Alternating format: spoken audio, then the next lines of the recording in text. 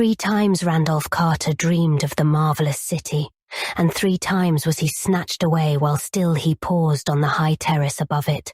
All golden and lovely it blazed in the sunset, with walls, temples, colonnades, and arched bridges of veined marble, silver-basined fountains of prismatic spray in broad squares and perfumed gardens, and wide streets marching between delicate trees and blossom-laden urns and ivory statues in gleaming rows, while on steep northward slopes climbed tiers of red roofs and old peaked gables, harbouring little lanes of grassy cobbles. It was a fever of the gods, a fanfare of supernal trumpets and a clash of immortal cymbals. Mystery hung about it as clouds about a fabulous unvisited mountain. And as Carter stood breathless and expectant on that balustraded parapet, there swept up to him the poignancy and suspense of almost vanished memory, the pain of lost things, and the maddening need to place again what once had an awesome and momentous place. He knew that for him its meaning must once have been supreme, though in what cycle or incarnation he had known it, or whether in dream or in waking, he could not tell.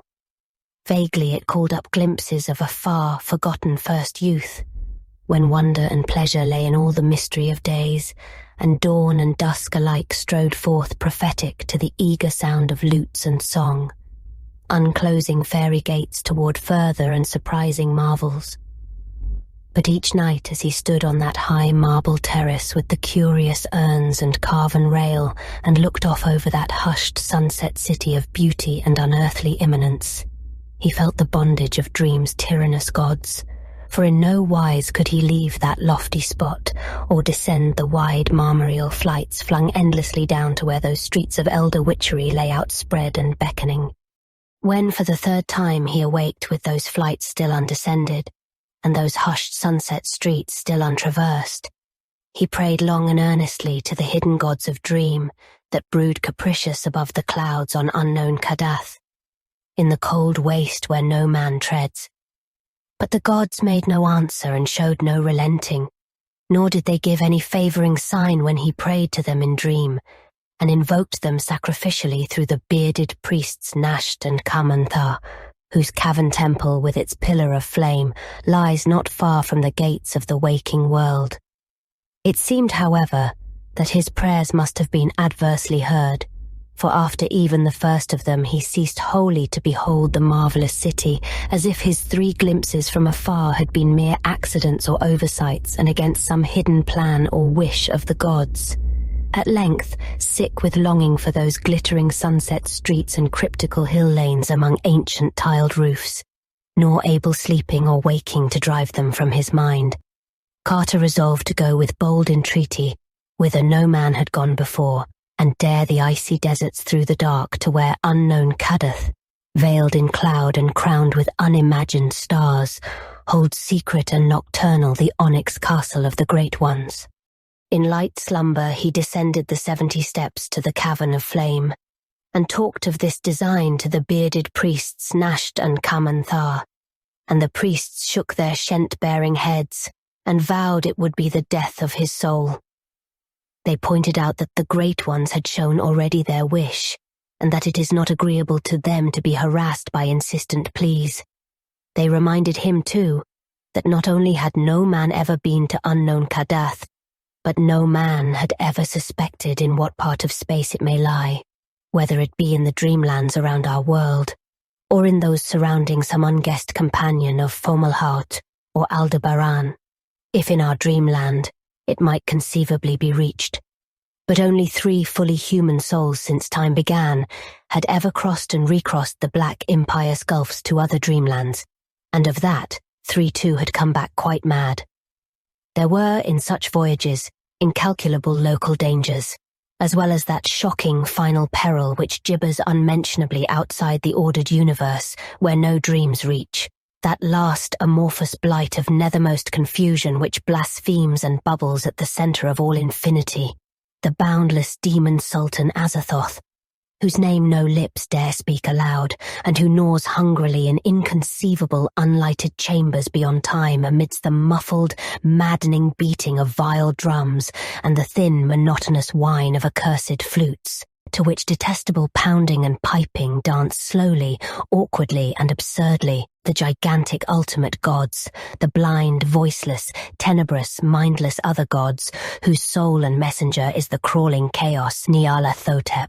Of these things was Carter warned by the priests, Nasht and Kamanthar, in the cavern of flame.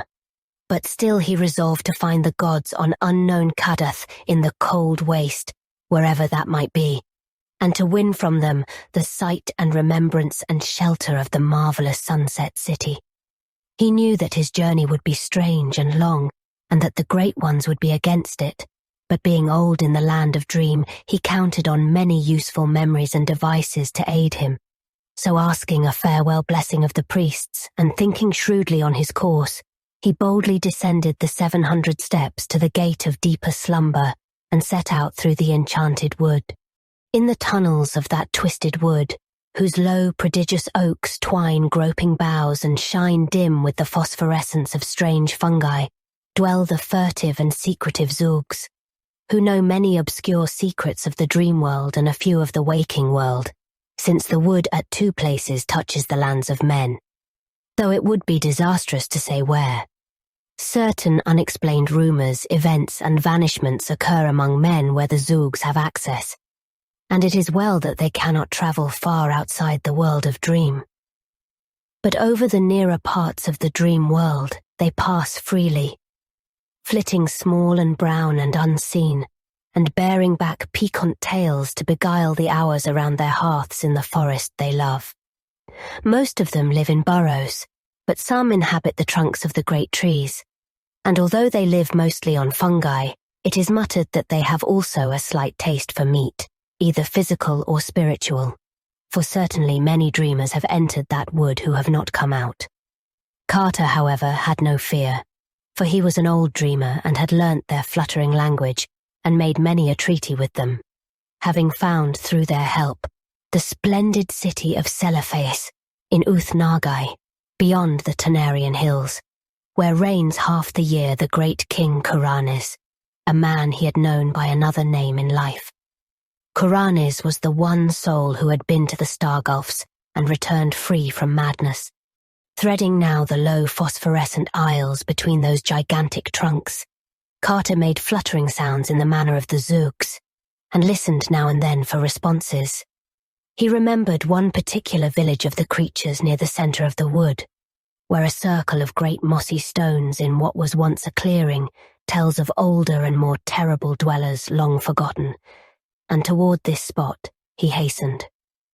He traced his way by the grotesque fungi, which always seem better nourished as one approaches the dread circle where elder beings danced and sacrificed. Finally, the greater light of those thicker fungi revealed a sinister green and grey vastness pushing up through the roof of the forest and out of sight. This was the nearest of the great ring of stones, and Carter knew he was close to the Zug village. Renewing his fluttering sound, he waited patiently, and was at length rewarded by an impression of many eyes watching him. It was the zugs, for one sees their weird eyes long before one can discern their small, slippery brown outlines. Out they swarmed, from hidden burrow and honeycombed tree, till the whole dim-litten region was alive with them.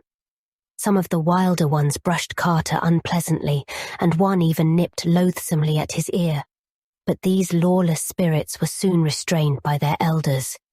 The Council of Sages, recognizing the visitor, offered a gourd of fermented sap from a haunted tree, unlike the others, which had grown from a seed dropped down by someone on the moon, and as Carter drank it ceremoniously, a very strange colloquy began.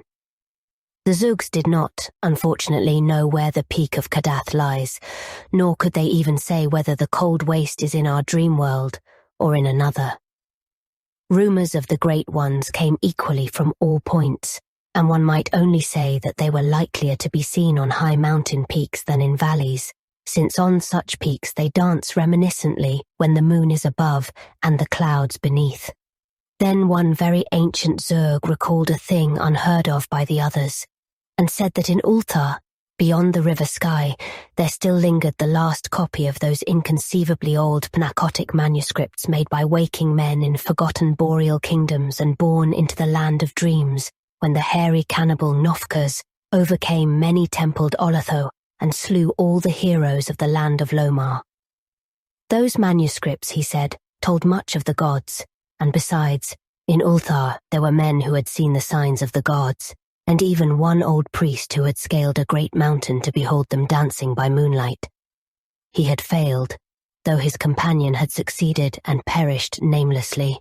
So Randolph Carter thanked the zugs, who fluttered amicably and gave him another gourd of moon-tree wine to take with him, and set out through the phosphorescent wood for the other side, where the rushing sky flows down from the slopes of Lerion, and Hatheg and Nir and Ulthar dot the plain. Behind him, furtive and unseen, crept several of the curious zugs, for they wished to learn what might befall him and bear back the legend to their people. The vast oaks grew thicker as he pushed on beyond the village, and he looked sharply for a certain spot where they would thin somewhat, standing quite dead or dying among the unnaturally dense fungi and the rotting mould and mushy logs of their fallen brothers. There he would turn sharply aside, for at that spot a mighty slab of stone rests on the forest floor, and those who have dared approach it say that it bears an iron ring 3 feet wide. Remembering the archaic circle of great mossy rocks and what it was possibly set up for, the zugs do not pause near that expansive slab with its huge ring, for they realize that all which is forgotten need not necessarily be dead, and they would not like to see the slab rise slowly and deliberately. Carter detoured at the proper place, and heard behind him the frightened fluttering of some of the more timid zogs. He had known they would follow him, so he was not disturbed, for one grows accustomed to the anomalies of these prying creatures. It was twilight when he came to the edge of the wood, and the strengthening glow told him it was the twilight of morning. Over fertile plains rolling down to the sky, he saw the smoke of cottage chimneys, and on every hand were the hedges and ploughed fields and thatched roofs of a peaceful land. Once he stopped at a farmhouse well for a cup of water, and all the dogs barked affrightedly at the inconspicuous zugs that crept through the grass behind. At another house where people were stirring, he asked questions about the gods and whether they danced often upon Lerion. But the farmer and his wife would only make the elder sign and tell him the way to Nir and Ulthar. At noon, he walked through the one broad high street of Nir, which he had once visited, and which marked his farthest former travels in this direction. And soon afterward, he came to the great stone bridge across the sky, into whose central pier the masons had sealed a living human sacrifice when they built it 1,300 years before. Once on the other side, the frequent presence of cats, who all arched their backs at the trailing zugs, revealed the near neighborhood of Ulthar, for in Ulthar, according to an ancient and significant law, no man may kill a cat. Very pleasant were the suburbs of Ulthar, with their little green cottages and neatly fenced farms, and still pleasanter was the quaint town itself, with its old peaked roofs and overhanging upper stories and numberless chimney pots and narrow hill streets where one can see old cobbles whenever the graceful cats afford space enough. Carter, the cats being somewhat dispersed by the half-seen zugs, picked his way directly to the modest temple of the Elder Ones, where the priests and old records were said to be. And once within that venerable circular tower of ivied stone, which crowns Ulthar's highest hill, he sought out the patriarch Atal, who had been up the forbidden peak Hatheg Kla in the stony desert, and had come down again alive. Atal, seated on an ivory dais in a festooned shrine at the top of the temple, was fully 3 centuries old, but still very keen of mind and memory. From him Carter learned many things about the gods, but mainly that they are indeed only Earth's gods, ruling feebly our own dreamland and having no power or habitation elsewhere. They might, Atal said, heed a man's prayer if in good humor, but one must not think of climbing to their Onyx stronghold atop Kadath in the cold waste. It was lucky that no man knew where Kadath towers, for the fruits of ascending it would be very grave. Atal's companion Barzai the Wise had been drawn screaming into the sky for climbing merely the known peak of Hatheg Kla. With unknown Kadath, if ever found, matters would be much worse, for although Earth's gods may sometimes be surpassed by a wise mortal, they are protected by the other gods from outside, whom it is better not to discuss. At least twice in the world's history, the other gods set their seal upon Earth's primal granite, once in antediluvian times, as guessed from a drawing in those parts of the Panachotic manuscripts too ancient to be read, and once on Hatheg Kla, when Barzai the Wise tried to see Earth's gods dancing by moonlight. So, Atal said, it would be much better to let all gods alone, except in tactful prayers. Carter, though disappointed by Atal's discouraging advice and by the meagre help to be found in the Narcotic manuscripts and the 7 cryptical books of Shan, did not wholly despair. First he questioned the old priest about that marvelous sunset city seen from the railed terrace, thinking that perhaps he might find it without the god's aid. But Atal could tell him nothing. Probably, Atal said, the place belonged to his especial dream world, and not to the general land of vision that many know, and conceivably it might be on another planet. In that case, Earth's gods could not guide him if they would. But this was not likely, since the stopping of the dreams showed pretty clearly that it was something the Great Ones wished to hide from him. Then Carter did a wicked thing, offering his guileless host so many draughts of the moon wine which the zugs had given him that the old man became irresponsibly talkative. Robbed of his reserve, poor Atal babbled freely of forbidden things, telling of a great image reported by travellers as carved on the solid rock of the mountain, Ingarnock, on the Isle of Oriab in the southern sea, and hinting that it may be a likeness which Earth's gods once wrought of their own features in the days when they danced by moonlight on that mountain. And he hiccuped likewise that the features of that image are very strange, so that one might easily recognize them, and that they are sure signs of the authentic race of the gods. Now the use of all this in finding the gods became at once apparent to Carter. It is known that in disguise the younger among the great ones often espouse the daughters of men, so that around the borders of the cold waste wherein stands Kadath, the peasants must all bear their blood. This being so, the way to find that waste must be to see the stone face on Ingarnock and mark the features.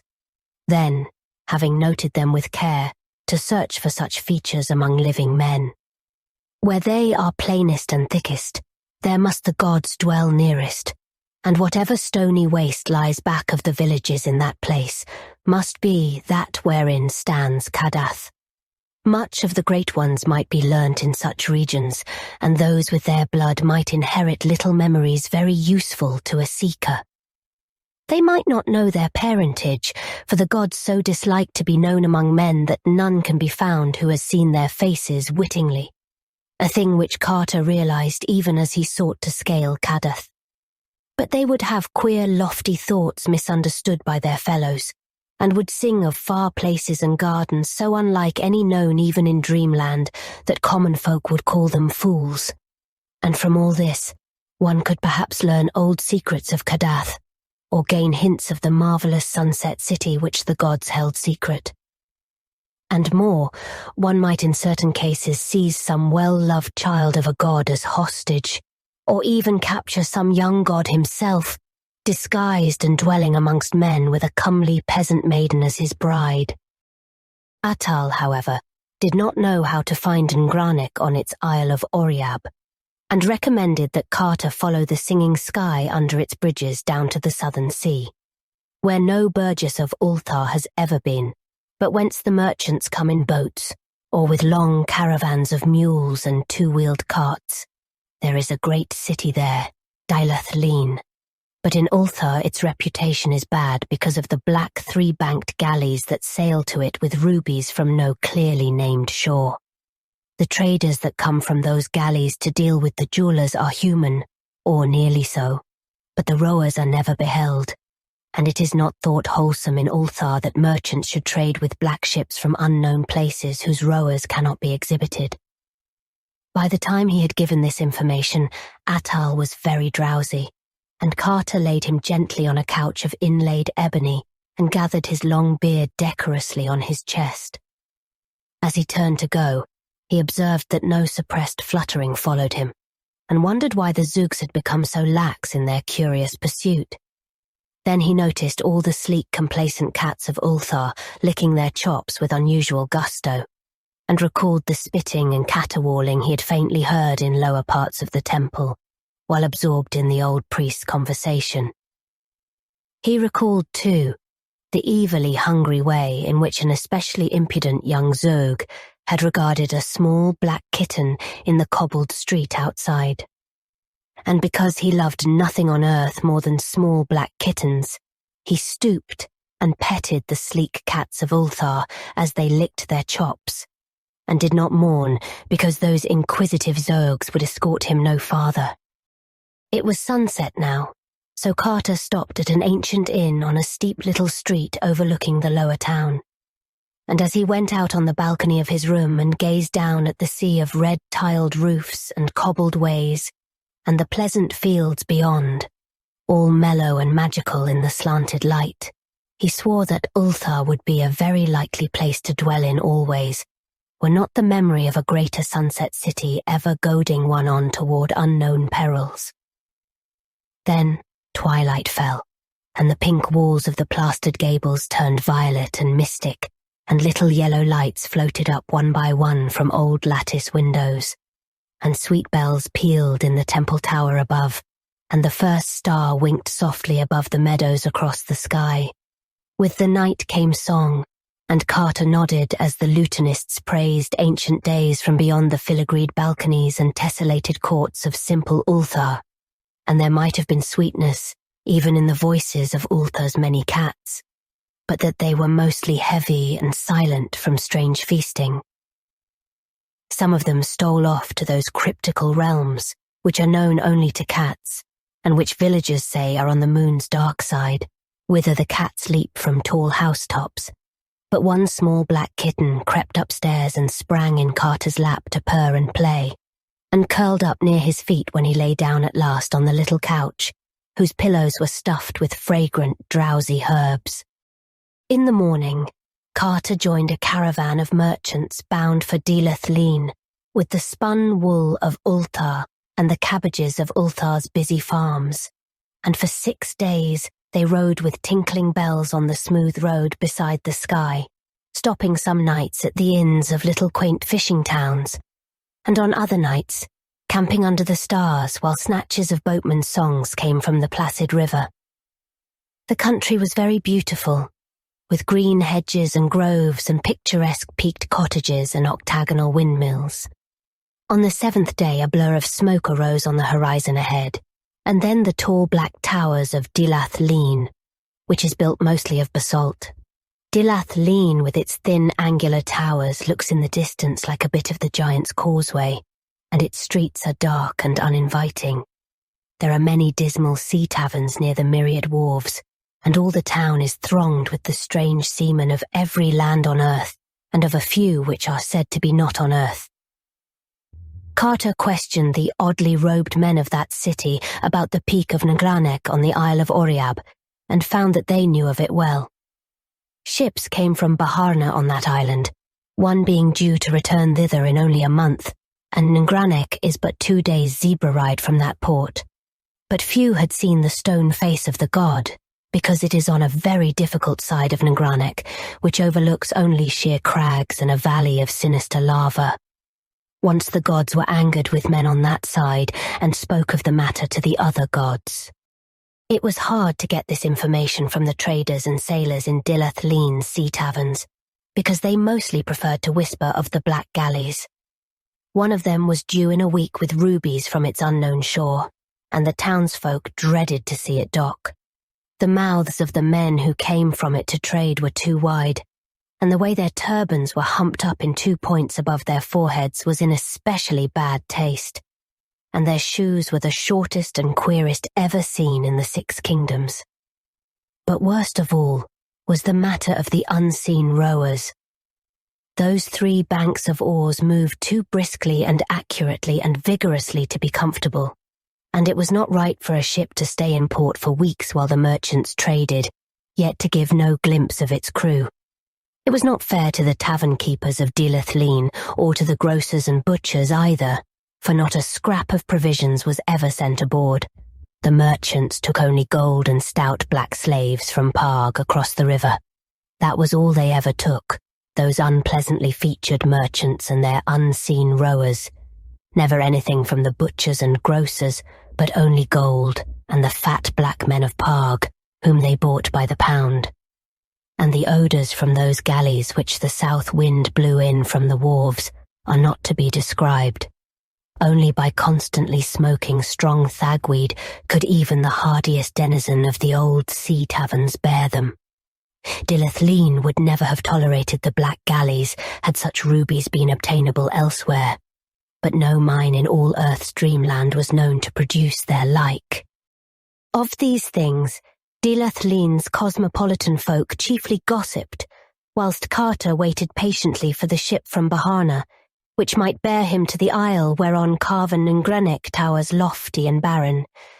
Meanwhile, he did not fail to seek through the haunts of far travellers for any tales they might have concerning Kadath in the cold waste, or a marvellous city of marble walls and silver fountains seen below terraces in the sunset.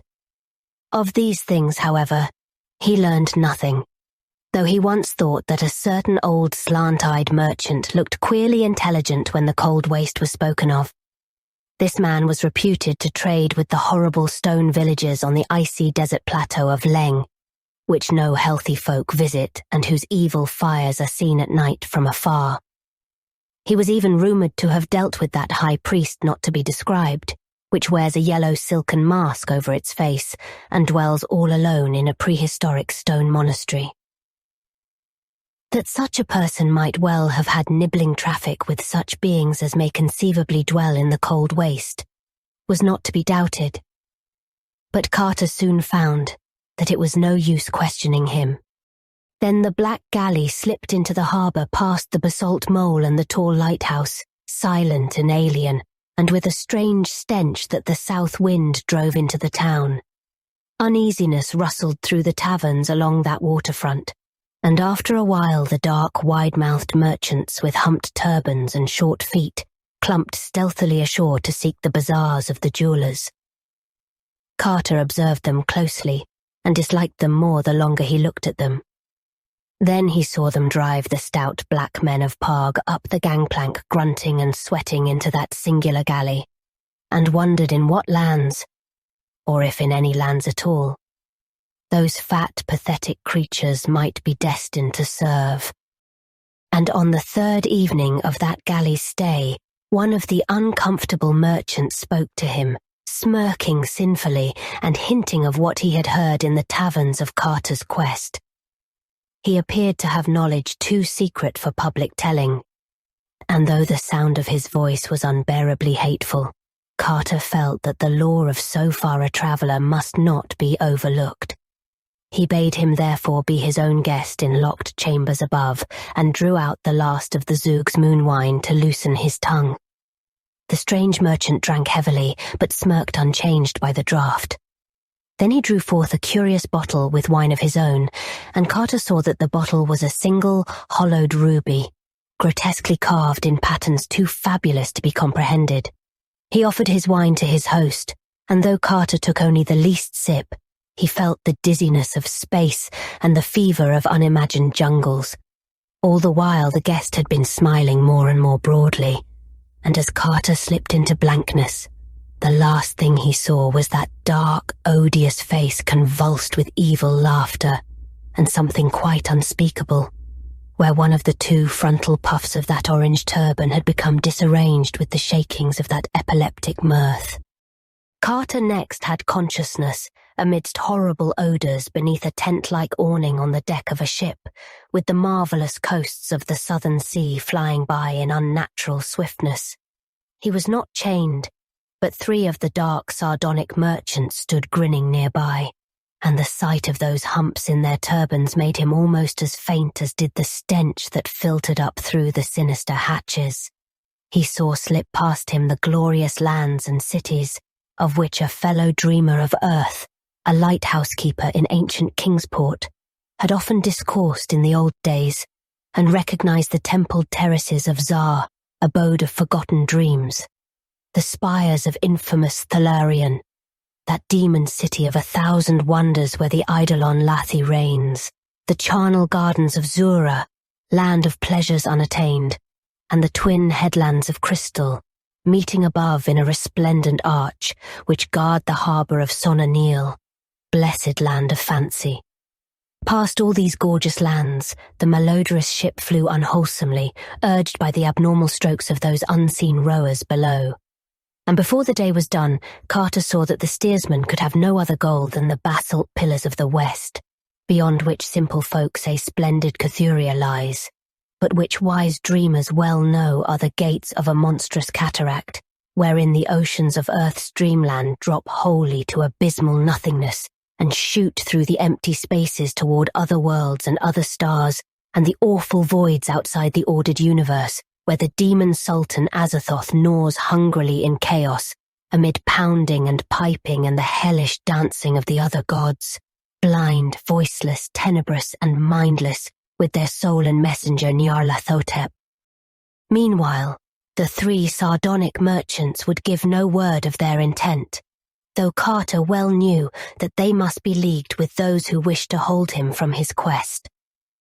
It is understood in the land of Dream that the other gods have many agents moving among men, and all these agents, whether wholly human or slightly less than human, are eager to work the will of those blind and mindless things in return for the favour of their hideous soul and messenger, the crawling chaos Nyarlathotep.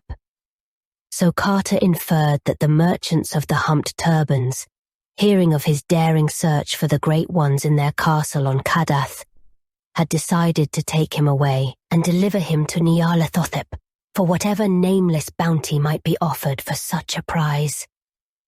What might be the land of those merchants, in our known universe or in the eldritch spaces outside, Carter could not guess. Nor could he imagine at what hellish trysting place they would meet the crawling chaos to give him up and claim their reward.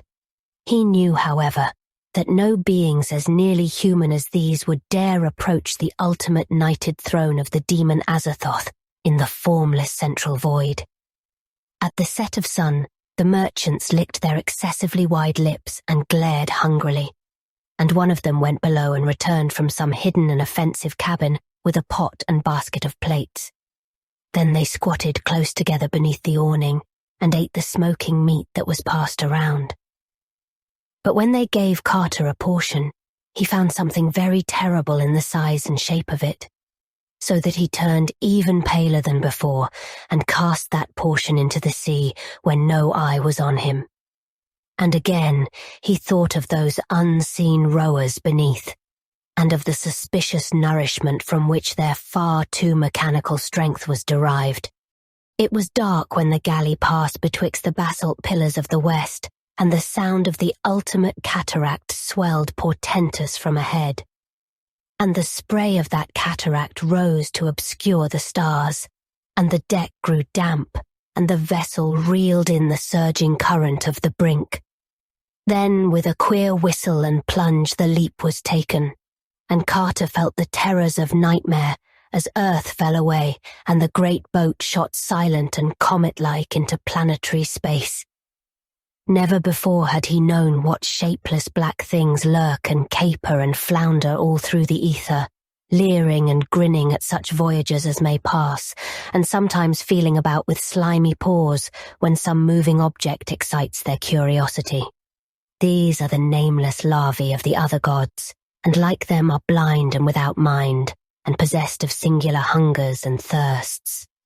But that offensive galley did not aim as far as Carter had feared, for he soon saw that the helmsman was steering a course directly for the moon.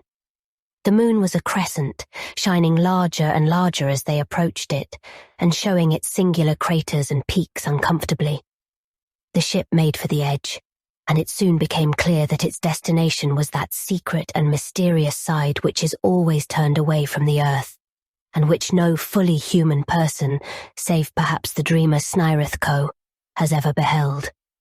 The close aspect of the moon as the galley drew near proved very disturbing to Carter, and he did not like the size and shape of the ruins which crumbled here and there. The dead temples on the mountains were so placed that they could have glorified no wholesome or suitable gods, and in the symmetries of the broken columns there seemed to lurk some dark and inner meaning which did not invite solution. And what the structure and proportions of the olden worshippers could have been, Carter steadily refused to conjecture. When the ship rounded the edge and sailed over those lands unseen by man, there appeared in the queer landscape certain signs of life, and Carter saw many low, broad, round cottages in fields of grotesque whitish fungi. He noticed that these cottages had no windows, and thought that their shape suggested the huts of Eskimo. Then he glimpsed the oily waves of a sluggish sea, and knew that the voyage was once more to be by water, or at least through some liquid. The galley struck the surface with a peculiar sound, and the odd elastic way the waves received it was very perplexing to Carter. They now slid along at great speed, once passing and hailing another galley of kindred form, but generally seeing nothing but that curious sea, and a sky that was black and star-strewn, even though the sun shone scorchingly in it. There presently rose ahead the jagged hills of a leprous-looking coast, and Carter saw the thick, unpleasant grey towers of a city.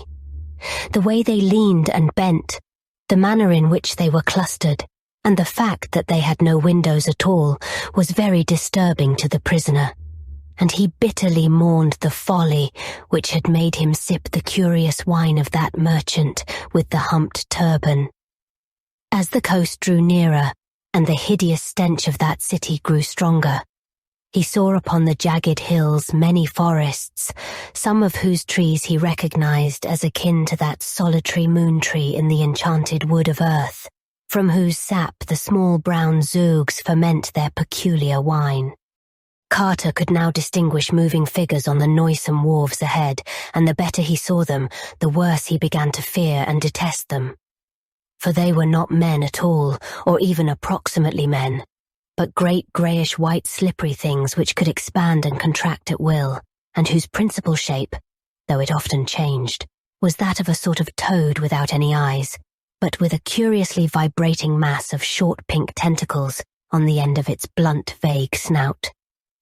These objects were waddling busily about the wharves, moving bales and crates and boxes with preternatural strength, and now and then hopping on or off some anchored galley with long oars in their forepaws. And now and then one would appear driving a herd of clumping slaves, which indeed were approximate human beings with wide mouths, like those merchants who traded in Dilath-Leen. Only these herds, being without turbans or shoes or clothing, did not seem so very human after all. Some of these slaves, the fatter ones whom a sort of overseer would pinch experimentally, were unloaded from ships and nailed in crates which workers pushed into low warehouses or loaded on great lumbering vans. Once a van was hitched up and driven off, and the fabulous thing which drew it was such that Carter gasped, even after having seen the other monstrosities of that hateful place. Now and then a small herd of slaves dressed and turbaned like the dark merchants would be driven aboard a galley, followed by a great crew of the slippery grey toad things as officers, navigators and rowers. And Carter saw that the almost human creatures were reserved for the more ignominious kinds of servitude which required no strength, such as steering and cooking, fetching and carrying, and bargaining with men on the Earth or other planets where they traded. These creatures must have been convenient on Earth, for they were truly not unlike men when dressed and carefully shod and turbaned, and could haggle in the shops of men without embarrassment or curious explanations. But most of them, unless lean and ill-favoured, were unclothed and packed in crates and drawn off in lumbering lorries by fabulous things. Occasionally other beings were unloaded and crated, some very like these semi-humans, some not so similar, and some not similar at all. And he wondered if any of the poor, stout black men of Parg were left to be unloaded and crated and shipped inland in those obnoxious drays. When the galley landed at a greasy-looking quay of spongy rock, a nightmare horde of toad things wiggled out of the hatches, and two of them seized Carter and dragged him ashore. The smell and aspect of that city are beyond telling, and Carter held only scattered images of the tiled streets and black doorways and endless precipices of grey vertical walls without windows. At length he was dragged within a low doorway and made to climb infinite steps in pitch blackness. It was, apparently, all one to the toad things whether it were light or dark. The odour of the place was intolerable, and when Carter was locked into a chamber and left alone, he scarcely had strength to crawl around and ascertain its form and dimensions. It was circular and about 20 feet across. From then on, time ceased to exist. At intervals, food was pushed in, but Carter would not touch it. What his fate would be, he did not know, but he felt that he was held for the coming of that frightful soul and messenger of infinity's other gods, the crawling chaos, Nyarlathotep. Finally, after an unguessed span of hours or days, the great stone door swung wide again, and Carter was shoved down the stairs and out into the red-litten streets of that fearsome city. It was night on the moon, and all through the town were stationed slaves bearing torches. In a detestable square, a sort of procession was formed. 10 of the toad things, and 24 almost human torchbearers, 11 on either side, and 1 each before and behind. Carter was placed in the middle of the line, 5 toad things ahead and 5 behind, and 1 almost human torchbearer on each side of him. Certain of the toad things produced disgustingly carven flutes of ivory and made loathsome sounds.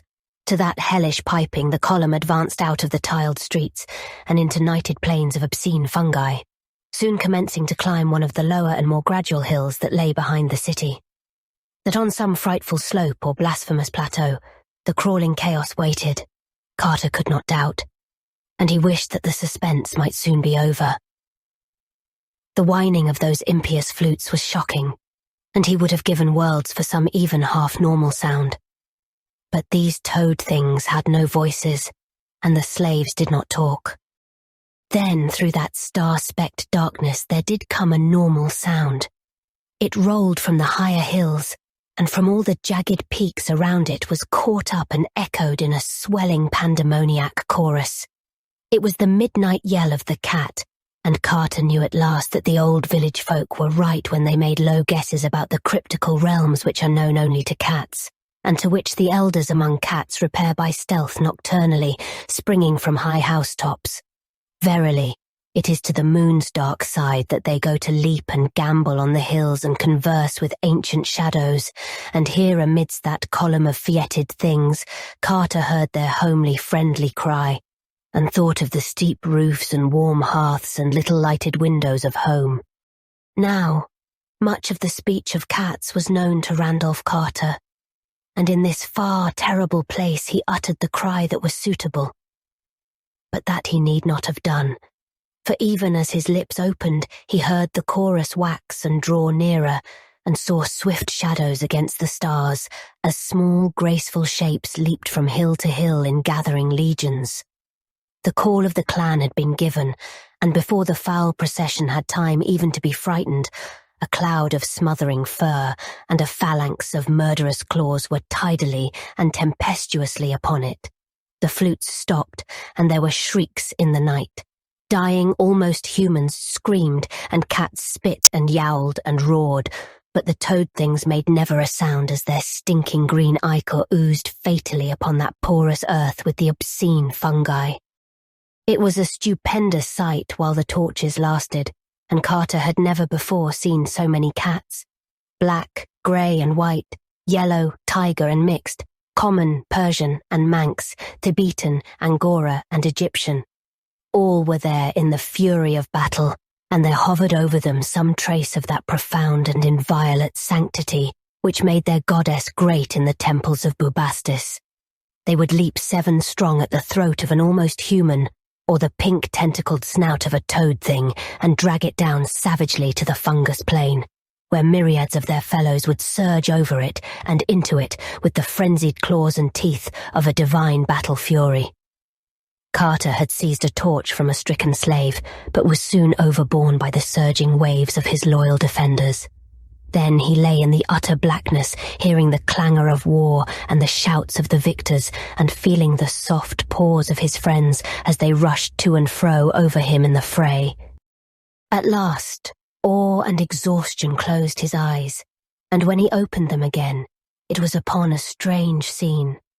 The great shining disk of the earth, 13 times greater than that of the moon as we see it, had risen with floods of weird light over the lunar landscape, and across all those leagues of wild plateau and ragged crest there squatted one endless sea of cats in orderly array.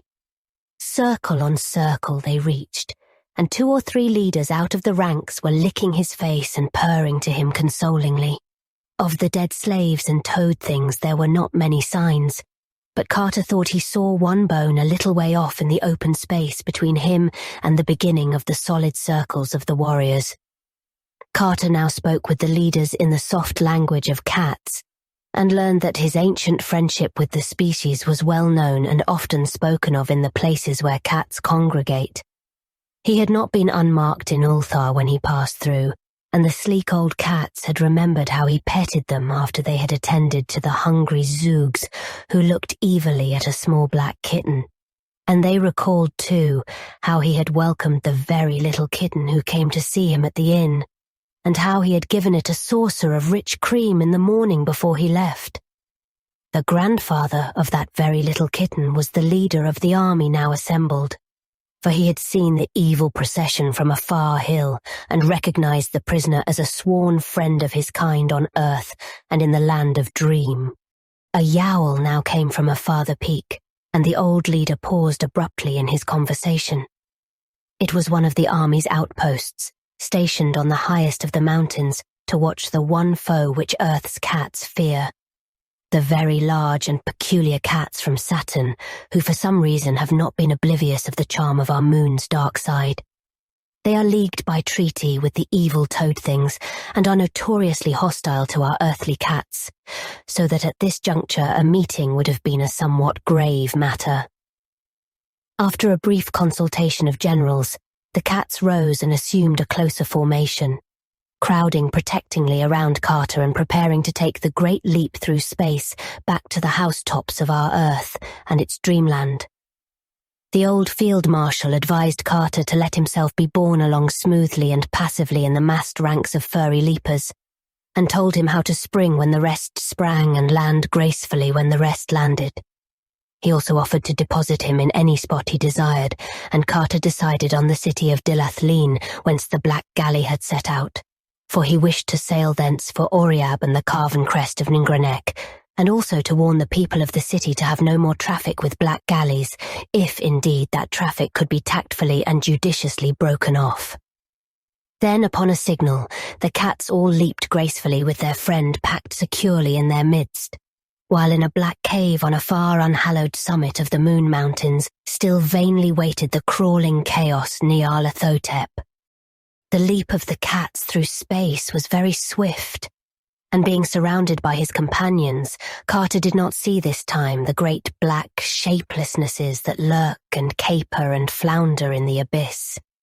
Before he fully realized what had happened, he was back in his familiar room at the inn at Dilath-Leen, and the stealthy, friendly cats were pouring out of the window in streams. The old leader from Ulthar was the last to leave, and as Carter shook his paw, he said he would be able to get home by cockcrow. When dawn came, Carter went downstairs and learned that a week had elapsed since his capture and leaving. There was still nearly a fortnight to wait for the ship bound toward Oriab, and during that time he said what he could against the black galleys and their infamous ways. Most of the townsfolk believed him, yet so fond were the jewelers of great rubies that none would wholly promise to cease trafficking with the wide-mouthed merchants. If aught of evil ever befalls Dilath-Leen through such traffic, it will not be his fault.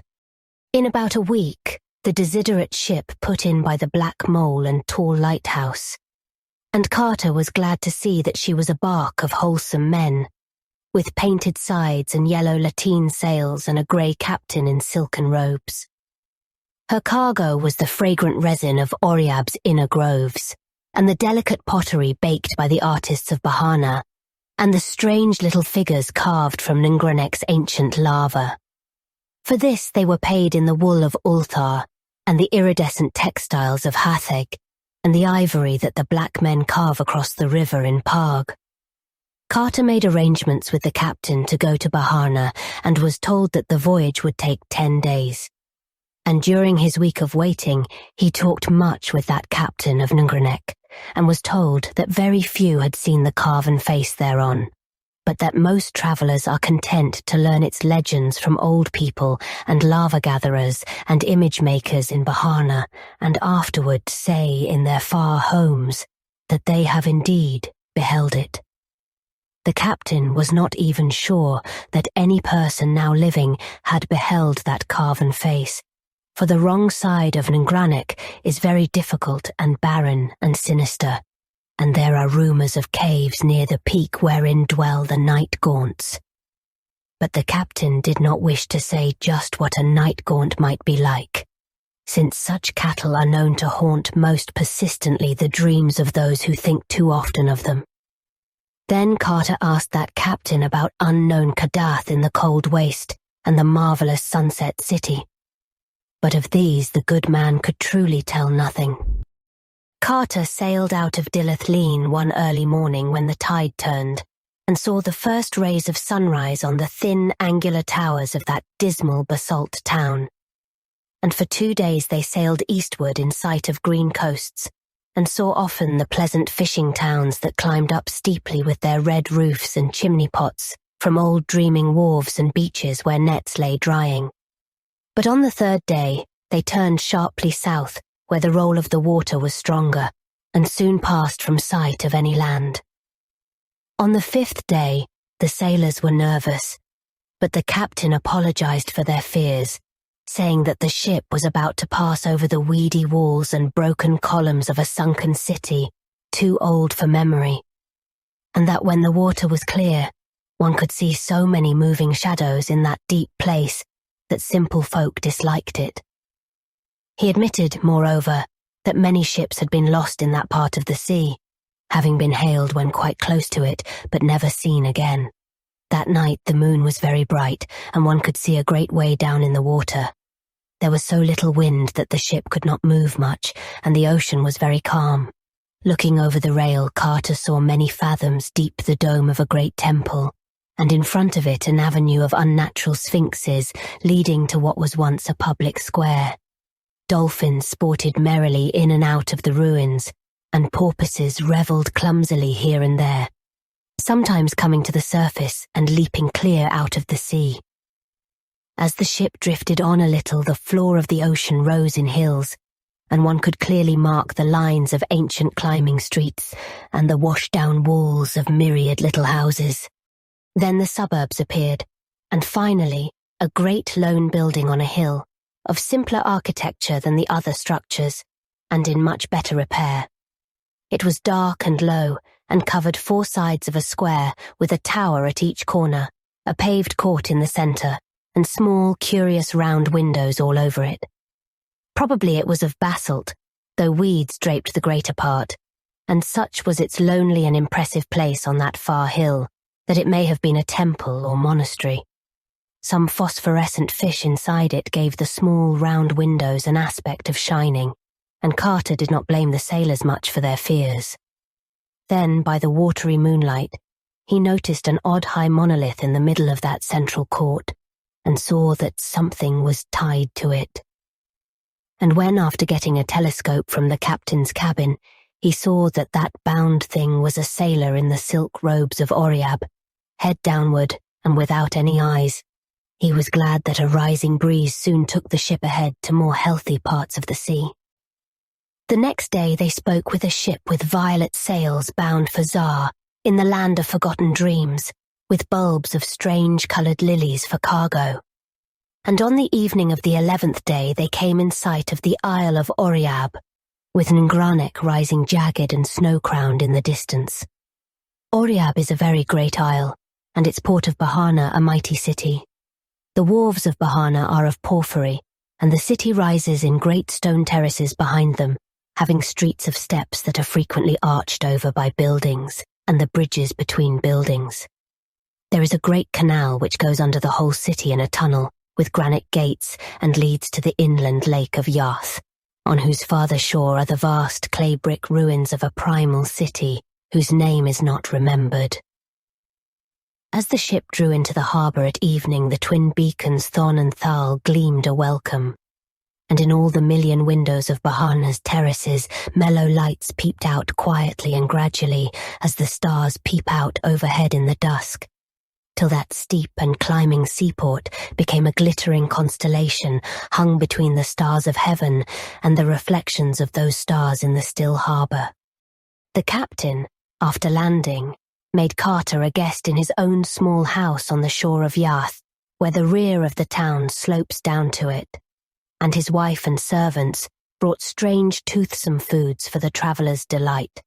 And in the days after that, Carter asked for rumours and legends of Ingarnock in all the taverns and public places where lava-gatherers and image-makers meet, but could find no one who had been up the higher slopes or seen the carven face. Ingarnock was a hard mountain with only an accursed valley behind it, and besides, one could never depend on the certainty that night gaunts are altogether fabulous. When the captain sailed back to Dilath-Leen, Carter took quarters in an ancient tavern opening on an alley of steps in the original part of the town, which is built of brick and resembles the ruins of Yath's farther shore. Here he laid his plans for the ascent of Ingarnock, and correlated all that he had learned from the lava-gatherers about the roads thither. The keeper of the tavern was a very old man, and had heard so many legends that he was a great help. He even took Carter to an upper room in that ancient house and showed him a crude picture which a traveller had scratched on the clay wall in the olden days when men were bolder and less reluctant to visit Ingarnock's higher slopes.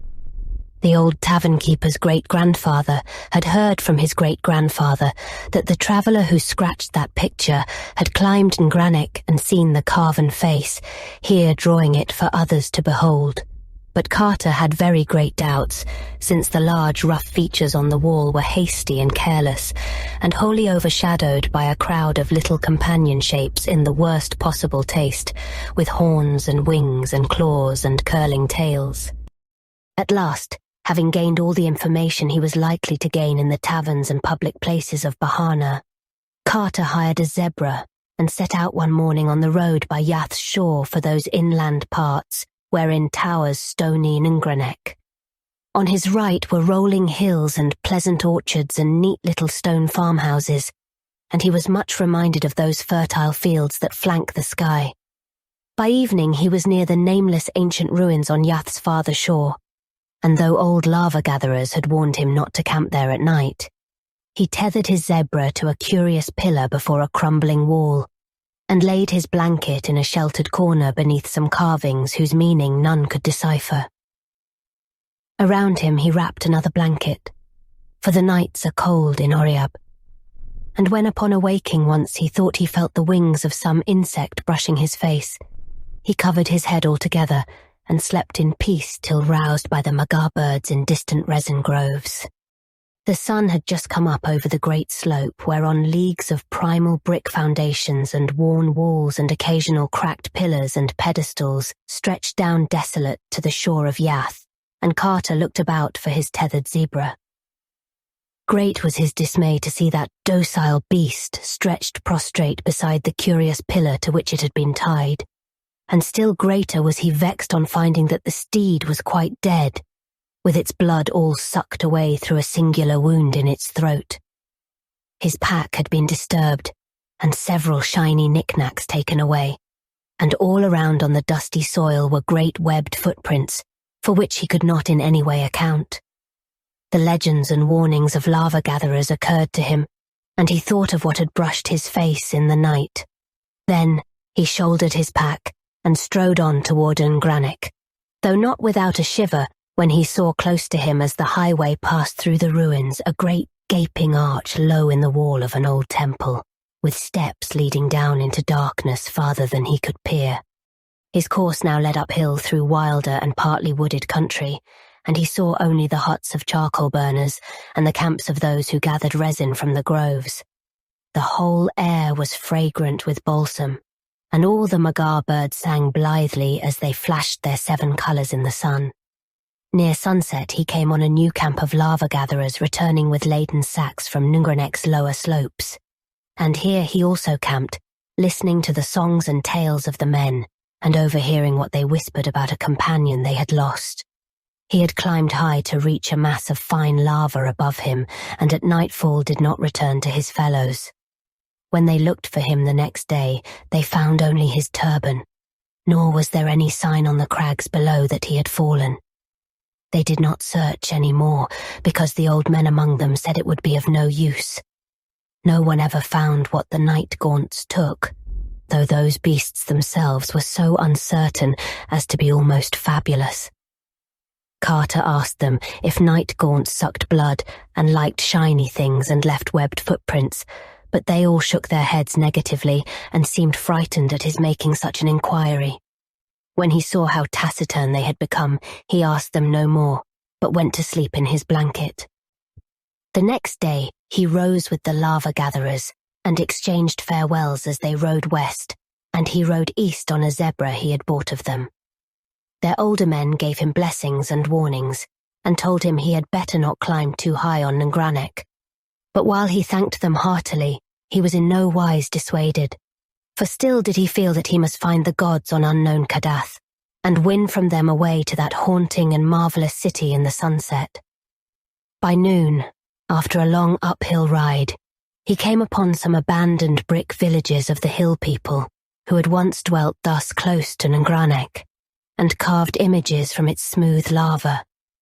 Here they had dwelt till the days of the old tavern-keeper's grandfather, but about that time they felt that their presence was disliked. Their homes had crept even up the mountain slope, and the higher they built, the more people they would miss when the sun rose. At last they decided it would be better to leave altogether, since things were sometimes glimpsed in the darkness, which no one could interpret favourably. So in the end, all of them went down to the sea and dwelt in Baharna, inhabiting a very old quarter and teaching their sons the old art of image-making, which to this day they carry on. It was from these children of the exiled hill people that Carter had heard the best tales about Ingarnock when searching through Baharna's ancient taverns. All this time the great gaunt side of Ingarnock was looming up higher and higher as Carter approached it. There were sparse trees on the lower slope and feeble shrubs above them, and then the bare, hideous rock rose spectral into the sky to mix with frost and ice and eternal snow. Carter could see the rifts and ruggedness of that sombre stone, and did not welcome the prospect of climbing it. In places there were solid streams of lava, and scoriac heaps that littered slopes and ledges. 90 eons ago, before even the gods had danced upon its pointed peak, that mountain had spoken with fire and roared with the voices of the inner thunders. Now it towered all silent and sinister, bearing on the hidden side that secret Titan image whereof rumour told. And there were caves in that mountain, which might be empty and alone with elder darkness, or might, if legend spoke truly, hold horrors of a form not to be surmised. The ground sloped upward to the foot of Ingarnock, thinly covered with scrub oaks and ash trees, and strewn with bits of rock, lava, and ancient cinder. There were the charred embers of many camps where the lava-gatherers were wont to stop, and several rude altars which they had built either to propitiate the Great Ones, or to ward off what they dreamed of in Ingarnock's high passes and labyrinthine caves. At evening, Carter reached the farthermost pile of embers and camped for the night, tethering his zebra to a sapling and wrapping himself well in his blanket before going to sleep. And all through the night, a voonith howled distantly from the shore of some hidden pool, But Carter felt no fear of that amphibious terror, since he had been told with certainty that not one of them dares even approach the slopes of Ingarnock. In the clear sunshine of morning, Carter began the long ascent, taking his zebra as far as that useful beast could go, but tying it to a stunted ash tree when the floor of the thin road became too steep. Thereafter, he scrambled up alone, first through the forest with its ruins of old villages in overgrown clearings, and then over the tough grass where anemic shrubs grew here and there. He regretted coming clear of the trees, since the slope was very precipitous and the whole thing rather dizzying. At length he began to discern all the countryside spread out beneath him whenever he looked around. The deserted huts of the image makers, the groves of resin trees and the camps of those who gathered from them, the woods where prismatic magas nest and sing, and even a hint very far away of the shores of Yath and of those forbidding ancient ruins whose name is forgotten. He found it best not to look around, and kept on climbing and climbing till the shrubs became very sparse, and there was often nothing but the tough grass to cling to. Then the soil became meagre, with great patches of bare rock cropping out, and now and then the nest of a condor in a crevice. Finally, there was nothing at all but the bare rock, and had it not been very rough and weathered, he could scarcely have ascended farther. Knobs, ledges and pinnacles, however, helped greatly, and it was cheering to see occasionally the sign of some lava-gatherer scratched clumsily in the friable stone, and know that wholesome human creatures had been there before him. After a certain height, the presence of man was further shown by handholds and footholds, hewn where they were needed, and by little quarries and excavations where some choice vein or stream of lava had been found. In one place, a narrow ledge had been chopped artificially to an especially rich deposit far to the right of the main line of ascent. Once or twice Carter dared to look around and was almost stunned by the spread of landscape below. All the island betwixt him and the coast lay open to his sight, with Bahana's stone terraces and the smoke of its chimneys mystical in the distance. And beyond that, the illimitable southern sea, with all its curious secrets. Thus far there had been much winding around the mountain, so that the farther and cavern side was still hidden. Carter now saw a ledge running upward and to the left, which seemed to head the way he wished, and this course he took in the hope that it might prove continuous. After 10 minutes he saw it was indeed no cul-de-sac, but that it led steeply on in an arc which would, unless suddenly interrupted or deflected, bring him after a few hours climbing to that unknown southern slope overlooking the desolate crags and the accursed valley of lava. As new country came into view below him, he saw that it was bleaker and wilder than those seaward lands he had traversed. The mountainside, too, was somewhat different, being here pierced by curious cracks and caves not found on the straighter route he had left. Some of these were above him and some beneath him, all opening on sheerly perpendicular cliffs and wholly unreachable by the feet of man. The air was very cold now, but so hard was the climbing that he did not mind it. Only the increasing rarity bothered him, and he thought that perhaps it was this which had turned the heads of other travellers and excited those absurd tales of night gaunts, whereby they explained the loss of such climbers as fell from these perilous paths. He was not much impressed by travellers' tales, but had a good curved scimitar in case of any trouble. All lesser thoughts were lost in the wish to see that carven face which might set him on the track of the gods atop unknown Kadath. At last, in the fearsome iciness of upper space, he came round fully to the hidden side of Ingarnock, and saw in infinite gulfs below him the lesser crags and sterile abysses of lava which marked the olden wrath of the great ones. There was unfolded, too, a vast expanse of country to the south, but it was a desert land without fair fields or cottage chimneys, and seemed to have no ending. No trace of the sea was visible on this side, for Oriab is a great island. Black caverns and odd crevices were still numerous on the sheer vertical cliffs, but none of them was accessible to a climber. There now loomed aloft a great beetling mass which hampered the upward view, and Carter was for a moment shaken with doubt lest it prove impassable.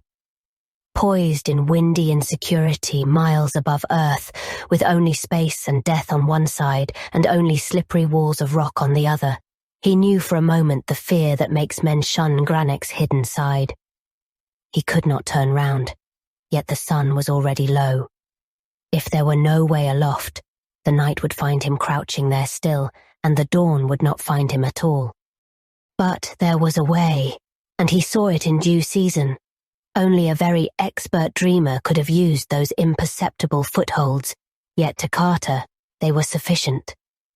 Surmounting now the outward hanging rock, he found the slope above much easier than that below, since a great glacier's melting had left a generous space with loam and ledges. To the left, a precipice dropped straight from unknown heights to unknown depths, with a cave's dark mouth just out of reach above him. Elsewhere, however, the mountain slanted back strongly, and even gave him space to lean and rest. He felt from the chill that he must be near the snow line, and looked up to see what glittering pinnacles might be shining in that late ruddy sunlight. Surely enough there was the snow uncounted thousands of feet above, and below it a great beetling crag like that he had just climbed, hanging there forever in bold outline, black against the white of the frozen peak. And when he saw that crag, he gasped and cried out aloud and clutched at the jagged rock in awe, for the Titan bulge had not stayed as Earth's dawn had shaped it, but gleamed red and stupendous in the sunset with the carved and polished features of a god. Stern and terrible shone that face that the sunset lit with fire. How vast it was, no mind can ever measure. But Carter knew at once that man could never have fashioned it. It was a god chiseled by the hands of the gods, and it looked down haughty and majestic upon the seeker. Rumour had said it was strange and not to be mistaken, and Carter saw that it was indeed so, for those long, narrow eyes and long-lobed ears, and that thin nose and pointed chin, all spoke of a race that is not of men, but of gods. He clung overawed in that lofty and perilous eyrie, even though it was this which he had expected and come to find, for there is in a god's face more of marvel than prediction can tell, and when that face is vaster than a great temple, and seen looking down at sunset in the cryptic silences of that upper world, from whose dark lava it was divinely hewn of old, the marvel is so strong that none may escape it. Here, too, was the added marvel of recognition. For although he had planned to search all dreamland over for those whose likeness to this face might mark them as the gods' children, he now knew that he need not do so. Certainly the great face carven on that mountain was of no strange sort, but the kin of such as he had seen often in the taverns of the seaport Cellophase, which lies in Uth-Nargai beyond the Tanarian hills, and is ruled over by that King Karanis whom Carter once knew in waking life. Every year sailors with such a face came in dark ships from the north to trade their onyx for the carved jade and spun gold and little red singing birds of Cellophase, and it was clear that these could be no others than the half-gods he sought. Where they dwelt, there must the cold waste lie close, and within it unknown Kadath and its onyx castle for the great ones. So to Cellophase he must go, far distant from the Isle of Oriab, and in such parts as would take him back to Dilath-Leen and up the sky to the bridge by Near, and again into the enchanted wood of the zugs, whence the way would bend northward through the garden lands by Karanis to the gilded spires of Thran, where he might find a galleon bound over the Serenarian Sea. But dusk was now thick, and the great carven face looked down even sterner in shadow. Perched on that ledge Knight found the seeker, and in the blackness he might neither go down nor go up, but only stand and cling and shiver in that narrow place till the day came, praying to keep awake lest sleep loose his hold and send him down the dizzy miles of air to the crags and sharp rocks of the accursed valley. The stars came out, but save for them there was only black nothingness in his eyes, nothingness leagued with death, against whose beckoning he might do no more than cling to the rocks and lean back away from an unseen brink. The last thing of earth that he saw in the gloaming was a condor soaring close to the westward precipice beside him, and darting screaming away when it came near the cave, whose mouth yawned just out of reach. Suddenly, without a warning sound in the dark, Carter felt his curved scimitar drawn stealthily out of his belt by some unseen hand. Then he heard it clatter down over the rocks below, and between him and the Milky Way he thought he saw a very terrible outline of something noxiously thin and horned and tailed and bat-winged.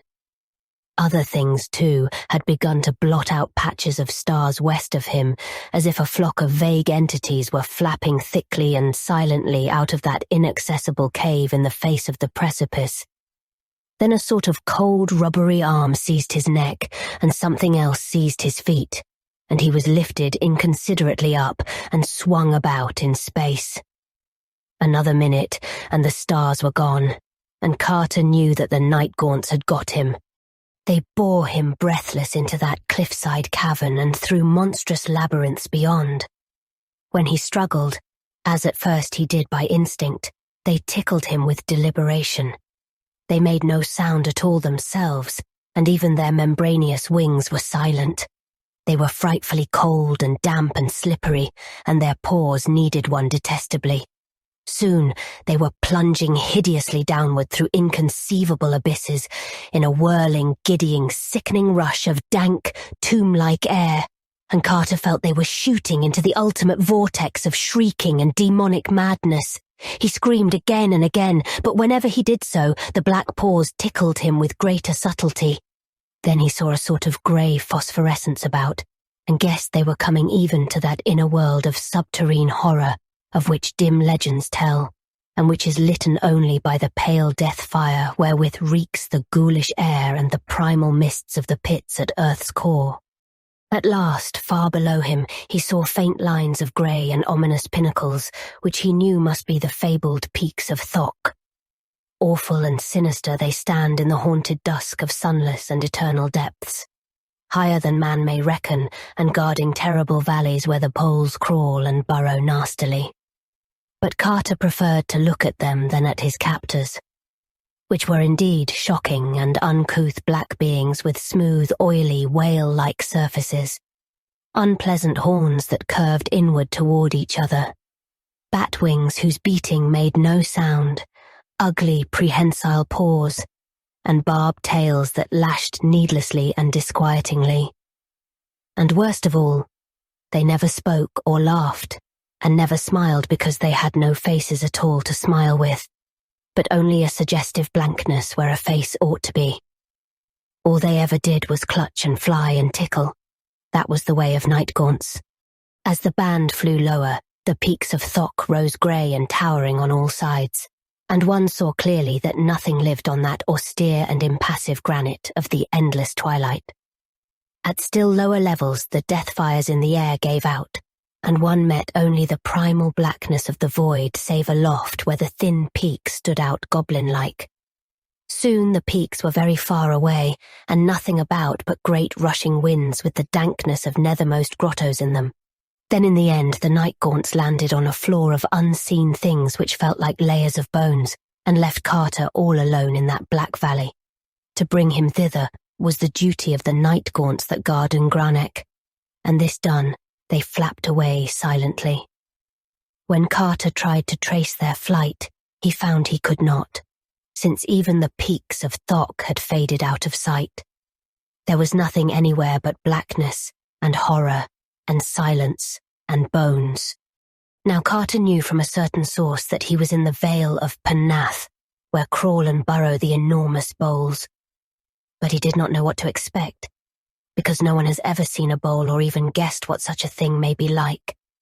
Bowls are known only by dim rumour, from the rustling they make amongst mountains of bones, and the slimy touch they have when they wriggle past one.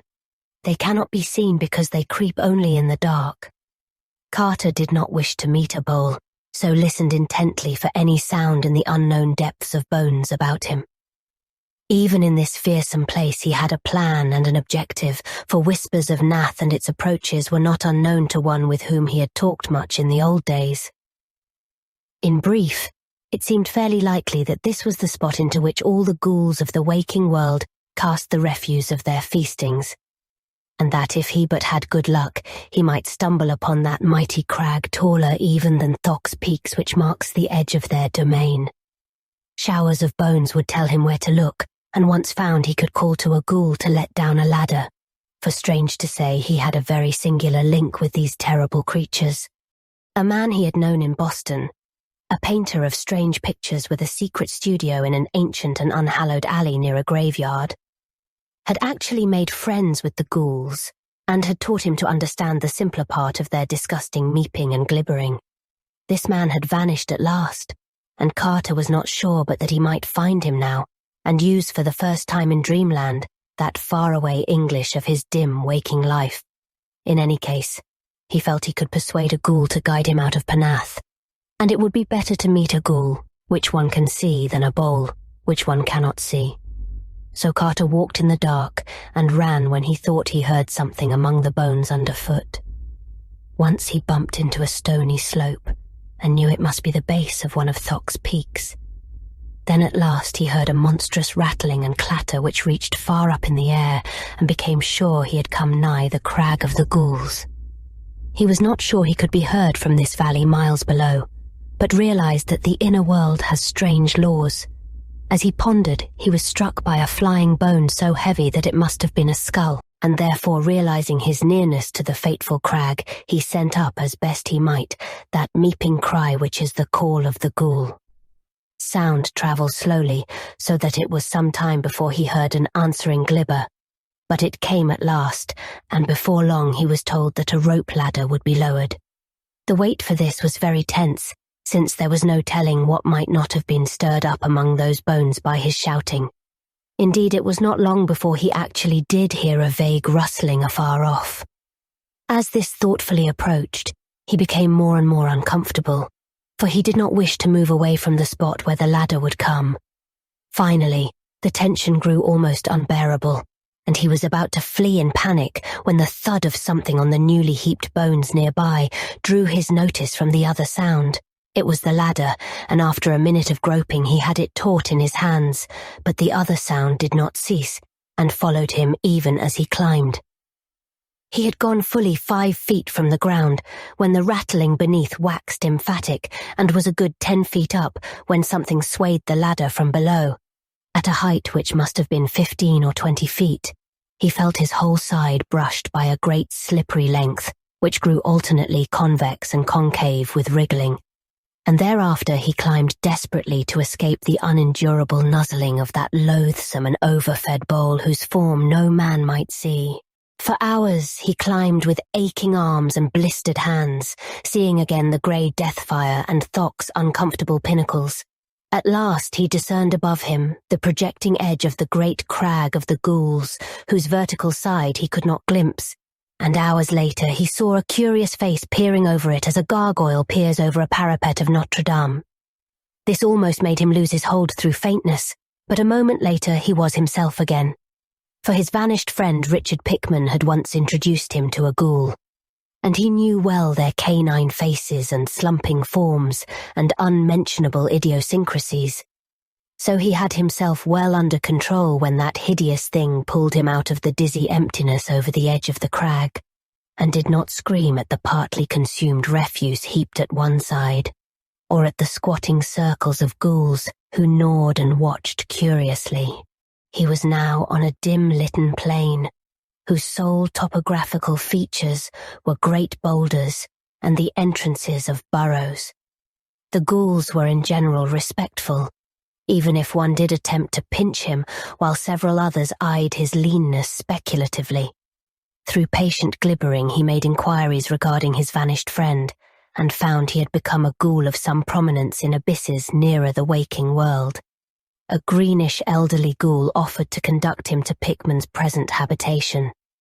So despite a natural loathing he followed the creature into a capacious burrow and crawled after him for hours in the blackness of rank mould. They emerged on a dim plain strewn with singular relics of earth, old gravestones, broken urns, and grotesque fragments of monuments. and Carter realized with some emotion that he was probably nearer the waking world than at any other time since he had gone down the 700 steps from the cavern of flame to the gate of deeper slumber. There, on a tombstone of 1768 stolen from the Granary burying ground in Boston, sat the ghoul, which was once the artist Richard Upton Pickman. It was naked and rubbery, and had acquired so much of the ghoulish physiognomy that its human origin was already obscure. But it still remembered a little English, and was able to converse with Carter in grunts and monosyllables, helped out now and then by the glibbering of ghouls. When it learned that Carter wished to get to the enchanted wood, and from there to the city Cellophase in Uth-Nargai beyond the Tanarian hills, it seemed rather doubtful, for these ghouls of the waking world do no business in the graveyards of Upper Dreamland, leaving that to the web-footed womps that are spawned in dead cities, and many things intervene betwixt their gulf and the enchanted wood, including the terrible kingdom of the Gugs. The Gugs, hairy and gigantic, once reared stone circles in that wood, and made strange sacrifices to the other gods and the crawling chaos Nyarlathotep, until one night an abomination of theirs reached the ears of Earth's gods, and they were banished to caverns below. Only a great trapdoor of stone with an iron ring connects the abyss of the earth ghouls with the enchanted wood, and this the Gugs are afraid to open because of a curse. That a mortal dreamer could traverse their cavern realm and leave by that door is inconceivable, for mortal dreamers were their former food, and they have legends of the toothsomeness of such dreamers even though banishment has restricted their diet to the ghasts, those repulsive beings which die in the light, and which live in the vaults of Zin and leap on long hind legs like kangaroos. So the ghoul that was Pickman advised Carter either to leave the abyss at Sarcommand, that deserted city in the valley below Leng where black nitrous stairways guarded by winged diorite lions lead down from Dreamland to the lower gulfs, or to return through a churchyard to the waking world and begin the quest anew down the 70 steps of light slumber to the cavern of flame, and the 700 steps to the gate of deeper slumber and the enchanted wood. This, however, did not suit the seeker, for he knew nothing of the way from Leng to Uth-Nargai, and was likewise reluctant to awake lest he forget all he had so far gained in this dream. It were disastrous to his quest to forget the august and celestial faces of those seamen from the north who traded onyx in Cellophase, and who, being the sons of gods, must point the way to the cold waste, and Kadath, where the great ones dwell. After much persuasion, the ghoul consented to guide his guest inside the great wall of the Gugs' kingdom. There was one chance that Carter might be able to steal through that twilight realm of circular stone towers at an hour when the giants would be all gorged and snoring indoors, and reach the central tower with the sign of Koth upon it, which has the stairs leading up to that stone trapdoor in the enchanted wood. Pickman even consented to lend 3 ghouls to help with a tombstone lever in raising the stone door. For of ghouls the Gugs are somewhat afraid, and they often flee from their own colossal graveyards when they see feasting there. He also advised Carter to disguise as a ghoul himself, shaving the beard he had allowed to grow, for ghouls have none, wallowing naked in the mold to get the correct surface, and loping in the usual slumping way, with his clothing carried in a bundle as if it were a choice morsel from a tomb.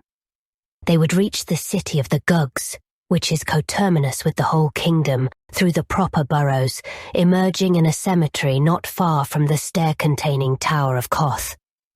They must beware, however, of a large cave near the cemetery, for this is the mouth of the vaults of Zin, and the vindictive ghasts are always on watch there murderously for those denizens of the upper abyss who hunt and prey on them. The ghasts try to come out when the Gugs sleep, and they attack ghouls as readily as Gugs, for they cannot discriminate. They are very primitive and eat one another. The Gugs have a sentry at a narrow place in the vaults of Zin, but he is often drowsy and is sometimes surprised by a party of ghasts. Though ghasts cannot live in real light, they can endure the grey twilight of the abyss for hours. So at length, Carter crawled through endless burrows with 3 helpful ghouls, bearing the slate gravestone of Colonel Nehemiah Darby, Obiit 1719 from the Charter Street burying ground in Salem. When they came again into open twilight, they were in a forest of vast lichened monoliths reaching nearly as high as the eye could see, and forming the modest gravestones of the Gurgs.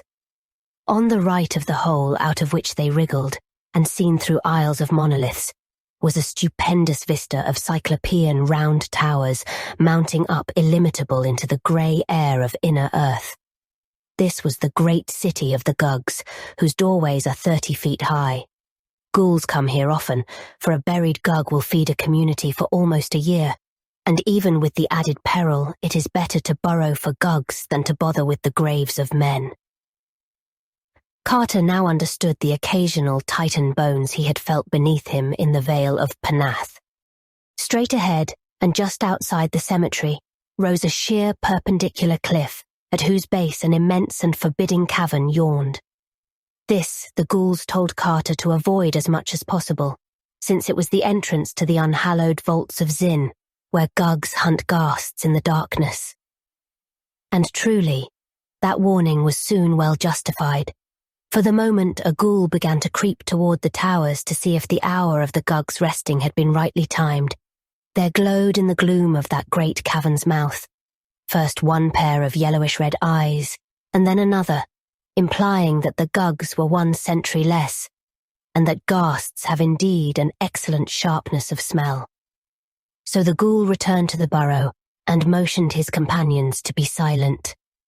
It was best to leave the ghasts to their own devices, and there was a possibility that they might soon withdraw, since they must naturally be rather tired after coping with a Gugg sentry in the Black Vaults. After a moment, something about the size of a small horse hopped out into the grey twilight, and Carter turned sick at the aspect of that scabrous and unwholesome beast, whose face is so curiously human despite the absence of a nose, a forehead, and other important particulars. Presently, 3 other ghasts hopped out to join their fellow, and a ghoul glibbered softly at Carter that their absence of battle scars was a bad sign. It proved that they had not fought the Gugg sentry at all, but merely slipped past him as he slept, so that their strength and savagery were still unimpaired and would remain so till they had found and disposed of a victim. It was very unpleasant to see those filthy and disproportioned animals, which soon numbered about 15, grubbing about and making their kangaroo leaps in the grey twilight where titan towers and monoliths arose. But it was still more unpleasant when they spoke among themselves in the coughing gutturals of ghasts. And yet, horrible as they were not so horrible as what presently came out of the cave after them with disconcerting suddenness. It was a paw, fully 2.5 feet across and equipped with formidable talons. After it came another paw, and after that a great black-furred arm to which both of the paws were attached by short forearms. Then 2 pink eyes shone, and the head of the awakened Gugg sentry, large as a barrel, wobbled into view. The eyes jutted 2 inches from each side, shaded by bony protuberances overgrown with coarse hairs. But the head was chiefly terrible because of the mouth. That mouth had great yellow fangs and ran from the top to the bottom of the head, opening vertically instead of horizontally. But before that unfortunate Gugg could emerge from the cave and rise to his full 20 feet, the vindictive ghasts were upon him. Carter feared for a moment that he would give an alarm and arouse all his kin, till a ghoul softly glibbered that Guggs have no voice, but talk by means of facial expression. The battle which then ensued was truly a frightful one. From all sides the venomous ghasts rushed feverishly at the creeping Gugg, nipping and tearing with their muzzles, and mauling murderously with their hard-pointed hooves. All the time they coughed excitedly, screaming when the great vertical mouth of the Gugg would occasionally bite into one of their number, so that the noise of the combat would surely have aroused the sleeping city had not the weakening of the sentry begun to transfer the action farther and farther within the cavern. As it was, the tumult soon receded altogether from sight in the blackness, with only occasional evil echoes to mark its continuance. Then the most alert of the ghouls gave the signal for all to advance, and Carter followed the loping three out of the forest of monoliths and into the dark, noisome streets of that awful city whose rounded towers of cyclopean stone soared up beyond the sight. Silently they shambled over that rough rock pavement, hearing with disgust the abominable muffled snortings from great black doorways which marked the slumber of the Gugs. Apprehensive of the ending of the rest hour, the ghouls set a somewhat rapid pace.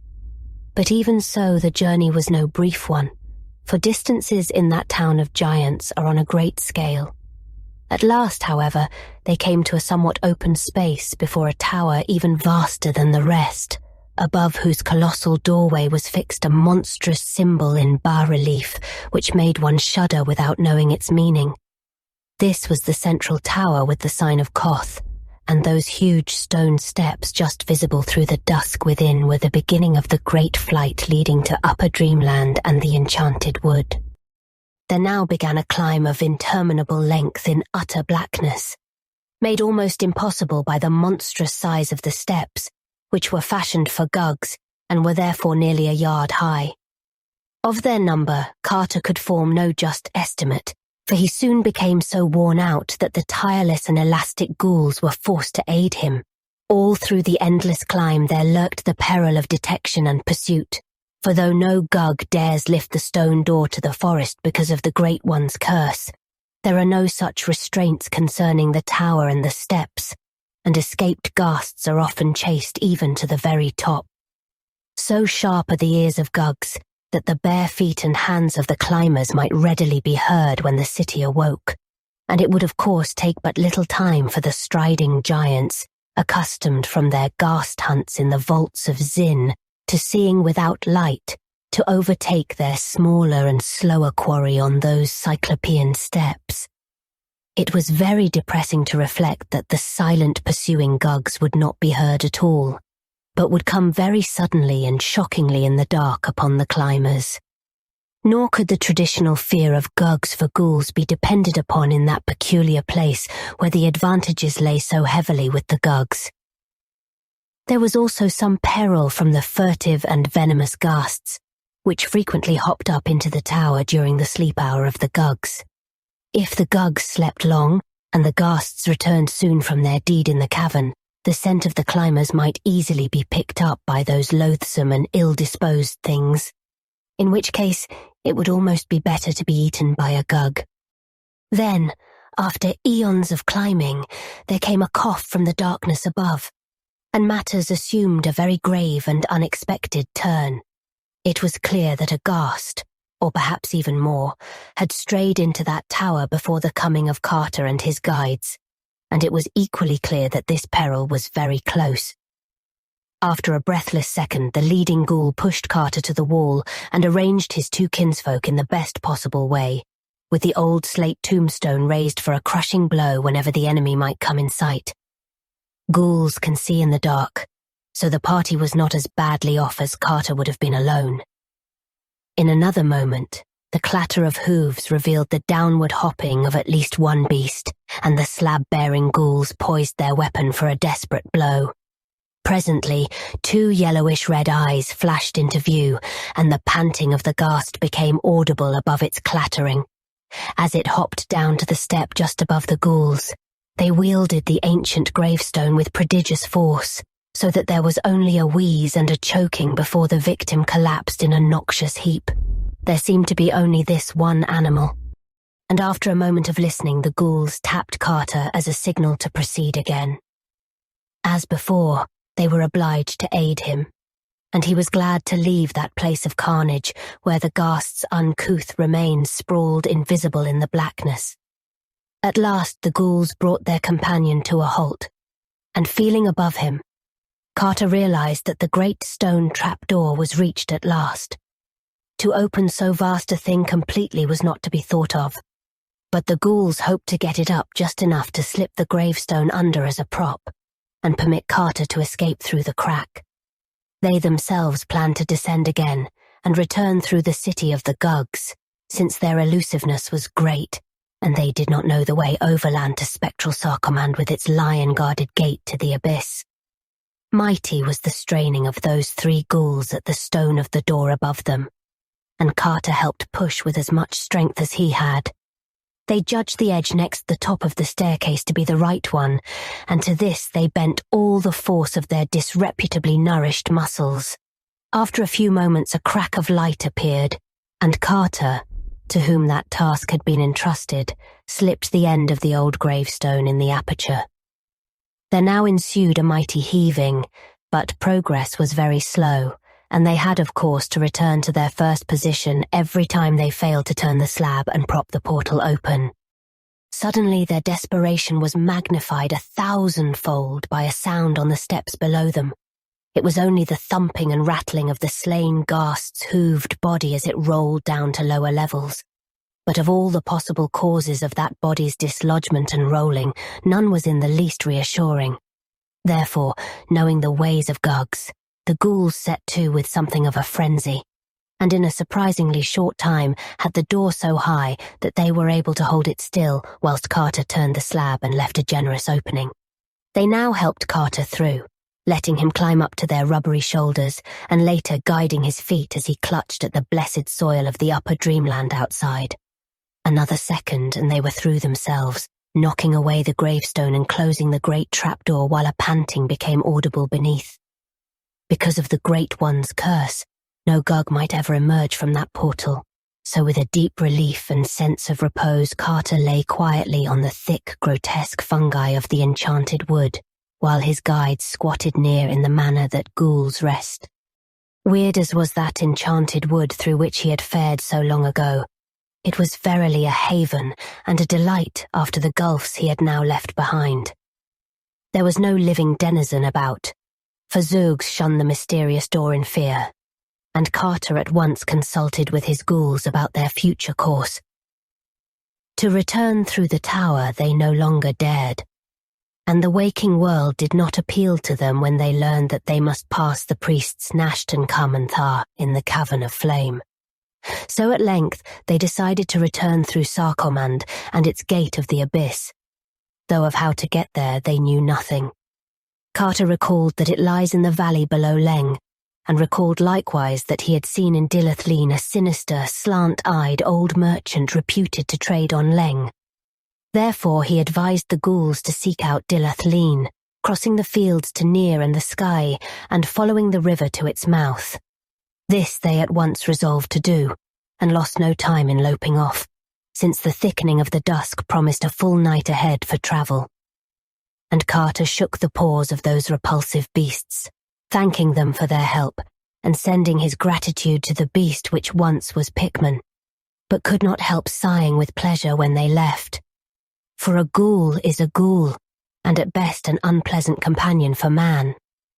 After that, Carter sought a forest pool and cleansed himself of the mud of Nether Earth, thereupon reassuming the clothes he had so carefully carried. It was now night in that redoubtable wood of monstrous trees, but because of the phosphorescence one might travel as well as by day, wherefore Carter set out upon the well-known route toward Cellophase, in Uth-Nargai, beyond the Tanarian hills. And as he went, he thought of the zebra he had left tethered to an ash tree on Ingarnock in faraway Oriab so many eons ago, and wondered if any lava-gatherer had fed and released it.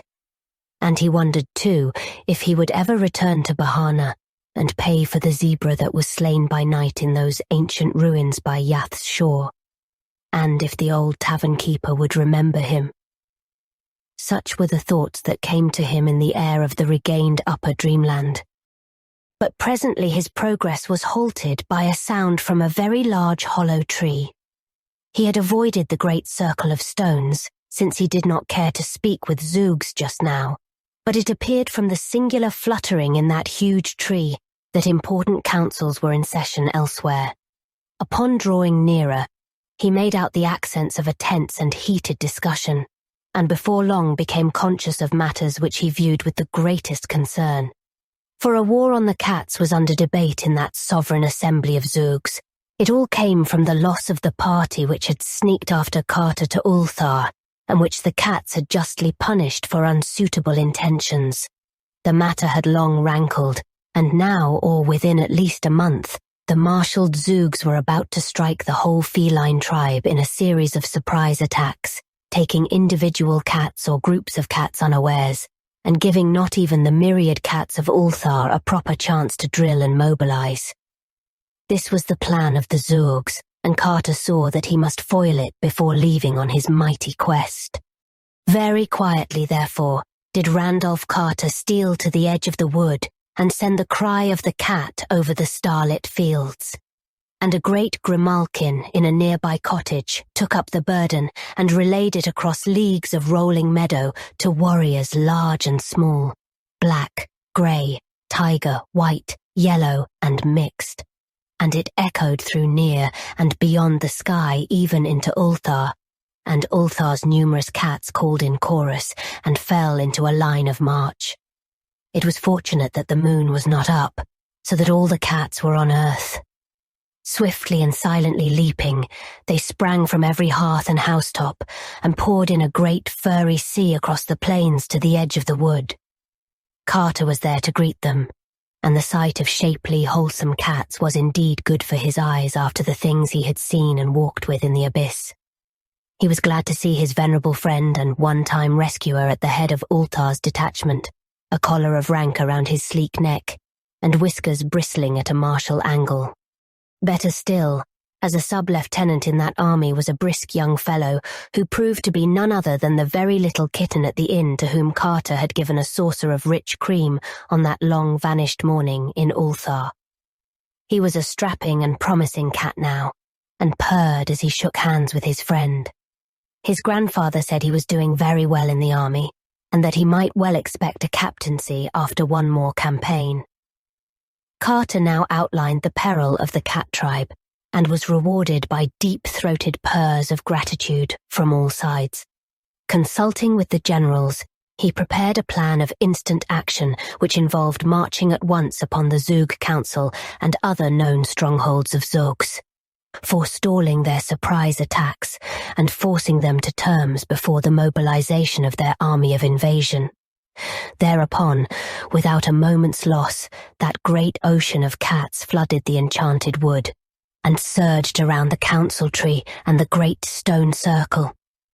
Flutterings rose to panic pitch as the enemy saw the newcomers, and there was very little resistance among the furtive and curious brown Zugs. They saw that they were beaten in advance and turned from thoughts of vengeance to thoughts of present self-preservation. Half the cats now seated themselves in a circular formation with the captured Zugs in the center, leaving open a lane down which were marched the additional captives rounded up by the other cats in other parts of the wood. Terms were discussed at length, Carter acting as interpreter, and it was decided that the Zugs might remain a free tribe on condition of rendering to the cats a large annual tribute of grouse, quail, and pheasants from the less fabulous parts of their forest. 12 young Zugs of noble families were taken as hostages to be kept in the Temple of the Cats at Ulthar, and the victors made it plain that any disappearances of cats on the borders of the Zug domain would be followed by consequences highly disastrous to Zugs. These matters disposed of, the assembled cats broke ranks and permitted the Zugs to slink off one by one to their respective homes, which they hastened to do with many a sullen backward glance. The old cat general now offered Carter an escort through the forest to whatever border he wished to reach, deeming it likely that the Zugs would harbour dire resentment against him for the frustration of their warlike enterprise. This offer he welcomed with gratitude, not only for the safety it afforded, but because he liked the graceful companionship of cats. So, in the midst of a pleasant and playful regiment, relaxed after the successful performance of its duty, Randolph Carter walked with dignity through that enchanted and phosphorescent wood of Titan trees, talking of his quest with the old general and his grandson, whilst others of the band indulged in fantastic gambols or chased fallen leaves that the wind drove among the fungi of the primeval floor. And the old cat said that he had heard much of unknown Kadath in the cold waste, but did not know where it was. As for the marvelous Sunset City, he had not even heard of that. but would gladly relay to Carter anything he might later learn. He gave the seeker some passwords of great value among the cats of Dreamland, and commended him especially to the old chief of the cats in Cellophase, whither he was bound. That old cat, already slightly known to Carter, was a dignified Maltese, and would prove highly influential in any transaction. It was dawn when they came to the proper edge of the wood, and Carter bade his friends a reluctant farewell. The young sub-lieutenant he had met as a small kitten would have followed him had not the old general forbidden it, but that austere patriarch insisted that the path of duty lay with the tribe and the army. So Carter set out alone over the golden fields that stretched mysterious beside a willow-fringed river, and the cats went back into the wood. Well did the traveller know those garden lands that lie betwixt the wood and the Serenarian sea, and blithely did he follow the singing river Ukranos that marked his course. The sun rose higher over gentle slopes of grove and lawn, and heightened the colours of the thousand flowers that starred each knoll and dingle. A blessed haze lies upon all this region, wherein is held a little more of the sunlight than other places hold, and a little more of the summer's humming music of birds and bees, so that men walk through it as through a fairy place, and feel greater joy and wonder than they ever afterward remember. By noon, Carter reached the jasper terraces of Kiran, which slope down to the river's edge, and bear that temple of loveliness, wherein the king of Ilek-Vad comes from his far realm on the twilight sea once a year, in a golden palanquin, to pray to the god of Ukranos, who sang to him in youth when he dwelt in a cottage by its banks. All of jasper is that temple, and covering an acre of ground with its walls and courts, its 7 pinnacled towers, and its inner shrine where the river enters through hidden channels and the god sings softly in the night. Many times the moon hears strange music as it shines on those courts and terraces and pinnacles, but whether that music be the song of the god or the chant of the cryptical priests, none but the king of Ilek-Vad may say, for only he has entered the temple or seen the priests. Now, in the drowsiness of day, that carven and delicate fane was silent, and Carter heard only the murmur of the great stream and the hum of the birds and bees as he walked onward under an enchanted sun. All that afternoon the pilgrim wandered on through perfumed meadows and in the lee of gentle riverward hills, bearing peaceful thatched cottages and the shrines of amiable gods carven from jasper or chrysoberyl. Sometimes he walked close to the bank of Ukranos and whistled to the sprightly and iridescent fish of that crystal stream, and at other times he paused amidst the whispering rushes and gazed at the great dark wood on the farther side, whose trees came down clear to the water's edge. In former dreams he had seen quaint lumbering buopoths come shyly out of that wood to drink, but now he could not glimpse any. Once in a while he paused to watch a carnivorous fish catch a fishing bird, which it lured to the water by showing its tempting scales in the sun, and grasped by the beak with its enormous mouth as the winged hunter sought to dart down upon it. Toward evening he mounted a low grassy rise and saw before him flaming in the sunset the 1,000 gilded spires of Thran. Lofty beyond belief are the alabaster walls of that incredible city, sloping inward toward the top and wrought in one solid piece by what means no man knows, for they are more ancient than memory. Yet lofty as they are with their 100 gates and 200 turrets, the clustered towers within, all white beneath their golden spires, are loftier still, so that men on the plain around see them soaring into the sky, sometimes shining clear, sometimes caught at the top in tangles of cloud and mist, and sometimes clouded lower down with their utmost pinnacles blazing free above the vapours. And where Thran's gates open on the river are great wharves of marble with ornate galleons of fragrant cedar and calamander riding gently at anchor, and strange bearded sailors sitting on casks and bales with the hieroglyphs of far places. Landward beyond the walls lies the farm country, where small white cottages dream between little hills, and narrow roads with many stone bridges wind gracefully among streams and gardens. Down through this verdant land, Carter walked at evening, and saw twilight float up from the river to the marvelous golden spires of Thran. And just at the hour of dusk, he came to the southern gate, and was stopped by a red-robed sentry till he had told 3 dreams beyond belief, and proved himself a dreamer worthy to walk up Thran's steep, mysterious streets and linger in bazaars where the wares of the ornate galleons were sold.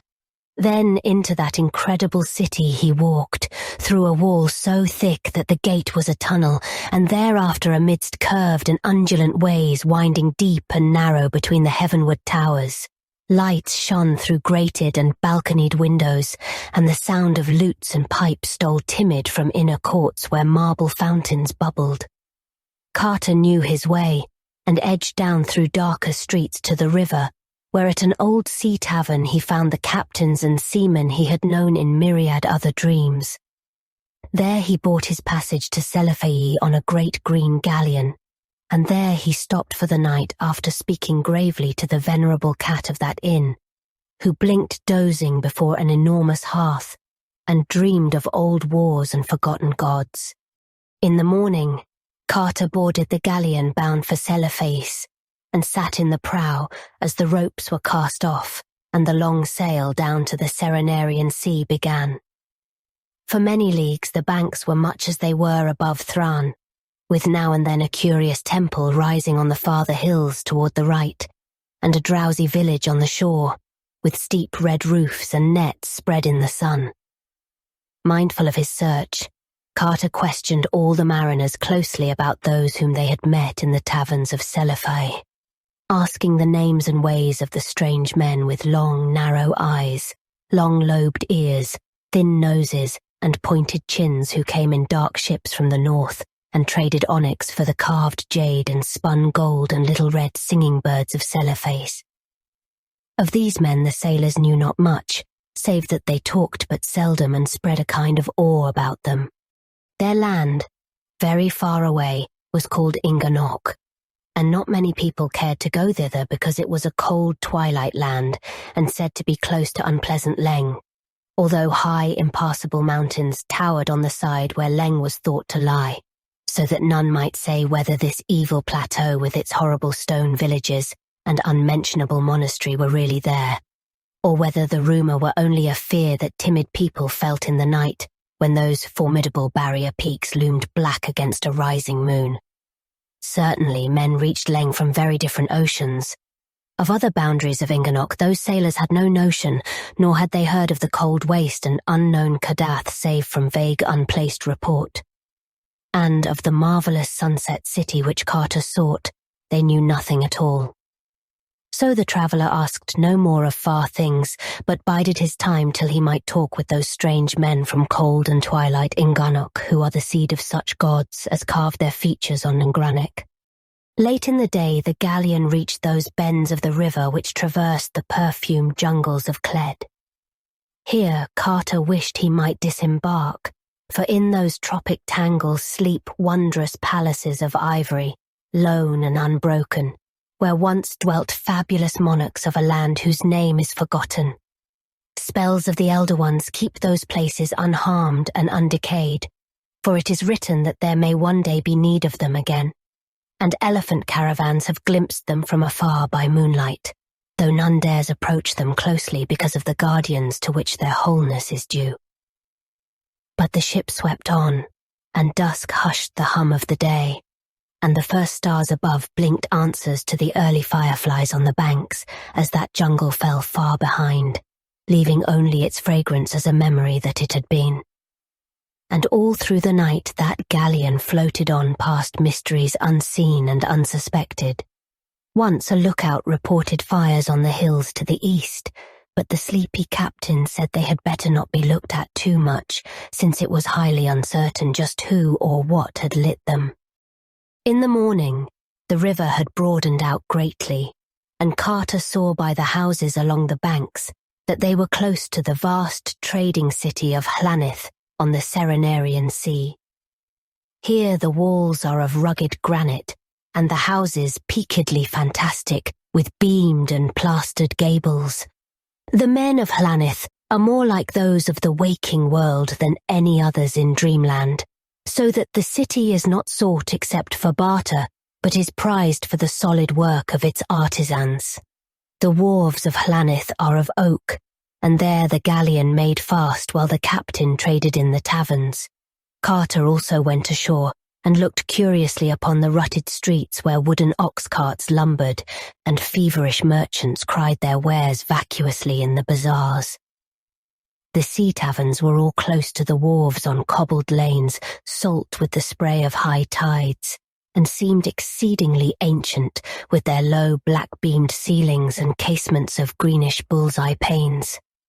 Ancient sailors in those taverns talked much of distant ports, and told many stories of the curious men from Twilight Ingarnock, but had little to add to what the seamen of the galleon had told. Then at last, after much unloading and loading, the ship set sail once more over the sunset sea, and the high walls and gables of Llanith grew less as the last golden light of day lent them a wonder and beauty beyond any that men had given them. 2 nights and 2 days the galleon sailed over the Serenarian Sea, sighting no land and speaking but one other vessel. Then, near sunset of the 2nd day, there loomed up ahead the snowy peak of Arran with its ginkgo trees swaying on the lower slopes, and Carter knew that they were come to the land of Uth-Nargai and the marvellous city of Cellophase. Swiftly, there came into sight the glittering minarets of that fabulous town, and the untarnished marble walls with their bronze statues, and the great stone bridge where Naraxa joins the sea. Then rose the green, gentle hills behind the town, with their groves and gardens of asphodels and the small shrines and cottages upon them. And far in the background, the purple ridge of the Tanarians, potent and mystical, behind which lay forbidden ways into the waking world and toward other regions of dream. The harbour was full of painted galleys, some of which were from the marble cloud city of Seranian, that lies in ethereal space beyond where the sea meets the sky, and some of which were from more substantial ports on the oceans of Dreamland. Among these the steersman threaded his way up to the spice-fragrant wharves, where the galleon made fast in the dusk as the city's million lights began to twinkle out over the water. Ever new seemed this deathless city of vision, for here time has no power to tarnish or destroy. As it has always been is still the turquoise temple of Nath Horthath, and the 80 orchid-wreathed priests are the same who builded it 10,000 years ago.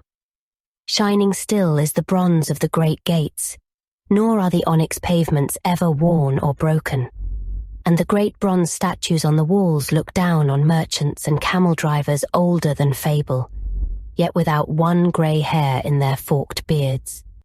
Carter did not at once seek out the temple or the palace or the citadel, but stayed by the seaward wall among traders and sailors. And when it was too late for rumours and legends, he sought out an ancient tavern he knew well, and rested with dreams of the gods on unknown Kadath, whom he sought. The next day he searched all along the quays for some of the strange mariners of Ingarnock, but was told that none were now in port, their galley not being due from the north for full 2 weeks. He found, however, one Thorobonian sailor who had been to Ingarnock and had worked in the onyx quarries of that twilight place, and this sailor said there was certainly a desert to the north of the peopled region, which everybody seemed to fear and shun. The Thorobonian opined that this desert led around the utmost rim of impassable peaks into Leng's horrible plateau, and that this was why men feared it, though he admitted there were other vague tales of evil presences and nameless sentinels. Whether or not this could be the fabled waste wherein unknown Kadath stands, he did not know, but it seemed unlikely that those presences and sentinels, if indeed they truly existed, were stationed for naught. On the following day, Carter walked up the Street of the Pillars to the turquoise temple and talked with the high priest. Though Nath Horthath is chiefly worshipped in Cellophase, all the great ones are mentioned in diurnal prayers, and the priest was reasonably versed in their moods. Like a Tal in distant Ulthar, He strongly advised against any attempt to see them, declaring that they are testy and capricious, and subject to strange protection from the mindless other gods from outside, whose soul and messenger is the crawling chaos, Nyarlathotep. Their jealous hiding of the marvelous Sunset City showed clearly that they did not wish Carter to reach it, and it was doubtful how they would regard a guest whose object was to see them and plead before them. No man had ever found Kadath in the past, and it might be just as well if none ever found it in the future. Such rumors as were told about that Onyx castle of the Great Ones were not by any means reassuring. Having thanked the orchid-crowned high priest, Carter left the temple and sought the bazaar of the sheep butchers, where the old chief of Cellophase's cats dwelt sleek and contented.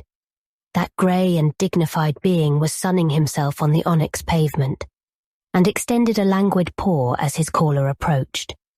But when Carter repeated the passwords and introductions furnished him by the old cat general of Ulthar, the furry patriarch became very cordial and communicative, and told much of the secret lore known to cats on the seaward slopes of Uth-Nargai.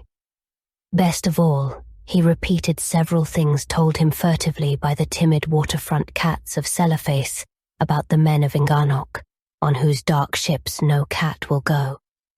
It seems that these men have an aura not of earth about them, though that is not the reason why no cat will sail on their ships.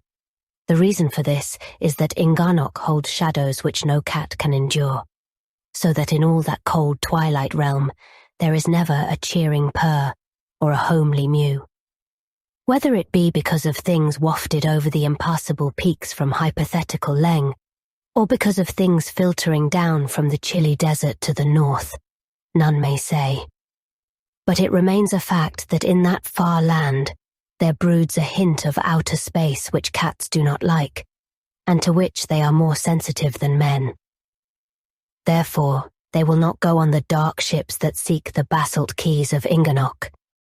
The old chief of the cats also told him where to find his friend, King Karanis, who in Carter's latter dreams had reigned alternately in the rose-crystal palace of the 70 Delights at Cellophase, and in the turreted cloud castle of sky-floating Seranian. It seems that he could no more find content in those places, but had formed a mighty longing for the English cliffs and downlands of his boyhood, where in little dreaming villages England's old songs hover at evening behind lattice windows, and where grey church towers peep lovely through the verdure of distant valleys. He could not go back to these things in the waking world, because his body was dead, but he had done the next best thing and dreamed a small tract of such countryside in the region east of the city, where meadows roll gracefully up from the sea cliffs to the foot of the Tanarian hills. There he dwelt in a grey Gothic manor house of stone looking on the sea, and tried to think it was ancient Trevor Towers, where he was born, and where 13 generations of his forefathers had first seen the light. And on the coast nearby, he had built a little Cornish fishing village with steep cobbled ways, settling therein such people as had the most English faces, and seeking ever to teach them the dear remembered accents of old Cornwall fishers. And in a valley not far off, he had reared a great Norman abbey whose tower he could see from his window, placing around it in the churchyard grey stones with the names of his ancestors carved thereon, and with a moss somewhat like old England's moss.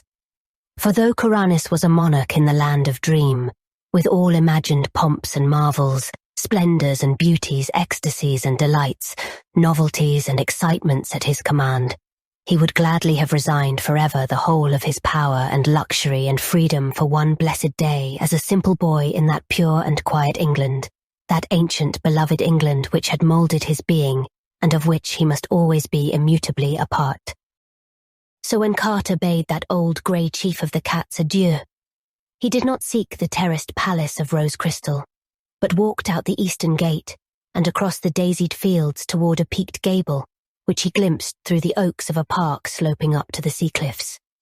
And in time he came to a great hedge and a gate with a little brick lodge, and when he rang the bell, there hobbled to admit him no robed and anointed lackey of the palace, but a small stubbly old man in a smock, who spoke as best he could in the quaint tones of far Cornwall. And Carter walked up the shady path between trees as near as possible to England's trees, and climbed the terraces among gardens set out as in Queen Anne's time. At the door, flanked by stone cats in the old way, he was met by a whiskered butler in suitable livery, and was presently taken to the library where Karanis, Lord of Uth-Nargai, and the sky around Seranian, sat pensive in a chair by the window, looking on his little seacoast village, and wishing that his old nurse would come in and scold him because he was not ready for that hateful lawn party at the vicar's, with the carriage waiting and his mother nearly out of patience. Karanis, clad in a dressing gown of the sort favoured by London tailors in his youth, rose eagerly to meet his guest, for the sight of an Anglo-Saxon from the waking world was very dear to him, even if it was a Saxon from Boston, Massachusetts, instead of from Cornwall. And for long they talked of old times, having much to say because both were old dreamers and well versed in the wonders of incredible places. Karanis, indeed, had been out beyond the stars in the ultimate void, and was said to be the only one who had ever returned sane from such a voyage. At length Carter brought up the subject of his quest, and asked of his host those questions he had asked of so many others. Karanis did not know where Kadath was, or the marvellous Sunset City, but he did know that the Great Ones were very dangerous creatures to seek out, and that the other gods had strange ways of protecting them from impertinent curiosity.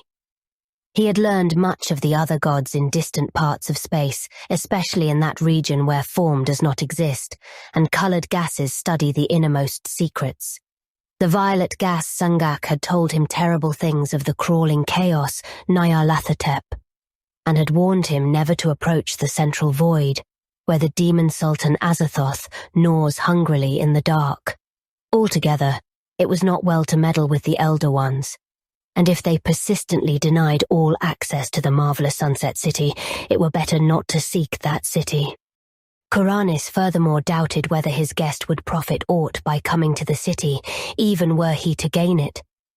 He himself had dreamed and yearned long years for lovely Cellophase and the land of Uth-Nargai, and for the freedom and colour and high experience of life devoid of its chains, conventions, and stupidities. But now that he was come into that city and that land, and was the king thereof, he found the freedom and the vividness all too soon worn out, and monotonous for want of linkage with anything firm in his feelings and memories. He was a king in Uth-Nargai, but found no meaning therein, and drooped always for the old familiar things of England that had shaped his youth. All his kingdom would he give for the sound of Cornish church bells over the downs, and all the 1,000 minarets of Cellophase for the steep homely roofs of the village near his home. So he told his guest that the unknown Sunset City might not hold quite the content he sought, and that perhaps it had better remain a glorious and half-remembered dream. For he had visited Carter often in the old waking days, and knew well the lovely New England slopes that had given him birth. At the last, he was very certain the seeker would long only for the early remembered scenes, the glow of Beacon Hill at evening, the tall steeples and winding hill streets of quaint Kingsport, the hoary gambrel roofs of ancient and witch-haunted Arkham, and the blessed miles of meads and valleys where stone walls rambled and white farmhouse gables peeped out from bowers of verdure.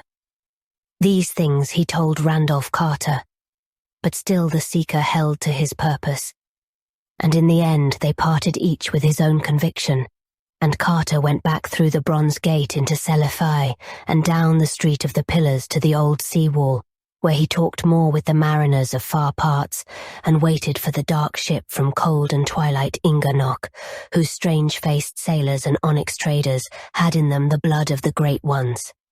One starlight evening when the Pharaoh shone splendid over the harbour, the longed-for ship put in, and strange-faced sailors and traders appeared one by one and group by group in the ancient taverns along the sea-wall. It was very exciting to see again those living faces, so like the godlike features on Nungranek. But Carter did not hasten to speak with the silent seaman. He did not know how much of pride and secrecy and dim, supernal memory might fill those children of the Great Ones, and was sure it would not be wise to tell them of his quest, or ask too closely of that cold desert stretching north of their twilight land.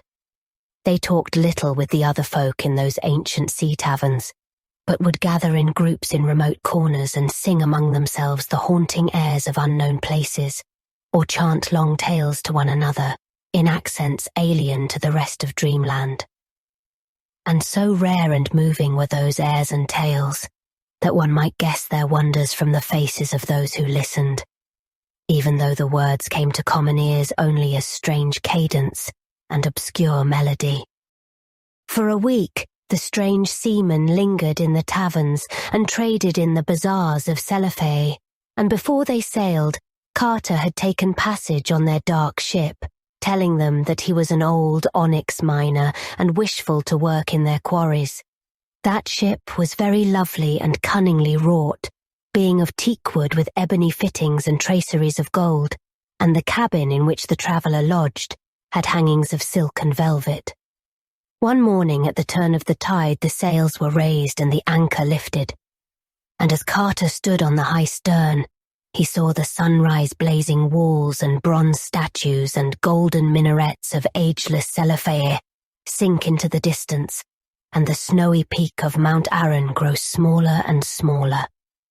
By noon, there was nothing in sight save the gentle blue of the Serenarian Sea, with one painted galley afar off bound for that cloud-hung realm of Seranian where the sea meets the sky. And night came with gorgeous stars, and the dark ship steered for Charles's Wain and the Little Bear as they swung slowly round the pole. And the sailors sang strange songs of unknown places, and then stole off one by one to the forecastle while the wistful watchers murmured old chants and leaned over the rail to glimpse the luminous fish playing in bowers beneath the sea. Carter went to sleep at midnight and rose in the glow of a young morning, marking that the sun seemed farther south than was its wont. And all through that second day he made progress in knowing the men of the ship, getting them little by little to talk of their cold twilight land, of their exquisite onyx city, and of their fear of the high and impassable peaks beyond which Leng was said to be. They told him how sorry they were that no cats would stay in the land of Ingarnock, and how they thought the hidden nearness of Leng was to blame for it. Only of the stony desert to the north they would not talk. There was something disquieting about that desert, and it was thought expedient not to admit its existence. On later days they talked of the quarries in which Carter said he was going to work. There were many of them, for all the city of Ingarnock was builded of onyx, whilst great polished blocks of it were traded in Ranni, Ogrothan, and Cellophase, and at home with the merchants of Thra, Ilarnec, and Kadatharon, for the beautiful wares of those fabulous ports. And far to the north, almost in that cold desert whose existence the men of Ingarnock did not care to admit, there was an unused quarry greater than all the rest, from which had been hewn in forgotten times such prodigious lumps and blocks that the sight of their chiselled vacancies struck terror to all who beheld. Who had mined those incredible blocks, and whither they had been transported, no man might say. But it was thought best not to trouble that quarry, around which such inhuman memories might conceivably cling. So it was left all alone in the twilight, with only the raven and the rumoured shantak bird to brood on its immensities. When Carter heard of this quarry he was moved to deep thought, for he knew from old tales that the Great One's castle atop unknown Kadath is of onyx. Each day the sun wheeled lower and lower in the sky, and the mists overhead grew thicker and thicker, and in 2 weeks there was not any sunlight at all, but only a weird grey twilight shining through a dome of eternal cloud by day, and a cold, starless phosphorescence from the underside of that cloud by night. On the 20th day, a great jagged rock in the sea was sighted from afar, the first land glimpsed since Aran's snowy peak had dwindled behind the ship. Carter asked the captain the name of that rock, but was told that it had no name and had never been sought by any vessel because of the sounds that came from it at night. And when, after dark, a dull and ceaseless howling arose from that jagged granite place, the traveller was glad that no stop had been made, and that the rock had no name. The seaman prayed and chanted till the noise was out of earshot, and Carter dreamed terrible dreams within dreams in the small hours. 2 mornings after that there loomed far ahead and to the east a line of great grey peaks whose tops were lost in the changeless clouds of that twilight world. And at the sight of them the sailors sang glad songs, and some knelt down on the deck to pray, so that Carter knew they were come to the land of Ingarnock and would soon be moored to the basalt quays of the great town bearing that land's name. Toward noon a dark coastline appeared, and before 3 o'clock there stood out against the north the bulbous domes and fantastic spires of the Onyx city. Rare and curious did that archaic city rise above its walls and quays, all of delicate black with scrolls, flutings, and arabesques of inlaid gold. Tall and many-windowed were the houses, and carved on every side with flowers and patterns, whose dark symmetries dazzled the eye with a beauty more poignant than light. Some ended in swelling domes that tapered to a point, others in terraced pyramids whereon rose clustered minarets displaying every phase of strangeness and imagination. The walls were low, and pierced by frequent gates, each under a great arch rising high above the general level, and capped by the head of a god chiselled with that same skill displayed in the monstrous face on distant Ingarnock. On a hill in the centre rose a 16-angled tower greater than all the rest, and bearing a high pinnacled belfry resting on a flattened dome. This, the seaman said, was the temple of the Elder Ones, and was ruled by an old high priest sad with inner secrets.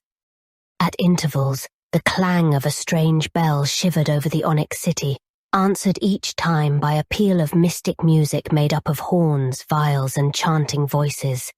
And from a row of tripods on a gallery round the high dome of the temple there burst flares of flame at certain moments.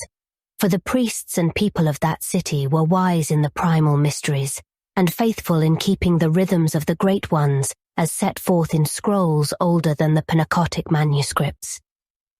As the ship rode past the great basalt breakwater into the harbour, the lesser noises of the city grew manifest, and Carter saw the slaves, sailors and merchants on the docks. The sailors and merchants were of the strange-faced race of the gods, but the slaves were squat, slant-eyed folk said by rumour to have drifted somehow across or around the impassable peaks from valleys beyond Leng. The wharves reached wide outside the city wall and bore upon them all manner of merchandise from the galleys anchored there, while at one end were great piles of onyx, both carved and uncarved, awaiting shipment to the far markets of Ranni, Ogrethan, and Cellophase. It was not yet evening when the dark ship anchored beside a jutting quay of stone, and all the sailors and traders filed ashore and through the arched gate into the city. The streets of that city were paved with onyx, and some of them were wide and straight, whilst others were crooked and narrow. The houses near the water were lower than the rest, and bore above their curiously arched doorways certain signs of gold, said to be in honour of the respective small gods that favoured each. The captain of the ship took Carter to an old sea tavern where flocked the mariners of quaint countries, and promised that he would next day show him the wonders of the Twilight City, and lead him to the taverns of the onyx miners by the northern wall. And evening fell, and little bronze lamps were lighted, and the sailors in that tavern sang songs of remote places. But when from its high tower the great bell shivered over the city, and the peal of the horns and viols and voices rose cryptical in answer thereto, all ceased their songs or tales and bowed silent till the last echo died away. For there is a wonder and a strangeness on the twilight city of Ingarnock, and men fear to be lax in its rites lest a doom and a vengeance lurk unsuspectedly close. Far in the shadows of that tavern, Carter saw a squat form he did not like, for it was unmistakably that of the old slant-eyed merchant he had seen so long before in the taverns of Dilath-Leen, who was reputed to trade with the horrible stone villages of Leng, which no healthy folk visit, and whose evil fires are seen at night from afar, and even to have dealt with that high priest not to be described, which wears a yellow silken mask over its face and dwells all alone in a prehistoric stone monastery. This man had seemed to show a queer gleam of knowing when Carter asked the traders of Dilath-Leen about the cold waste and Kadath, and somehow his presence in dark and haunted Ingarnock, so close to the wonders of the north, was not a reassuring thing. He slipped wholly out of sight before Carter could speak to him, and sailors later said that he had come with a yak caravan from some point not well determined, bearing the colossal and rich-flavoured eggs of the rumoured shantak bird to trade for the dexterous jade goblets that merchants brought from Ilanek. On the following morning, the ship captain led Carter through the onyx streets of Ingarnock, dark under their twilight sky. The inlaid doors and figured house fronts, carven balconies and crystal-paned oriels all gleamed with a sombre and polished loveliness, and now and then a plaza would open out with black pillars, colonnades, and the statues of curious beings both human and fabulous. Some of the vistas down long and unbending streets, or through side alleys and over bulbous domes, spires and arabesqued roofs, were weird and beautiful beyond words. And nothing was more splendid than the massive height of the great central temple of the Elder Ones, with its 16 carven sides, its flattened dome, and its lofty pinnacled belfry, overtopping all else, and majestic whatever its foreground. And always to the east, far beyond the city walls and the leagues of pasture land, rose the gaunt grey sides of those topless and impassable peaks across which hideous Leng was said to lie. The captain took Carter to the mighty temple, which is set with its walled garden in a great round plaza, whence the streets go as spokes from a wheel's hub. The 7 arched gates of that garden, each having over it a carven face like those on the city's gates, are always open, and the people roam reverently at will down the tiled paths and through the little lanes lined with grotesque termini and the shrines of modest gods. And there are fountains, pools, and basins there to reflect the frequent blaze of the tripods on the high balcony, all of onyx, and having in them small luminous fish taken by divers from the lower bowers of ocean. When the deep clang from the temple's belfry shivers over the garden and the city, and the answer of the horns and viols and voices peals out from the 7 lodges by the garden gates, there issue from the 7 doors of the temple long columns of masked and hooded priests in black, bearing at arm's length before them great golden bowls, from which a curious steam rises. And all the 7 columns strut peculiarly in single file, legs thrown far forward without bending the knees, down the walks that lead to the 7 lodges, wherein they disappear and do not appear again. It is said that subterrane paths connect the lodges with the temple, and that the long files of priests return through them, nor is it unwhispered that deep flights of onyx steps go down to mysteries that are never told. But only a few are those who hint that the priests in the masked and hooded columns are not human priests. Carter did not enter the temple, because none but the veiled king is permitted to do that. But before he left the garden, the hour of the bell came, and he heard the shivering clang deafeningly above him, and the wailing of the horns and viols and voices loud from the lodges by the gates. And down the 7 great walks stalked the long files of bowl-bearing priests in their singular way, giving to the traveller a fear which human priests do not often give. When the last of them had vanished, he left that garden, noting as he did so a spot on the pavement over which the bowls had passed. Even the ship captain did not like that spot, and hurried him on toward the hill whereon the veiled king's palace rises many-domed and marvellous. The ways to the Onyx Palace are steep and narrow, all but that broad curving one where the king and his companions ride on yaks or in yak-drawn chariots. Carter and his guide climbed up an alley that was all steps, between inlaid walls bearing strange signs in gold, and under balconies and oriels whence sometimes floated soft strains of music or breaths of exotic fragrance. Always ahead loomed those Titan walls, mighty buttresses, and clustered and bulbous domes for which the veiled king's palace is famous, and at length they passed under a great black arch and emerged in the gardens of the monarch's pleasure. There Carter paused in faintness at so much of beauty, for the onyx terraces and colonnaded walks, the gay parterres and delicate flowering trees espaliered to golden lattices, the brazen urns and tripods with cunning bas-reliefs, the pedestaled and almost breathing statues of veined black marble, the basalt-bottomed lagoons and tiled fountains with luminous fish, the tiny temples of iridescent singing birds atop carven columns, the marvellous scrollwork of the great bronze gates, and the blossoming vines trained along every inch of the polished walls all joined to form a sight whose loveliness was beyond reality, and half fabulous even in the land of dream. There it shimmered like a vision under that grey twilight sky, with the domed and fretted magnificence of the palace ahead and the fantastic silhouette of the distant impassable peaks on the right. And ever the small birds and the fountains sang, while the perfume of rare blossoms spread like a veil over that incredible garden. No other human presence was there, and Carter was glad it was so. Then they turned and descended again the onyx alley of steps, for the palace itself no visitor may enter, and it is not well to look too long and steadily at the great central dome, since it is said to house the archaic father of all the rumoured Shantak birds, and to send out queer dreams to the curious. After that, the captain took Carter to the north quarter of the town, near the gate of the caravans, where are the taverns of the yak merchants and the onyx miners. And there, in a low-ceiled inn of quarrymen, they said farewell, for business called the captain, whilst Carter was eager to talk with miners about the north.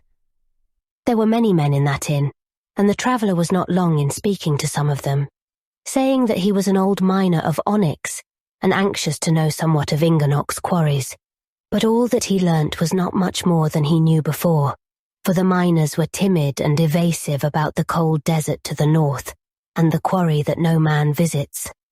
They had fears of fabled emissaries from around the mountains where Leng is said to lie, and of evil presences and nameless sentinels far north among the scattered rocks. And they whispered also that the rumoured Shantak birds are no wholesome things, it being indeed for the best that no man has ever truly seen one, for that fabled father of Shantaks in the king's dome is fed in the dark. The next day, saying that he wished to look over all the various mines for himself, and to visit the scattered farms and quaint onyx villages of Ingarnock, Carter hired a yak and stuffed great leathern saddlebags for a journey. Beyond the gate of the caravans, the road lay straight betwixt tilled fields, with many odd farmhouses crowned by low domes. At some of these houses the seeker stopped to ask questions, once finding a host so austere and reticent, and so full of an unplaced majesty like to that in the huge features on Ingarnock, that he felt certain he had come at last upon one of the great ones themselves, or upon one with full 9/10 of their blood, dwelling amongst men. And to that austere and reticent cotter he was careful to speak very well of the gods, and to praise all the blessings they had ever accorded him. That night, Carter camped in a roadside meadow beneath a great ligath tree to which he tied his yak, and in the morning resumed his northward pilgrimage. At about 10 o'clock he reached the small domed village of Urg, where traders rest and miners tell their tales, and paused in its taverns till noon. It is here that the great caravan road turns west toward Ceylon, but Carter kept on north by the quarry road. All the afternoon he followed that rising road, which was somewhat narrower than the great highway, and which now led through a region with more rocks than tilled fields. And by evening the low hills on his left had risen into sizable black cliffs, so that he knew he was close to the mining country. All the while the great gaunt sides of the impassable mountains towered afar off at his right, and the farther he went, the worst tales he heard of them from the scattered farmers and traders and drivers of lumbering onyx carts along the way. On the second night, he camped in the shadow of a large black crag, tethering his yak to a stake driven in the ground. He observed the greater phosphorescence of the clouds at this northerly point, and more than once thought he saw dark shapes outlined against them. And on the third morning, he came in sight of the first onyx quarry, and greeted the men who there laboured with picks and chisels. Before evening he had passed 11 quarries, the land being here given over altogether to onyx cliffs and boulders, with no vegetation at all, but only great rocky fragments scattered about a floor of black earth, with the grey impassable peaks always rising gaunt and sinister on his right.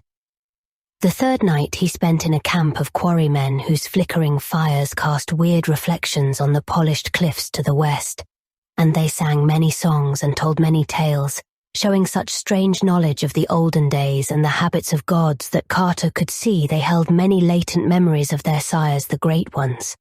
They asked him whither he went, and cautioned him not to go too far to the north, but he replied that he was seeking new cliffs of onyx, and would take no more risks than were common among prospectors. In the morning he bade them adieu and rode on into the darkening north, where they had warned him he would find the feared and unvisited quarry, whence hands older than men's hands had wrenched prodigious blocks. But he did not like it when, turning back to wave a last farewell, he thought he saw approaching the camp that squat and evasive old merchant with slanting eyes, whose conjectured traffic with Leng was the gossip of distant Dilath-Leen. After 2 more quarries, the inhabited part of Ingarnock seemed to end, and the road narrowed to a steeply rising yak path among forbidding black cliffs. Always on the right towered the gaunt and distant peaks, and as Carter climbed farther and farther into this untraversed realm, he found it grew darker and colder. Soon he perceived that there were no prints of feet or hooves on the black path beneath, and realized that he was indeed come into strange and deserted ways of elder time. Once in a while a raven would croak far overhead, and now and then a flapping behind some vast rock would make him think uncomfortably of the rumoured shantak bird. But in the main he was alone with his shaggy steed, and it troubled him to observe that this excellent yak became more and more reluctant to advance, and more disposed to snort affrightedly at any small noise along the route.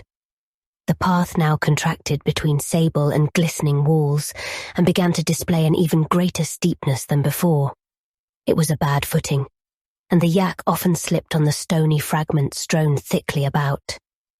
In 2 hours Carter saw ahead a definite crest, beyond which was nothing but dull grey sky, and blessed the prospect of a level or downward course. To reach this crest, however, was no easy task, for the way had grown nearly perpendicular, and was perilous with loose black gravel and small stones. Eventually, Carter dismounted and led his dubious yak, pulling very hard when the animal balked or stumbled, and keeping his own footing as best he might. Then suddenly he came to the top and saw beyond, and gasped at what he saw. The path indeed led straight ahead and slightly down, with the same lines of high natural walls as before. But on the left hand there opened out a monstrous space, vast acres in extent, where some archaic power had riven and rent the native cliffs of onyx in the form of a giant's quarry. Far back into the solid precipice ran that cyclopean gouge, and deep down within earth's bowels its lower delvings yawned. It was no quarry of man, and the concave sides were scarred with great squares yards wide, which told of the size of the blocks once hewn by nameless hands and chisels. High over its jagged rim, huge ravens flapped and croaked, and vague whirrings in the unseen depths told of bats or urhags, or less mentionable presences haunting the endless blackness. There Carter stood in the narrow way amidst the twilight, with the rocky path sloping down before him, tall onyx cliffs on his right that led on as far as he could see, and tall cliffs on the left chopped off just ahead to make that terrible and unearthly quarry. All at once the yak uttered a cry and burst from his control, leaping past him and darting on in a panic till it vanished down the narrow slope toward the north. Stones kicked by its flying hooves fell over the brink of the quarry and lost themselves in the dark without any sound of striking bottom. But Carter ignored the perils of that scanty path as he raced breathlessly after the flying steed. Soon the left-hand cliffs resumed their course, making the way once more a narrow lane, and still the traveller leaped on after the yak, whose great, wide prints told of its desperate flight. Once he thought he heard the hoofbeats of the frightened beast, and doubled his speed from this encouragement. He was covering miles, and little by little the way was broadening in front till he knew he must soon emerge on the cold and dreaded desert to the north.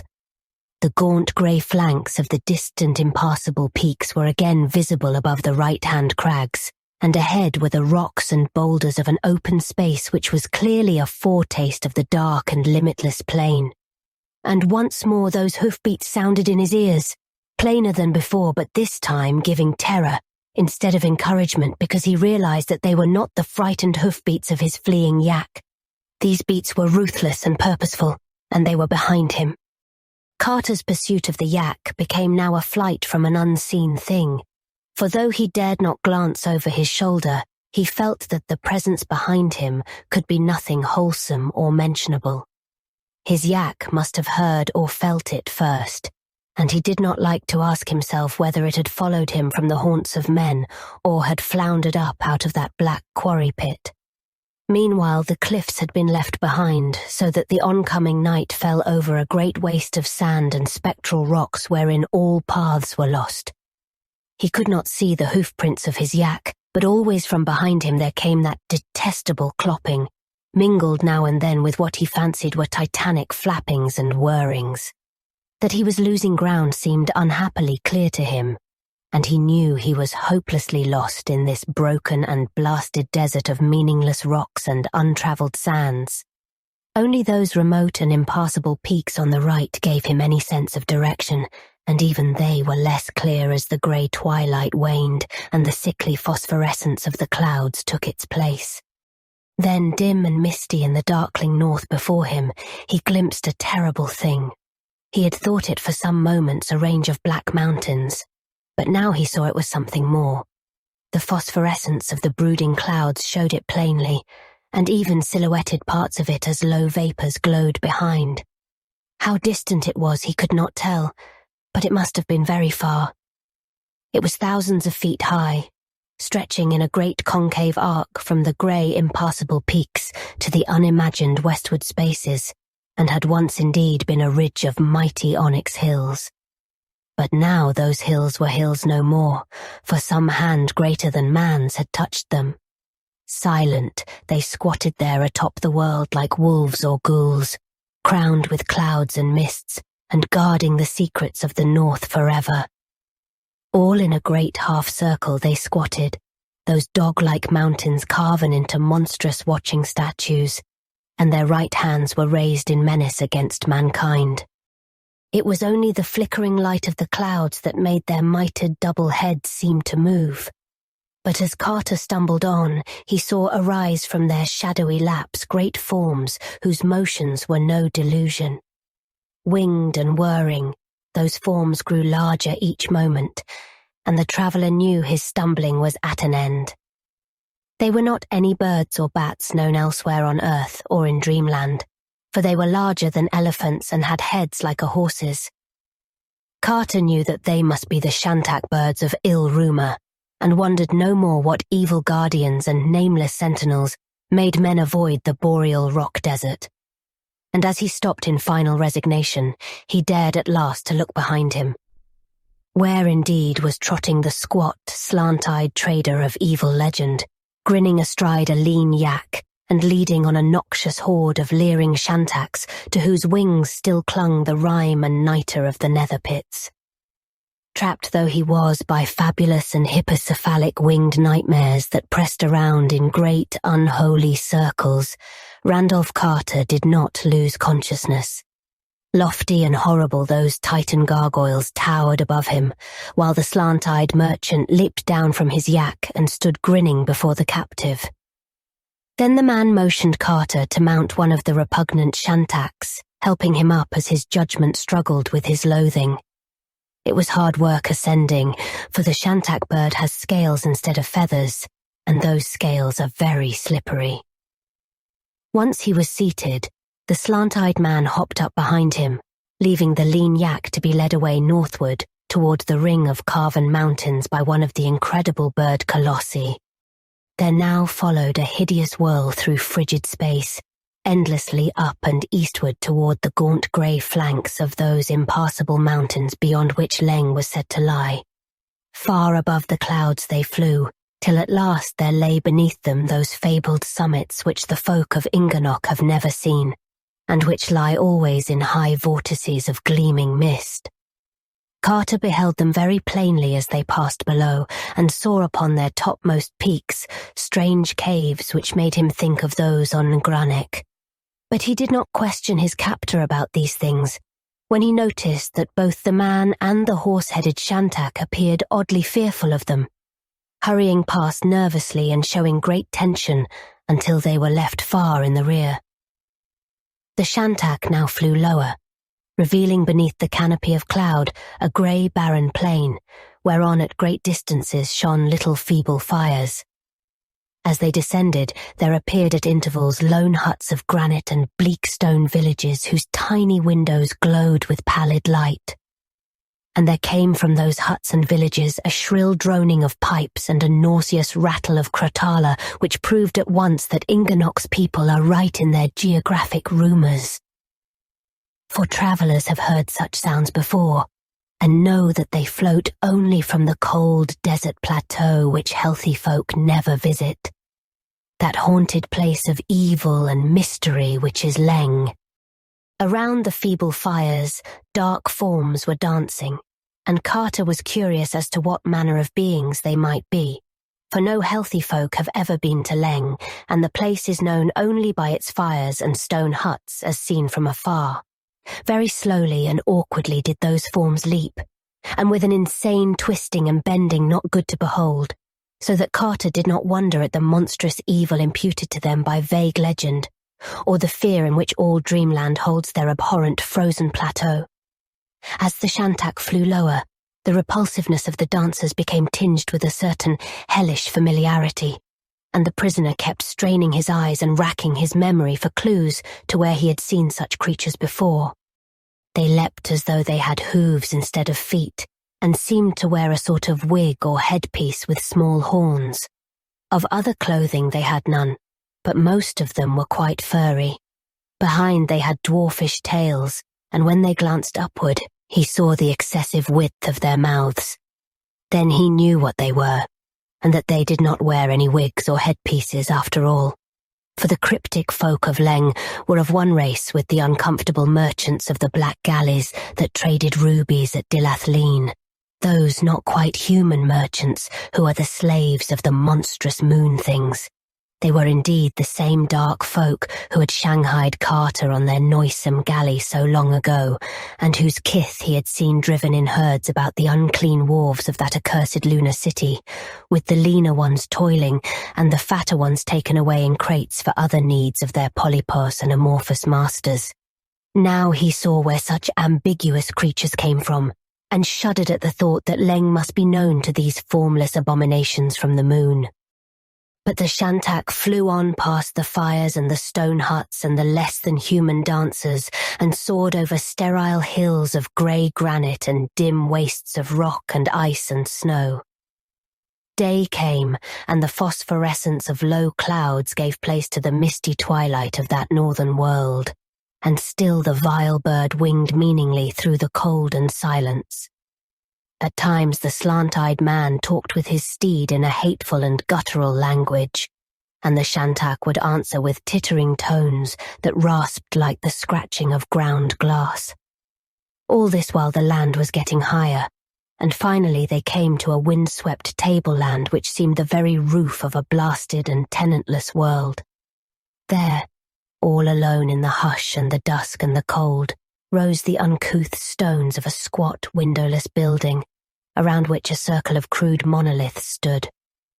In all this arrangement there was nothing human, and Carter surmised from old tales that he was indeed come to that most dreadful and legendary of all places, the remote and prehistoric monastery wherein dwells uncompanioned the high priest not to be described, which wears a yellow silken mask over its face and prays to the other gods and their crawling chaos Nyarlathotep.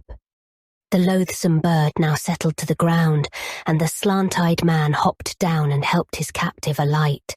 Of the purpose of his seizure, Carter now felt very sure, for clearly the slant-eyed merchant was an agent of the darker powers, eager to drag before his masters a mortal whose presumption had aimed at the finding of unknown Kadath and the saying of a prayer before the faces of the great ones in their Onyx castle. It seemed likely that this merchant had caused his former capture by the slaves of the moon things in Dilath-Leen, and that he now meant to do what the rescuing cats had baffled, taking the victim to some dread rendezvous with monstrous Nyarlathotep and telling with what boldness the seeking of unknown Kadath had been tried. Leng and the cold waste north of Ingarnock must be close to the other gods, and there the passes to Kadath are well guarded. The slant-eyed man was small, but the great hippocephalic bird was there to see he was obeyed. So Carter followed where he led and passed within the circle of standing rocks and into the low arched doorway of that windowless stone monastery. There were no lights inside, but the evil merchant lit a small clay lamp bearing morbid bas-reliefs and prodded his prisoner on through mazes of narrow winding corridors. On the walls of the corridors were painted frightful scenes older than history and in a style unknown to the archaeologists of Earth. After countless eons, their pigments were brilliant still, for the cold and dryness of hideous Leng keep alive many primal things. Carter saw them fleetingly in the rays of that dim and moving lamp, and shuddered at the tale they told. Through those archaic frescoes, Leng's annals stalked, and the horned, hooved, and wide-mouthed almost humans danced evilly amidst forgotten cities. There were scenes of old wars, wherein Leng's almost humans fought with the bloated purple spiders of the neighbouring vales. And there were scenes also of the coming of the black galleys from the moon, and of the submission of Leng's people to the polypus and amorphous blasphemies that hopped and floundered and wriggled out of them. Those slippery greyish-white blasphemies they worshipped as gods, nor ever complained when scores of their best and fatted males were taken away in the black galleys. The monstrous moon beasts made their camp on a jagged isle in the sea, and Carter could tell from the frescoes that this was none other than the lone, nameless rock he had seen when sailing to Ingarnock. That grey, accursed rock which Ingarnock's seamen shun, and from which vile howlings reverberate all through the night. And in those frescoes was shown the great seaport and capital of the almost humans, proud and pillared betwixt the cliffs and the basalt wharves, and wondrous with high fanes and carven places. Great gardens and columned streets led from the cliffs, and from each of the 6 sphinx-crowned gates to a vast central plaza, and in that plaza was a pair of winged colossal lions guarding the top of a subterrane staircase. Again and again were those huge winged lions shown, their mighty flanks of diorite glistening in the grey twilight of the day and the cloudy phosphorescence of the night. And as Carter stumbled past their frequent and repeated pictures, it came to him at last what indeed they were, and what city it was that the almost humans had ruled so anciently before the coming of the black galleys. There could be no mistake, for the legends of Dreamland are generous and profuse. Indubitably, that primal city was no less a place than storied Sarkomand, whose ruins had bleached for 1,000,000 years before the first true human saw the light, and whose twin titan lions guard eternally the steps that lead down from Dreamland to the great abyss. Other views showed the gaunt grey peaks dividing Leng from Ingarnock, and the monstrous shantak birds that build nests on the ledges halfway up, and they showed likewise the curious caves near the very topmost pinnacles, and how even the boldest of the shantaks flies screaming away from them. Carter had seen those caves when he passed over them, and had noticed their likeness to the caves on Ingarnock. Now he knew that the likeness was more than a chance one, For in these pictures were shown their fearsome denizens, and those bat wings, curving horns, barbed tails, prehensile paws, and rubbery bodies were not strange to him. He had met those silent, flitting and clutching creatures before, those mindless guardians of the great abyss whom even the great ones fear, and who own not Nyarlathotep but hoary Nodens as their lord. For they were the dreaded night gaunts, who never laugh or smile because they have no faces, and who flop unendingly in the dark betwixt the vale of Panath and the passes to the outer world. The slant-eyed merchant had now prodded Carter into a great domed space whose walls were carved in shocking bas-reliefs, and whose centre held a gaping circular pit surrounded by 6 malignly stained stone altars in a ring. There was no light in this vast and evil-smelling crypt, and the small lamp of the sinister merchant shone so feebly that one could grasp details only little by little.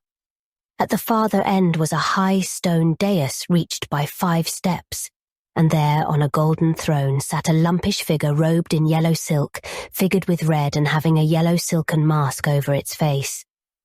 To this being the slant-eyed man made certain signs with his hands, and the lurker in the dark replied by raising a disgustingly carven flute of ivory in silk-covered paws and blowing certain loathsome sounds from beneath its flowing yellow mask. This colloquy went on for some time, and to Carter there was something sickeningly familiar in the sound of that flute and the stench of the malodorous place. It made him think of a frightful red-litten city and of the revolting procession that once filed through it. Of that, and of an awful climb through lunar countryside beyond before the rescuing rush of Earth's friendly cats. He knew that the creature on the dais was without doubt the high priest not to be described, of which legend whispers such fiendish and abnormal possibilities, but he feared to think just what that abhorred high priest might be. Then the figured silk slipped a trifle from one of the greyish-white paws, and Carter knew what the noisome high priest was. And in that hideous second, stark fear drove him to something his reason would never have dared to attempt, for in all his shaken consciousness there was room only for one frantic will to escape from what squatted on that golden throne. He knew that hopeless labyrinths of stone lay betwixt him and the cold tableland outside, and that even on that tableland the noxious Shantak still waited. Yet, in spite of all this, there was in his mind only the instant need to get away from that wriggling, silk-robed monstrosity. The slant-eyed man had set his curious lamp upon one of the high and wickedly stained altar stones by the pit, and had moved forward somewhat to talk to the high priest with his hands. Carter, hitherto wholly passive, now gave that man a terrific push with all the wild strength of fear, so that the victim toppled at once into that gaping well, which rumour holds to reach down to the hellish vaults of Zin, where gugs hunt ghasts in the dark. In almost the same second, he seized the lamp from the altar and darted out into the frescoed labyrinths, racing this way and that, as chance determined, and trying not to think of the stealthy padding of shapeless paws on the stones behind him, or of the silent wrigglings and crawlings which must be going on back there in lightless corridors. After a few moments he regretted his thoughtless haste and wished he had tried to follow backward the frescoes he had passed on the way in. True, they were so confused and duplicated that they could not have done him much good, but he wished nonetheless he had made the attempt. Those he now saw were even more horrible than those he had seen then, and he knew he was not in the corridors leading outside. In time he became quite sure he was not followed, and slackened his pace somewhat. But scarce had he breathed in half relief when a new peril beset him. His lamp was waning, and he would soon be in pitch blackness with no means of sight or guidance. When the light was all gone, he groped slowly in the dark, and prayed to the Great Ones for such help as they might afford. At times he felt the stone floor sloping up or down, and once he stumbled over a step, for which no reason seemed to exist. The farther he went, the damper it seemed to be, and when he was able to feel a junction or the mouth of a side passage, he always chose the way which sloped downward the least. He believed, though, that his general course was down, and the vault-like smell and incrustations on the greasy walls and floor alike warned him he was burrowing deep in Leng's unwholesome tableland. But there was not any warning of the thing which came at last, only the thing itself with its terror and shock and breathtaking chaos. One moment he was groping slowly over the slippery floor of an almost level place, and the next he was shooting dizzily downward in the dark through a burrow which must have been well-nigh vertical. Of the length of that hideous sliding he could never be sure, but it seemed to take hours of delirious nausea and ecstatic frenzy. Then he realized he was still, with the phosphorescent clouds of a northern night shining sickly above him. All around were crumbling walls and broken columns, and the pavement on which he lay was pierced by straggling grass and wrenched asunder by frequent shrubs and roots. Behind him, a basalt cliff rose topless and perpendicular, its dark side sculptured into repellent scenes and pierced by an arched and carven entrance to the inner blacknesses out of which he had come. Ahead stretched double rows of pillars and the fragments and pedestals of pillars that spoke of a broad and bygone street. And from the urns and basins along the way, he knew it had been a great street of gardens. Far off at its end, the pillars spread to mark a vast round plaza, and in that open circle there loomed gigantic under the lurid night clouds a pair of monstrous things.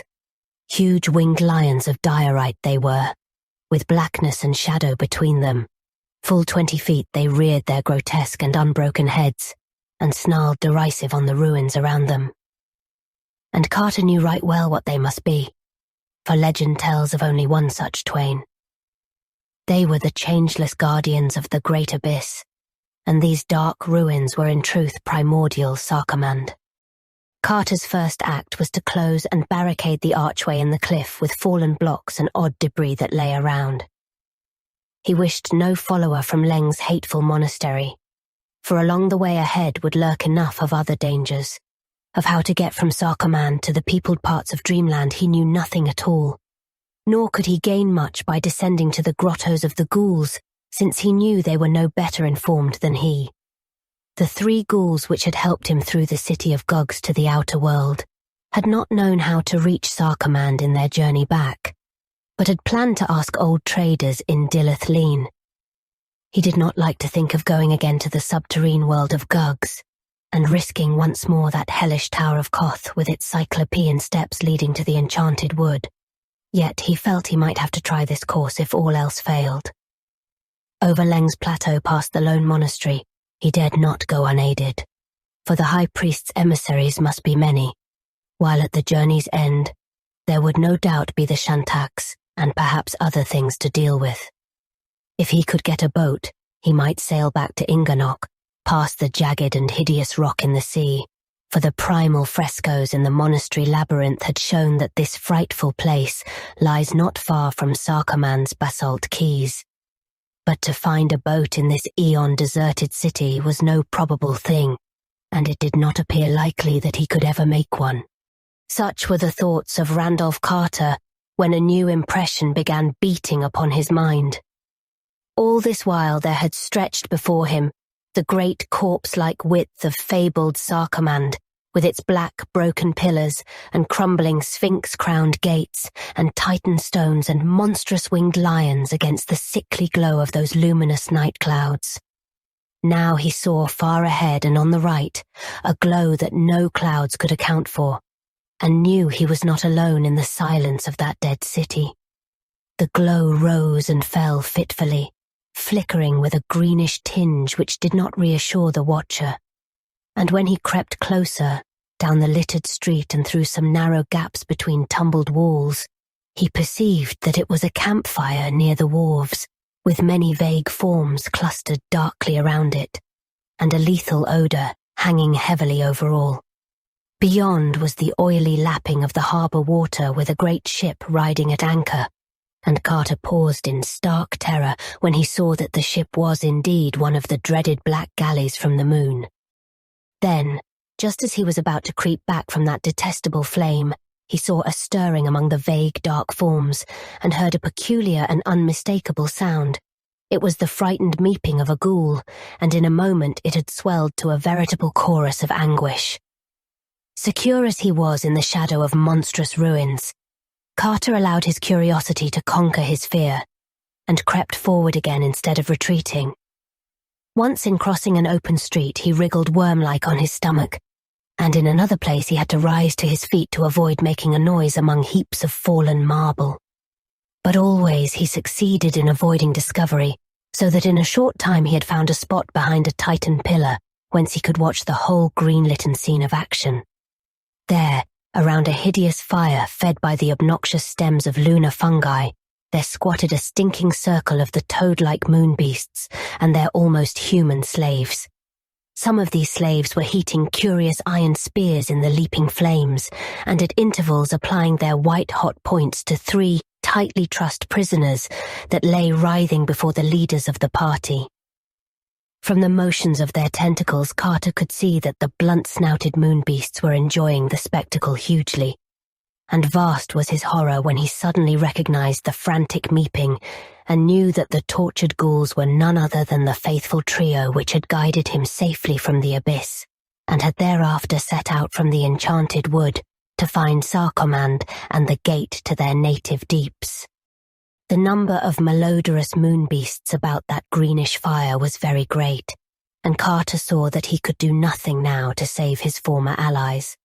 Of how the ghouls had been captured, he could not guess, but fancied that the grey toad-like blasphemies had heard them inquire in Dilath-Leen concerning the way to Sarkomand, and had not wished them to approach so closely the hateful plateau of Leng and the high priest not to be described.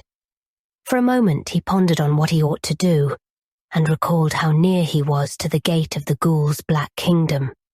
Clearly it was wisest to creep east to the Plaza of Twin Lions and descend at once to the gulf, where assuredly he would meet no horrors worse than those above, and where he might soon find ghouls eager to rescue their brethren and perhaps to wipe out the moon beasts from the Black Galley. It occurred to him that the portal, like other gates to the abyss, might be guarded by flocks of night gaunts, but he did not fear these faceless creatures now. He had learned that they are bound by solemn treaties with the ghouls, and the ghoul, which was Pickman, had taught him how to glibber a password they understood. So Carter began another silent crawl through the ruins, edging slowly toward the great central plaza and the winged lions. It was ticklish work, but the moon beasts were pleasantly busy and did not hear the slight noises which he twice made by accident among the scattered stones. At last he reached the open space and picked his way among the stunted trees and briars that had grown up therein. The gigantic lions loomed terrible above him in the sickly glow of the phosphorescent night clouds, but he manfully persisted toward them and presently crept round to their faces, knowing it was on that side he would find the mighty darkness which they guard. 10 feet apart crouched the mocking-faced beasts of diorite, brooding on cyclopean pedestals, whose sides were chiselled into fearsome bas-reliefs. Betwixt them was a tiled court with a central space which had once been railed with balusters of onyx. Midway in this space a black well opened, and Carter soon saw that he had indeed reached the yawning gulf, whose crusted and mouldy stone steps led down to the crypts of nightmare. Terrible is the memory of that dark descent, in which hours wore themselves away, whilst Carter wound sightlessly round and round down a fathomless spiral of steep and slippery stairs. So worn and narrow were the steps, and so greasy with the ooze of inner earth, that the climber never quite knew when to expect a breathless fall and hurtling down to the ultimate pits. And he was likewise uncertain just when or how the guardian night gaunts would suddenly pounce upon him, if indeed there were any stationed in this primeval passage. All about him was a stifling odour of nether gulfs, and he felt that the air of these choking depths was not made for mankind. In time he became very numb and somnolent, moving more from automatic impulse than from reasoned will. Nor did he realize any change when he stopped moving altogether as something quietly seized him from behind. He was flying very rapidly through the air before a malevolent tickling told him that the rubbery night gaunts had performed their duty. Awaked to the fact that he was in the cold, damp clutch of the faceless flutterers, Carter remembered the password of the ghouls and glibbered it as loudly as he could amidst the wind and chaos of flight. Mindless though night gaunts are said to be, the effect was instantaneous, for all tickling stopped at once, and the creatures hastened to shift their captive to a more comfortable position. Thus encouraged, Carter ventured some explanations, telling of the seizure and torture of 3 ghouls by the moon beasts, and of the need of assembling a party to rescue them. The night gaunts, though inarticulate, seemed to understand what was said, and showed greater haste and purpose in their flight. Suddenly the dense blackness gave place to the grey twilight of inner earth, and there opened up ahead one of those flat, sterile plains on which ghouls love to squat and gnaw. Scattered tombstones and osseous fragments told of the denizens of that place, and as Carter gave a loud meep of urgent summons, a score of burrows emptied forth their leathery, dog-like tenants. The night gaunts now flew low and set their passenger upon his feet, afterward withdrawing a little and forming a hunched semicircle on the ground while the ghouls greeted the newcomer. Carter glibbered his message rapidly and explicitly to the grotesque company, and 4 of them at once departed through different burrows to spread the news to others and gather such troops as might be available for the rescue. After a long wait, a ghoul of some importance appeared and made significant signs to the night gaunts, causing 2 of the latter to fly off into the dark. Thereafter, there were constant accessions to the hunched flock of night gaunts on the plain, till at length the slimy soil was fairly black with them. Meanwhile, fresh ghouls crawled out of the burrows one by one, all glibbering excitedly and forming in crude battle array not far from the huddled night gaunts.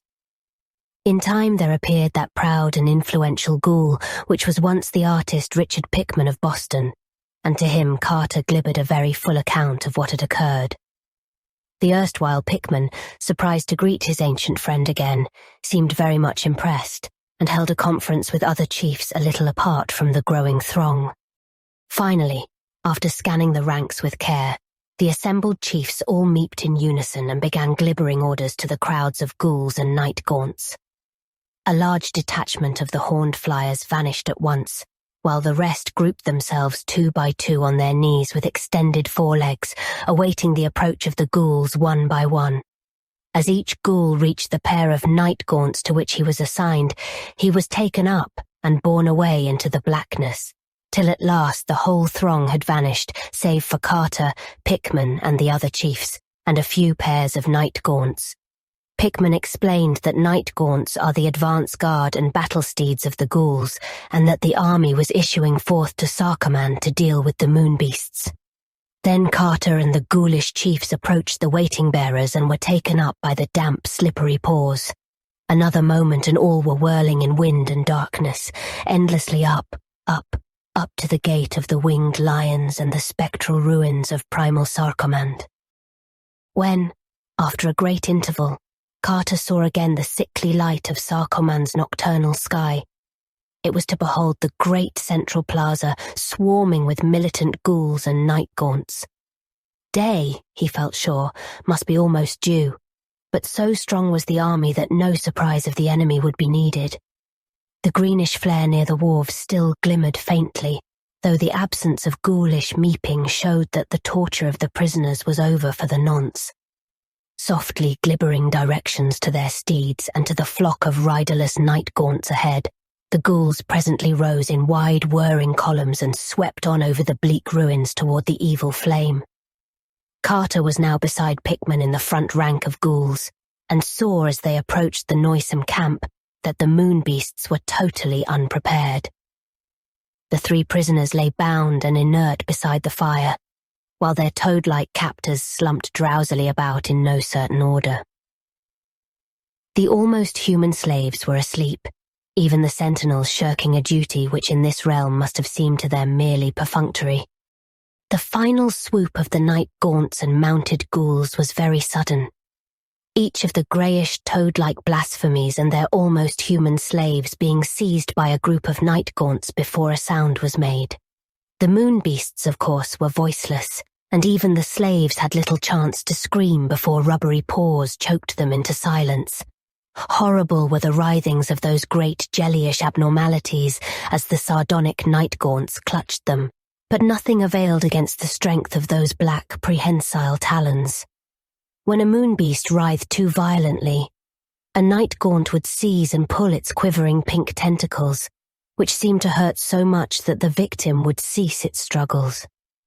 Carter expected to see much slaughter, but found that the ghouls were far subtler in their plans.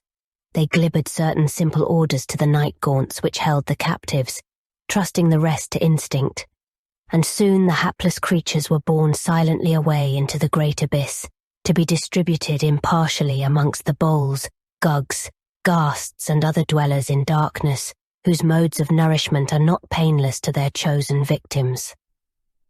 Meanwhile, the 3 bound ghouls had been released and consoled by their conquering kinsfolk, whilst various parties searched the neighbourhood for possible remaining moonbeasts and boarded the evil-smelling black galley at the wharf to make sure that nothing had escaped the general defeat.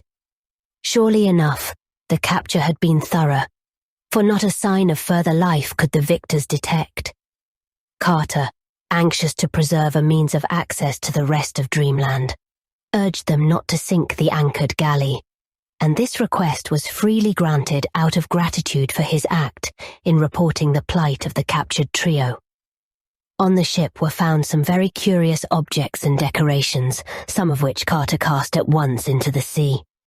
Ghouls and night gaunts now formed themselves in separate groups, the former questioning their rescued fellows anent past happenings. It appeared that the 3 had followed Carter's directions and proceeded from the enchanted wood to Dilath-Leen by way of Near and the sky, stealing human clothes at a lonely farmhouse and loping as closely as possible in the fashion of a man's walk. In Dilath-Leen's taverns their grotesque ways and faces had aroused much comment, but they had persisted in asking the way to Sarkomand until at last an old traveller was able to tell them. Then they knew that only a ship for Lelag-Leng would serve their purpose, and prepared to wait patiently for such a vessel. But evil spies had doubtless reported much, for shortly a black galley put into port, and the wide-mouthed ruby merchants invited the ghouls to drink with them in a tavern. Wine was produced from one of those sinister bottles grotesquely carven from a single ruby, and after that the ghouls found themselves prisoners on the black galley, as Carter had once found himself.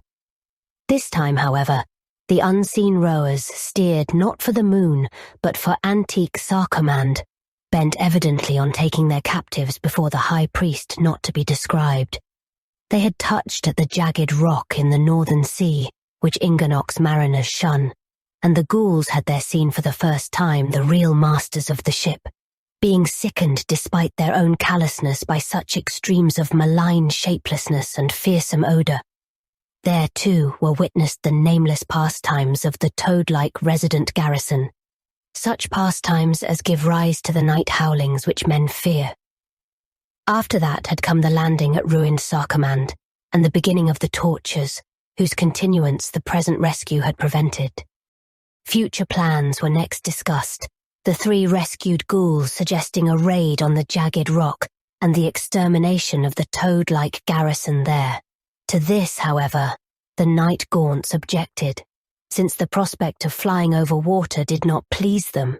Most of the ghouls favoured the design, but were at a loss how to follow it without the help of the winged night gaunts. Thereupon Carter, seeing that they could not navigate the anchored galley, offered to teach them the use of the great banks of oars, to which proposal they eagerly assented.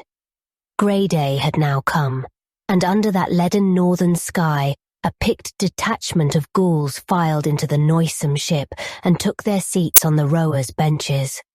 Carter found them fairly apt at learning, and before night had risked several experimental trips around the harbour.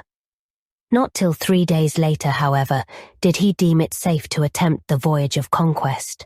Then, the rowers trained and the night gaunts safely stowed in the forecastle, the party set sail at last, Pigman and the other chiefs gathering on deck and discussing modes of approach and procedure.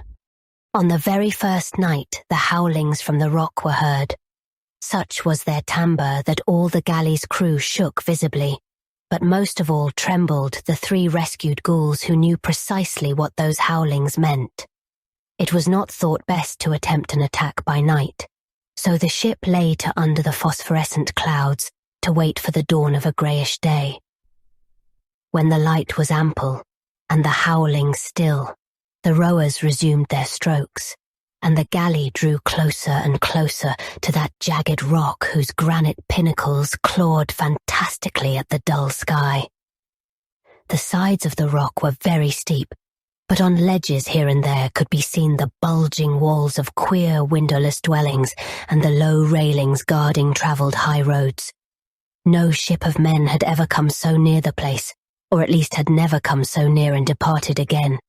But Carter and the ghouls were void of fear and kept inflexibly on, rounding the eastern face of the rock and seeking the wharves which the rescued trio described as being on the southern side within a harbour formed of steep headlands. The headlands were prolongations of the island proper and came so closely together that only one ship at a time might pass between them. There seemed to be no watchers on the outside, so the galley was steered boldly through the flume-like strait and into the stagnant, fetid harbour beyond. Here, however, all was bustle and activity, with several ships lying at anchor along a forbidding stone quay, and scores of almost human slaves and moonbeasts by the waterfront, handling crates and boxes, or driving nameless and fabulous horrors, hitched to lumbering lorries. There was a small stone town hewn out of the vertical cliff above the wharves, with the start of a winding road that spiraled out of sight toward higher ledges of the rock. Of what lay inside that prodigious peak of granite none might say, but the things one saw on the outside were far from encouraging. At sight of the incoming galley, the crowds on the wharves displayed much eagerness, those with eyes staring intently and those without eyes wriggling their pink tentacles expectantly. They did not, of course, realize that the black ship had changed hands, for ghouls look much like the horned and hooved almost humans, and the night gaunts were all out of sight below. By this time the leaders had fully formed a plan, which was to loose the night gaunts as soon as the wharf was touched, and then to sail directly away, leaving matters wholly to the instincts of those almost mindless creatures. Marooned on the rock, the horned flyers would first of all seize whatever living things they found there, and afterward, quite helpless to think except in terms of the homing instinct, would forget their fear of water and fly swiftly back to the abyss, bearing their noisome prey to appropriate destinations in the dark, from which not much would emerge alive. The ghoul that was Pickman now went below and gave the night gaunts their simple instructions, while the ship drew very near to the ominous and malodorous wharves. Presently a fresh stir rose along the waterfront, and Carter saw that the motions of the galley had begun to excite suspicion. Evidently the steersman was not making for the right dock, and probably the watchers had noticed the difference between the hideous ghouls and the almost human slaves whose places they were taking. Some silent alarm must have been given, for almost at once a horde of the mephitic moon beasts began to pour from the little black doorways of the windowless houses and down the winding road at the right. A rain of curious javelins struck the galley as the prow hit the wharf, felling 2 ghouls and slightly wounding another. But at this point, all the hatches were thrown open to emit a black cloud of whirring night gaunts, which swarmed over the town like a flock of horned encyclopean bats. The jellyish moon beasts had procured a great pole and were trying to push off the invading ship, but when the night gaunts struck them, they thought of such things no more. It was a very terrible spectacle to see those faceless and rubbery ticklers at their pastime, and tremendously impressive to watch the dense cloud of them spreading through the town and up the winding roadway to the reaches above. Sometimes a group of the black flutterers would drop a toad-like prisoner from aloft by mistake, and the manner in which the victim would burst was highly offensive to the sight and smell. When the last of the night gaunts had left the galley, the ghoulish leaders glibbered an order of withdrawal, and the rowers pulled quietly out of the harbour between the grey headlands, while still the town was a chaos of battle and conquest. The Pickman ghoul allowed several hours for the night gaunts to make up their rudimentary minds and overcome their fear of flying over the sea, and kept the galley standing about a mile off the jagged rock while he waited and dressed the wounds of the injured men. Night fell, and the grey twilight gave place to the sickly phosphorescence of low clouds, and all the while the leaders watched the high peaks of that accursed rock for signs of the night gaunt's flight. Toward morning, a black speck was seen hovering timidly over the topmost pinnacle, and shortly afterward the speck had become a swarm. Just before daybreak, the swarm seemed to scatter, and within a quarter of an hour it had vanished wholly in the distance toward the northeast. Once or twice something seemed to fall from the thinning swarm into the sea, but Carter did not worry, since he knew from observation that the toad-like moonbeasts cannot swim. At length, when the ghouls were satisfied that all the night gaunts had left for Sarkomand and the great abyss with their doomed burdens, the galley put back into the harbour betwixt the grey headlands, and all the hideous company landed and roamed curiously over the denuded rock with its towers and eyries and fortresses chiselled from the solid stone. Frightful were the secrets uncovered in those evil and windowless crypts, for the remnants of unfinished pastimes were many, and in various stages of departure from their primal state. Carter put out of the way certain things which were after a fashion alive, and fled precipitately from a few other things about which he could not be very positive. The stench-filled houses were furnished mostly with grotesque stools and benches carven from moon trees, and were painted inside with nameless and frantic designs. Countless weapons, implements, and ornaments lay about, including some large idols of solid ruby, depicting singular beings not found on the earth. These latter did not, despite their material, invite either appropriation or long inspection, and Carter took the trouble to hammer 5 of them into very small pieces. The scattered spears and javelins he collected and with Pickman's approval distributed among the ghouls. Such devices were new to the dog-like lopers, but their relative simplicity made them easy to master after a few concise hints. The upper parts of the rock held more temples than private homes, and in numerous hewn chambers were found terrible carven altars and doubtfully stained fonts and shrines for the worship of things more monstrous than the mild gods atop Kadath. From the rear of one great temple stretched a low black passage, which Carter followed far into the rock with a torch, till he came to a lightless domed hall of vast proportions, whose vaultings were covered with demoniac carvings, and in whose centre yawned a foul and bottomless well, like that in the hideous monastery of Leng, where broods alone the high priest not to be described. On the distant shadowy side, beyond the noisome well, he thought he discerned a small door of strangely wrought bronze.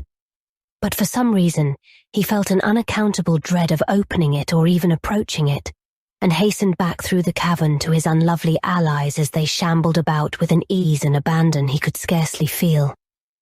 The ghouls had observed the unfinished pastimes of the moon beasts and had profited in their fashion. They had also found a hogshead of potent moon wine and were rolling it down to the wharves for removal and later use in diplomatic dealings, though the rescued trio, remembering its effect on them in Dilath-Leen, had warned their company to taste none of it. Of rubies from lunar mines, there was a great store, both rough and polished, in one of the vaults near the water. But when the ghouls found they were not good to eat, they lost all interest in them. Carter did not try to carry any away, since he knew too much about those which had mined them. Suddenly, there came an excited meeping from the sentries on the wharves, and all the loathsome foragers turned from their tasks to stare seaward and cluster round the waterfront.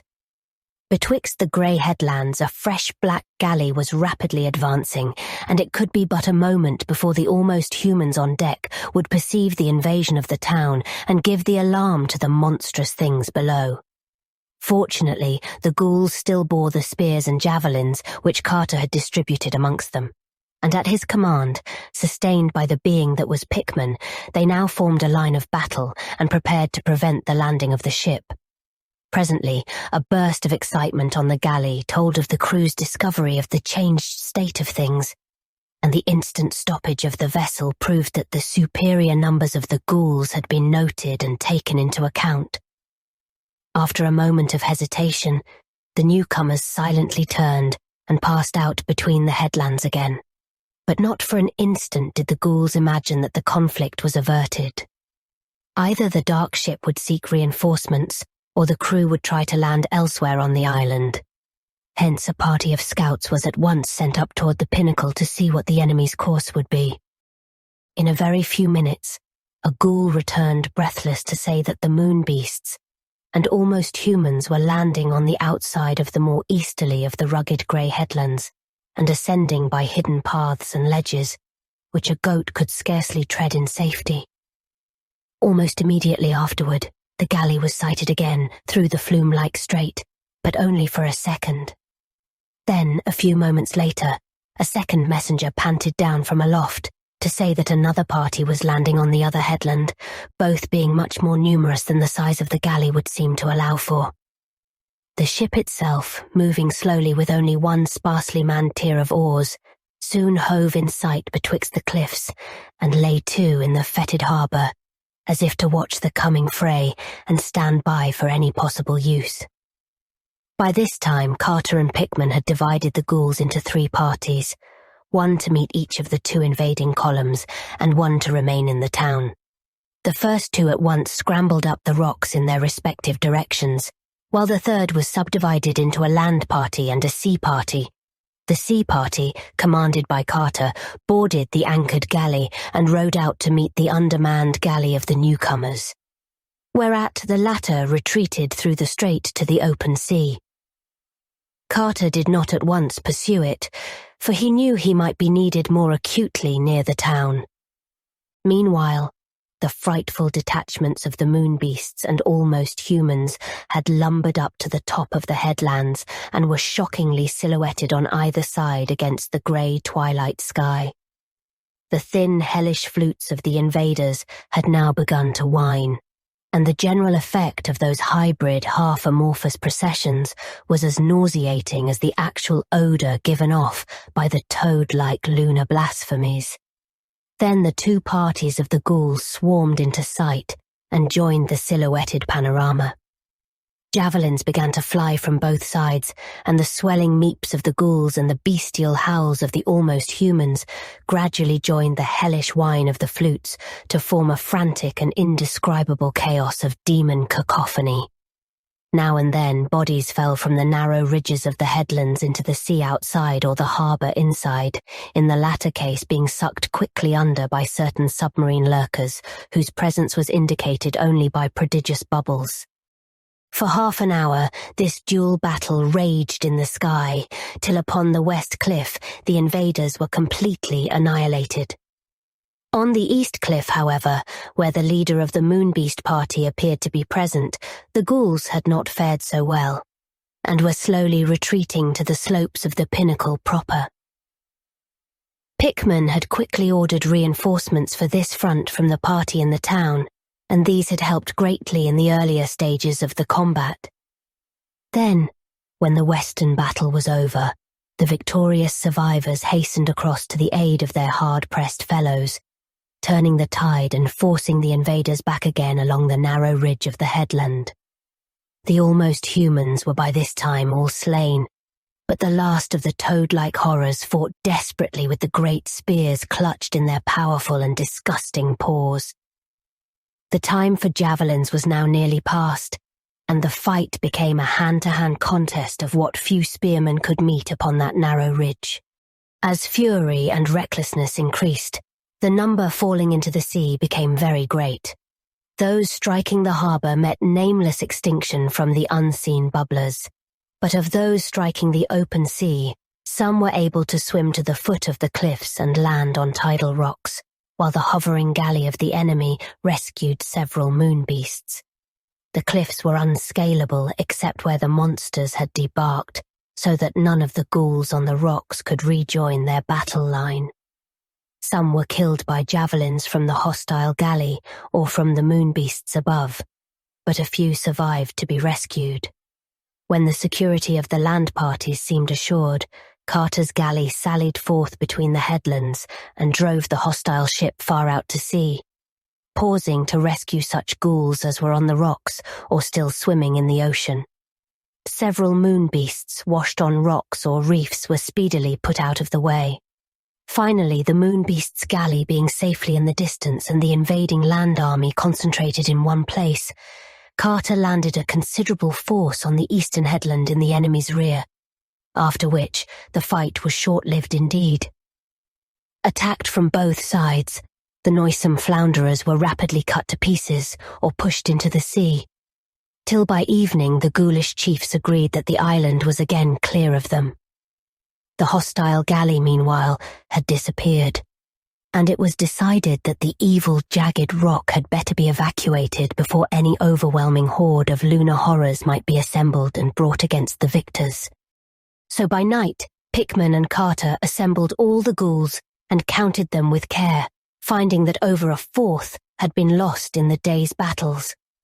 The wounded were placed on bunks in the galley, for Pickman always discouraged the old ghoulish custom of killing and eating one's own wounded, and the able-bodied troops were assigned to the oars, or to such other places as they might most usefully fill. Under the low phosphorescent clouds of night, the galley sailed, and Carter was not sorry to be departing from that island of unwholesome secrets, whose lightless domed hall with its bottomless well and repellent bronze door lingered restlessly in his fancy. Dawn found the ship in sight of Sarkoman's ruined quays of basalt, where a few night-gaunt sentries still waited, squatting like black-horned gargoyles on the broken columns and crumbling sphinxes of that fearful city which lived and died before the years of man. The ghouls made camp amongst the fallen stones of Sarkomand, dispatching a messenger for enough night-gaunts to serve them as steeds. Pickman and the other chiefs were effusive in their gratitude for the aid Carter had lent them. And Carter now began to feel that his plans were indeed maturing well, and that he would be able to command the help of these fearsome allies not only in quitting this part of Dreamland, but in pursuing his ultimate quest for the gods atop unknown Kadath and the marvelous sunset city they so strangely withheld from his slumbers. Accordingly, he spoke of these things to the ghoulish leaders, telling what he knew of the cold waste wherein Kadath stands, and of the monstrous Shantax and the mountains carven into double-headed images which guard it. He spoke of the fear of Shantax for night gaunts, and of how the vast hippocephalic birds fly screaming from the black burrows high up on the gaunt grey peaks that divide Ingarnock from hateful Leng. He spoke too of the things he had learnt concerning night gaunts from the frescoes in the windowless monastery of the high priest not to be described, how even the great ones fear them, and how their ruler is not the crawling chaos Nyarlathotep at all, but hoary and immemorial Nodens, lord of the great abyss. All these things Carter glibbered to the assembled ghouls, and presently outlined that request which he had in mind, and which he did not think extravagant considering the services he had so lately rendered the rubbery, dog-like lopers. He wished very much, he said, for the services of enough night gaunts to bear him safely through the air, past the realm of Shantax and Carven mountains, and up into the cold waste beyond the returning tracks of any other mortal. He desired to fly to the Onyx castle atop unknown Kadath in the cold waste to plead with the great ones for the sunset city they denied him, and felt sure that the night gaunts could take him thither without trouble. High above the perils of the plain and over the hideous double heads of those carven sentinel mountains that squat eternally in the grey dusk. For the horned and faceless creatures, there could be no danger from aught of earth, since the great ones themselves dread them. And even were unexpected things to come from the other gods, who are prone to oversee the affairs of earth's milder gods, the night gaunts need not fear, for the outer hells are indifferent matters to such silent and slippery flyers as own not Nyarlathotep for their master, but bow only to potent and archaic Nodens. A flock of 10 or 15 night gaunts, Carter glibbered, would surely be enough to keep any combination of Shantax at a distance, though perhaps it might be well to have some ghouls in the party to manage the creatures, their ways being better known to their ghoulish allies than to men.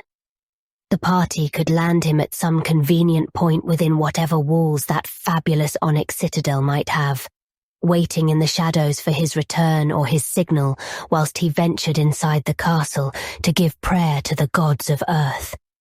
If any ghouls chose to escort him into the throne room of the Great Ones, he would be thankful, for their presence would add weight and importance to his plea. He would not, however, insist upon this, but merely wished transportation to and from the castle atop Unknown Kadath, the final journey being either to the marvelous Sunset City itself, in case the gods proved favorable, or back to the earthward gate of deeper slumber in the enchanted wood, in case his prayers were fruitless. Whilst Carter was speaking, all the ghouls listened with great attention, and as the moments advanced, the sky became black with clouds of those night gaunts for which messengers had been sent. The winged horrors settled in a semicircle around the ghoulish army, waiting respectfully as the dog-like chieftains considered the wish of the earthly traveller.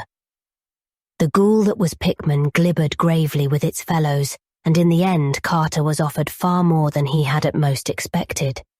As he had aided the ghouls in their conquest of the moon beasts, so would they aid him in his daring voyage to realms whence none had ever returned, lending him not merely a few of their allied night gaunts, but their entire army as they encamped, veteran fighting ghouls and newly assembled night gaunts alike, save only a small garrison for the captured black galley and such spoils as had come from the jagged rock in the sea.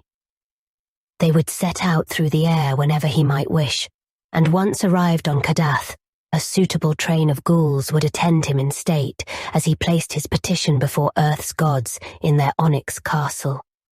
Moved by a gratitude and satisfaction beyond words, Carter made plans with the ghoulish leaders for his audacious voyage. The army would fly high, they decided, over hideous Leng with its nameless monastery and wicked stone villages, stopping only at the vast grey peaks to confer with the Shantak frightening night gaunts whose burrows honeycombed their summits. They would then, according to what advice they might receive from those denizens, choose their final course, approaching Unknown Kadath either through the desert of Cavern Mountains north of Ingarnock, or through the more northerly reaches of repulsive Leng itself. Dog-like and soulless as they are, the ghouls and night gaunts had no dread of what those untrodden deserts might reveal, nor did they feel any deterring awe at the thought of Kadath towering lone with its onyx castle of mystery. About midday, the ghouls and night gaunts prepared for flight, each ghoul selecting a suitable pair of horned steeds to bear him. Carter was placed well up toward the head of the column beside Pickman, and in front of the whole, a double line of riderless night gaunts was provided as a vanguard. At a brisk meep from Pickman, the whole shocking army rose in a nightmare cloud above the broken columns and crumbling sphinxes of primordial Sarkomand, higher and higher, till even the great basalt cliff behind the town was cleared, and the cold, sterile tableland of Leng's outskirts laid open to sight. Still higher flew the black host, till even this tableland grew small beneath them, and as they worked northward over the windswept plateau of horror, Carter saw once again with a shudder the circle of crude monoliths, and the squat, windowless building which he knew held that frightful silken-masked blasphemy from whose clutches he had so narrowly escaped. This time, no descent was made as the army swept bat-like over the sterile landscape, passing the feeble fires of the unwholesome stone villages at a great altitude, and pausing not at all to mark the morbid twistings of the hooved, horned, almost humans that dance and pipe eternally therein. Once they saw a Shantak bird flying low over the plain, but when it saw them, it screamed noxiously and flapped off to the north in grotesque panic. At dusk, they reached the jagged grey peaks that form the barrier of Ingarnock, and hovered about those strange caves near the summits which Carter recalled as so frightful to the Shantaks. At the insistent meeping of the ghoulish leaders, there issued forth from each lofty burrow a stream of horned black flyers. with which the ghouls and night gaunts of the party conferred at length by means of ugly gestures. It soon became clear that the best course would be that over the cold waste north of Ingarnock, for Leng's northward reaches are full of unseen pitfalls that even the night gaunts dislike. Abysmal influences centering in certain white hemispherical buildings on curious knolls, which common folklore associates unpleasantly with the other gods and their crawling chaos, Nyarlathotep. Of Kadath, the flutterers of the peaks knew almost nothing, save that there must be some mighty marvel toward the north, over which the Shantaks and the Carven Mountains stand guard. They hinted at rumoured abnormalities of proportion in those trackless leagues beyond, and recalled vague whispers of a realm where night broods eternally. But of definite data, they had nothing to give. So Carter and his party thanked them kindly, and crossing the topmost granite pinnacles to the skies of Ingarnock, dropped below the level of the phosphorescent night clouds, and beheld in the distance those terrible squatting gargoyles that were mountains till some Titan hand carved fright into their virgin rock. There they squatted, in a hellish half-circle, their legs on the desert sand and their mitres piercing the luminous clouds. Sinister, wolf-like and double-headed, with faces of fury and right hands raised, dully and malignly watching the rim of man's world, and guarding with horror the reaches of a cold northern world that is not man's. From their hideous laps rose evil Shantaks of elephantine bulk, but these all fled with insane titters as the vanguard of night gaunts was sighted in the misty sky. Northward above those gargoyle mountains the army flew, and over leagues of dim desert where never a landmark rose. Less and less luminous grew the clouds, till at length Carter could see only blackness around him. But never did the winged steeds falter, bred as they were in earth's blackest crypts, and seeing not with any eyes, but with the whole dank surface of their slippery forms. On and on they flew, past winds of dubious scent and sounds of dubious import, ever in thickest darkness, and covering such prodigious spaces that Carter wondered whether or not they could still be within Earth's dreamland. Then suddenly the clouds thinned and the stars shone spectrally above. All below was still black, but those pallid beacons in the sky seemed alive with a meaning and directiveness they had never possessed elsewhere. It was not that the figures of the constellations were different, but that the same familiar shapes now revealed a significance they had formerly failed to make plain. Everything focused toward the north. Every curve and asterism of the glittering sky became part of a vast design, whose function was to hurry first the eye and then the whole observer onward to some secret and terrible goal of convergence beyond the frozen waste that stretched endlessly ahead.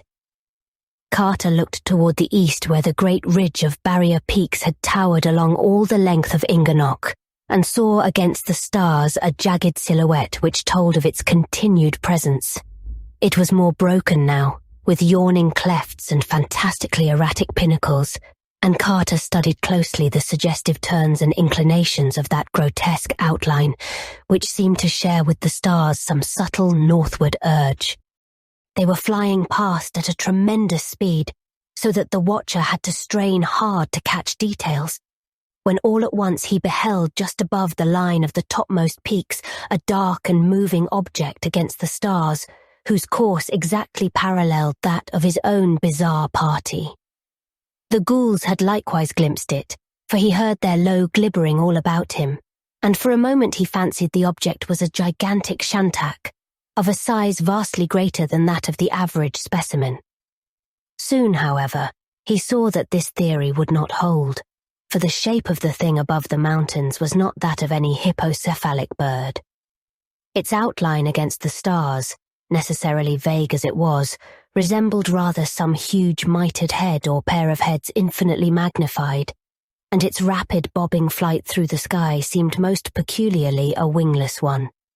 Carter could not tell which side of the mountains it was on, but soon perceived that it had parts below the parts he had first seen, since it blotted out all the stars in places where the ridge was deeply cleft. Then, came a wide gap in the range, where the hideous reaches of transmontane Leng were joined to the cold waste on this side by a low pass, through which the stars shone wanly. Carter watched this gap with intense care, knowing that he might see outlined against the sky beyond it the lower parts of the vast thing that flew undulantly above the pinnacles. The object had now floated ahead a trifle, and every eye of the party was fixed on the rift where it would presently appear in full-length silhouette. Gradually the huge thing above the peaks neared the gap, slightly slackening its speed as if conscious of having outdistanced the ghoulish army. For another minute, suspense was keen, and then the brief instant of full silhouette and revelation came, bringing to the lips of the ghouls an awed and half-choked meep of cosmic fear, and to the soul of the traveller a chill that has never wholly left it.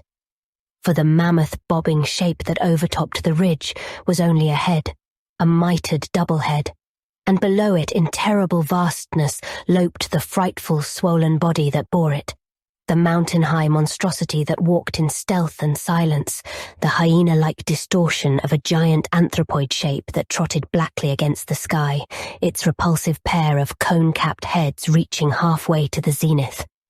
Carter did not lose consciousness or even scream aloud, for he was an old dreamer, but he looked behind him in horror and shuddered when he saw that there were other monstrous heads silhouetted above the level of the peaks, bobbing along stealthily after the first one, and straight in the rear were three of the mighty mountain shapes seen full against the southern stars, tiptoeing wolf-like and lumberingly, their tall mitres nodding thousands of feet in the air. The Cavern Mountains, then, had not stayed squatting in that rigid semicircle north of Ingarnock with right hands uplifted. They had duties to perform, and were not remiss. But it was horrible that they never spoke, and never even made a sound in walking. Meanwhile, the ghoul that was Pickman had glibbered an order to the night gaunts, and the whole army soared higher into the air. Up toward the stars, the grotesque column shot, till nothing stood out any longer against the sky, neither the grey granite ridge that was still, nor the carven and mitred mountains that walked. All was blackness beneath as the fluttering legion surged northward amidst rushing winds and invisible laughter in the ether, and never a shantak or less mentionable entity rose from the haunted wastes to pursue them. The farther they went, the faster they flew, till soon their dizzying speed seemed to pass that of a rifle ball and approach that of a planet in its orbit. Carter wondered how with such speed the earth could still stretch beneath them, but knew that in the land of dream dimensions have strange properties. That they were in a realm of eternal night he felt certain, and he fancied that the constellations overhead had subtly emphasized their northward focus, gathering themselves up, as it were, to cast the flying army into the void of the boreal pole as the folds of a bag are gathered up to cast out the last bits of substance therein. Then he noticed with terror that the wings of the night gaunts were not flapping any more. The horned and faceless steeds had folded their membraneous appendages and were resting quite passive in the chaos of wind that whirled and chuckled as it bore them on. A force not of earth had seized on the army, and ghouls and night gaunts alike were powerless before a current which pulled madly and relentlessly into the north, whence no mortal had ever returned. At length, a lone pallid light was seen on the skyline ahead, thereafter rising steadily as they approached, and having beneath it a black mass that blotted out the stars. Carter saw that it must be some beacon on a mountain, for only a mountain could rise so vast as seen from so prodigious a height in the air.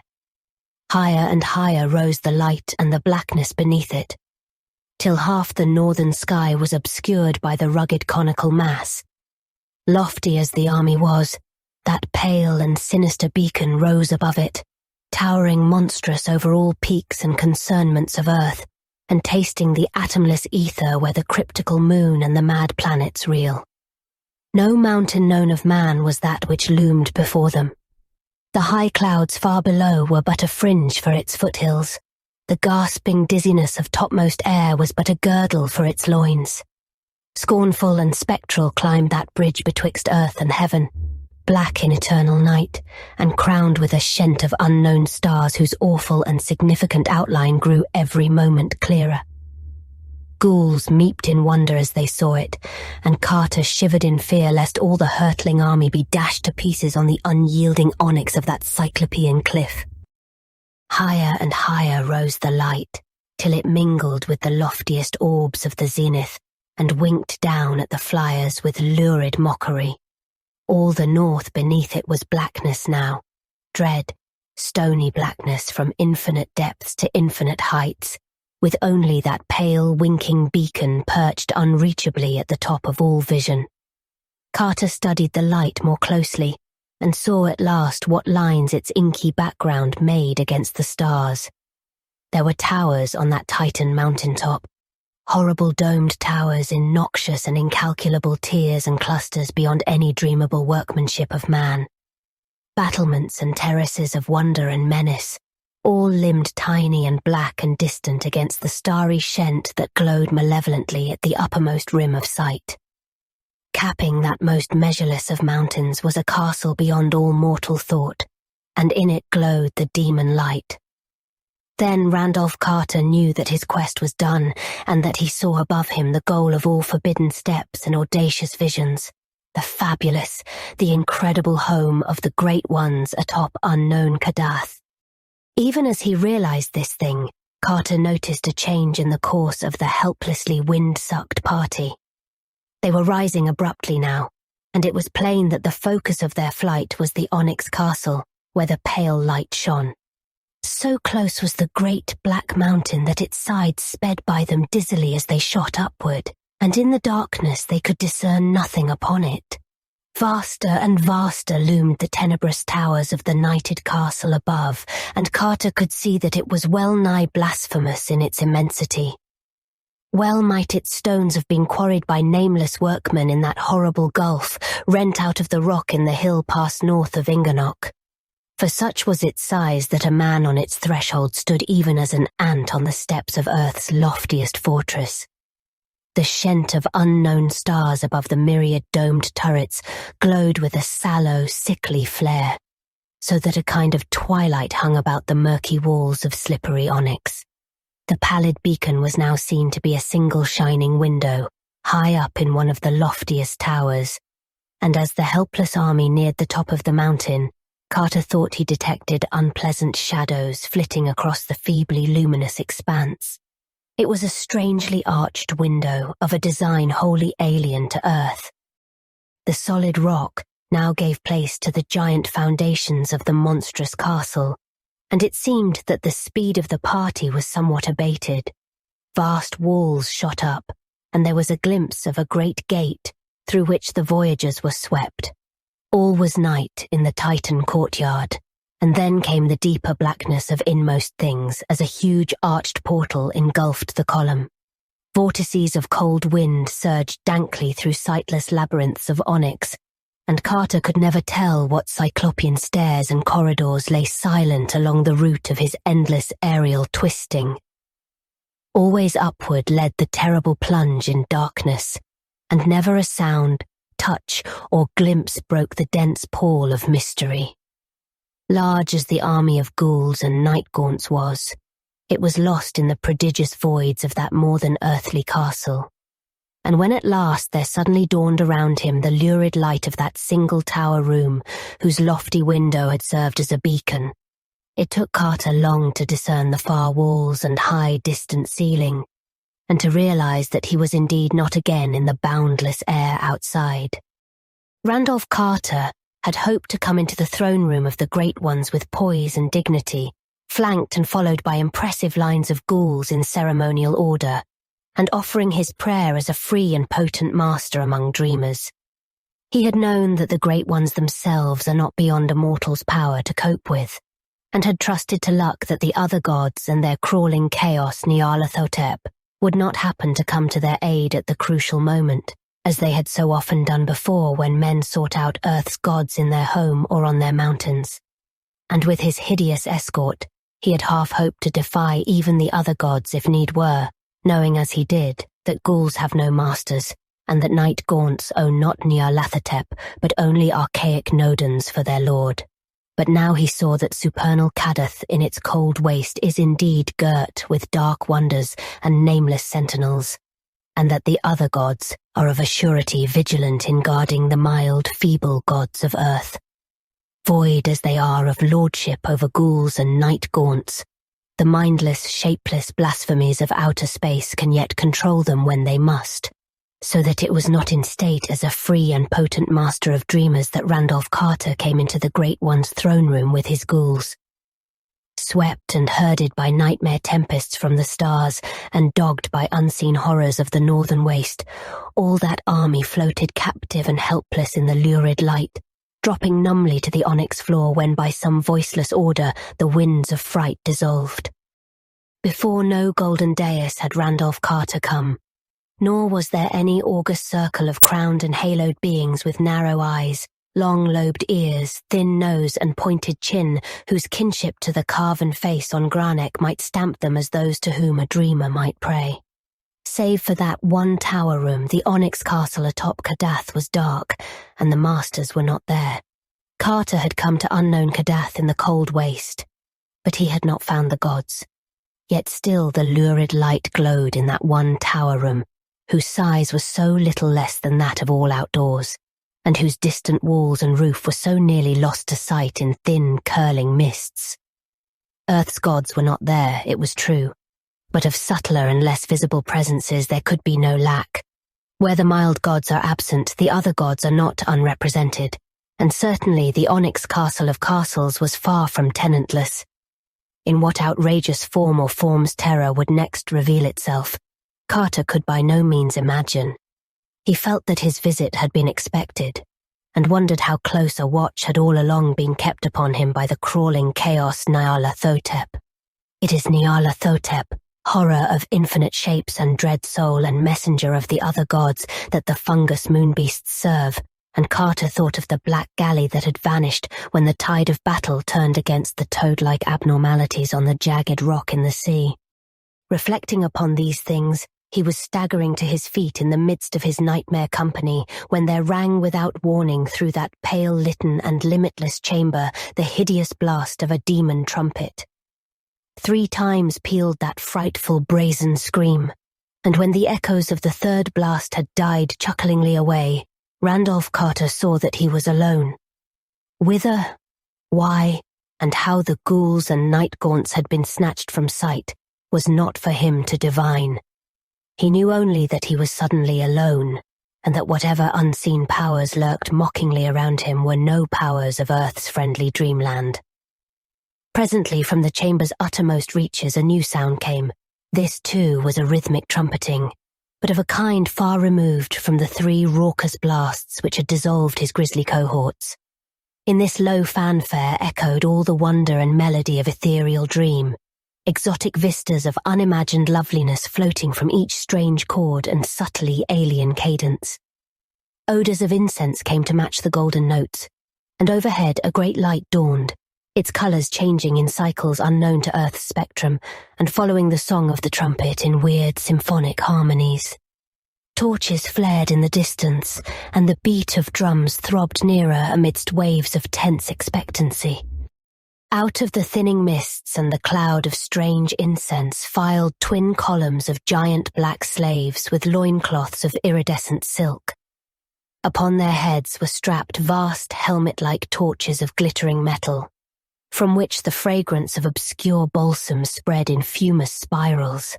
In their right hands were crystal wands whose tips were carven into leering chimeras, while their left hands grasped long, thin silver trumpets which they blew in turn.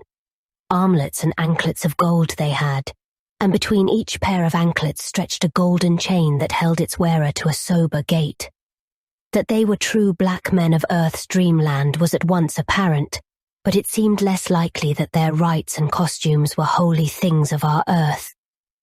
10 feet from Carter the columns stopped, and as they did so, each trumpet flew abruptly to its bearer's thick lips. Wild and ecstatic was the blast that followed, and wilder still the cry that chorused just after from dark throats, somehow made shrill by strange artifice. Then down the wide lane betwixt the two columns, a lone figure strode.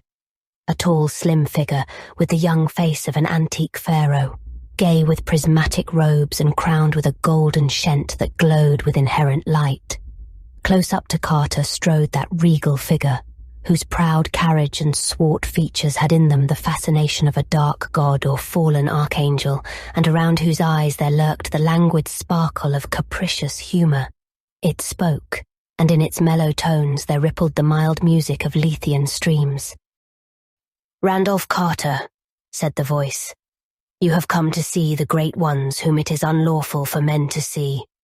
Watchers have spoken of this thing, and the other gods have grunted as they rolled and tumbled mindlessly to the sound of thin flutes in the black ultimate void where broods the demon sultan whose name no lips dare speak aloud.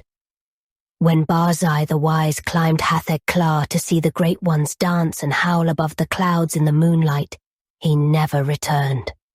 The other gods were there, and they did what was expected. Zenig of Afarat sought to reach unknown Kadath in the cold waste, and his skull is now set in a ring on the little finger of one whom I need not name. But you, Randolph Carter, have braved all things of Earth's dreamland, and burned still with the flame of quest. You came not as one curious, but as one seeking his due, nor have you failed ever in reverence toward the mild gods of Earth. Yet have these gods kept you from the marvelous sunset city of your dreams, and wholly through their own small covetousness. For verily, they craved the weird loveliness of that which your fancy had fashioned, and vowed that henceforward no other spot should be their abode. They are gone from their castle on unknown Kadath to dwell in your marvelous city. All through its palaces of veined marble they revel by day, and when the sun sets they go out in the perfumed gardens and watch the golden glory on temples and colonnades, arched bridges and silver-basined fountains, and wide streets with blossom-laden urns and ivory statues in gleaming rows. And when night comes they climb tall terraces in the dew, and sit on carved benches of porphyry scanning the stars, or lean over pale balustrades to gaze at the town's steep northward slopes, where one by one the little windows in old peaked gables shine softly out with the calm yellow light of homely candles. The gods love your marvelous city and walk no more in the ways of the gods. They have forgotten the high places of Earth and the mountains that knew their youth. The Earth has no longer any gods that are gods, and only the other ones from outer space hold sway on unremembered Kadath. Far away in a valley of your own childhood, Randolph Carter, play the heedless great ones. You have dreamed too well, O wise arch-dreamer, for you have drawn dreams' gods away from the world of all men's visions to that which is wholly yours. Having builded out of your boyhood's small fancies a city more lovely than all the phantoms that have gone before. It is not well that Earth's gods leave their thrones for the spider to spin on, and their realm for the others to sway in the dark manner of others. Fain would the powers from outside bring chaos and horror to you, Randolph Carter, who are the cause of their upsetting, but that they know it is by you alone that the gods may be sent back to their world. In that half-waking dreamland which is yours, no power of uttermost night may pursue, and only you can send the selfish great ones gently out of your marvelous sunset city, back through the northern twilight to their wonted place atop unknown Kadath in the cold waste. So, Randolph Carter, in the name of the other gods I spare you, and charge you to serve my will. I charge you to seek that sunset city which is yours, and to send thence the drowsy truant gods for whom the dream world waits. Not hard to find is that roseal fever of the gods, that fanfare of supernal trumpets and clash of immortal cymbals, that mystery whose place and meaning have haunted you through the halls of waking and the gulfs of dreaming, and tormented you with hints of vanished memory and the pain of lost things, awesome and momentous. Not hard to find is that symbol and relic of your days of wonder, for truly it is but the stable and eternal gem wherein all that wonder sparkles crystallized to light your evening path. Behold, It is not over unknown seas, but back over well-known years that your quest must go. Back to the bright, strange things of infancy and the quick, sun-drenched glimpses of magic that old scenes brought to wide young eyes. For know you that your gold and marble city of wonder is only the sum of what you have seen and loved in youth.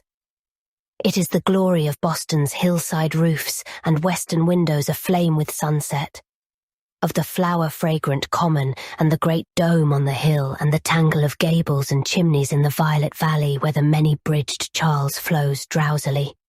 These things you saw, Randolph Carter, when your nurse first wheeled you out in the springtime, and they will be the last things you will ever see with eyes of memory and of love. And there is antique Salem with its brooding years, and spectral Marblehead scaling its rocky precipices into past centuries, and the glory of Salem's towers and spires seen afar from Marblehead's pastures across the harbour against the setting sun. There is Providence, quaint and lordly on its 7 hills over the blue harbour, with terraces of green leading up to steeples and citadels of living antiquity, and Newport climbing wraith-like from its dreaming breakwater. Arkham is there, with its moss-grown gambrel roofs and the rocky rolling meadows behind it, and antediluvian Kingsport hoary with stacked chimneys and deserted quays and overhanging gables, and the marvel of high cliffs, and the milky misted ocean with tolling buoys beyond. Cool vales in Concord, cobbled lanes in Portsmouth, twilight bends of rustic New Hampshire roads where giant elms half-hide white farmhouse walls and creaking well sweeps, Gloucester's salt wharves and Truro's windy willows, vistas of distant steepled towns and hills beyond hills along the North Shore, hushed stony slopes and low ivied cottages in the lee of huge boulders in Rhode Island's back country. Scent of the sea and fragrance of the fields, spell of the dark woods and joy of the orchards and gardens at dawn. These, Randolph Carter, are your city, for they are yourself. New England bore you, and into your soul she poured a liquid loveliness which cannot die. This loveliness, moulded, crystallized, and polished by years of memory and dreaming, is your terraced wonder of elusive sunsets, and to find that marble parapet with curious urns and carven rail, and descend at last those endless balustraded steps to the city of broad squares and prismatic fountains, you need only to turn back to the thoughts and visions of your wistful boyhood. Look! Through that window shine the stars of eternal night. Even now they are shining above the scenes you have known and cherished, drinking of their charm, that they may shine more lovely over the gardens of dream. There is Antares. He is winking at this moment over the roofs of Tremont Street, and you could see him from your window on Beacon Hill. Out beyond those stars yawn the gulfs from whence my mindless masters have sent me. Some day you too may traverse them. But if you are wise, you will beware such folly. For of those mortals who have been and returned, only one preserves a mind unshattered by the pounding, clawing horrors of the void. Terrors and blasphemies gnaw at one another for space, and there is more evil in the lesser ones than in the greater. Even as you know from the deeds of those who sought to deliver you into my hands, whilst I myself harboured no wish to shatter you, and would indeed have helped you hither long ago had I not been elsewhere busy, and certain that you would yourself find the way. Shun then the outer hells, and stick to the calm, lovely things of your youth. Seek out your marvellous city and drive thence the recreant great ones, sending them back gently to those scenes which are of their own youth, and which wait uneasy for their return. Easier even than the way of dim memory is the way I will prepare for you. See, there comes hither a monstrous shantak, led by a slave who for your peace of mind had best keep invisible. Mount and be ready. There, Yogash the Black will help you on the scaly horror.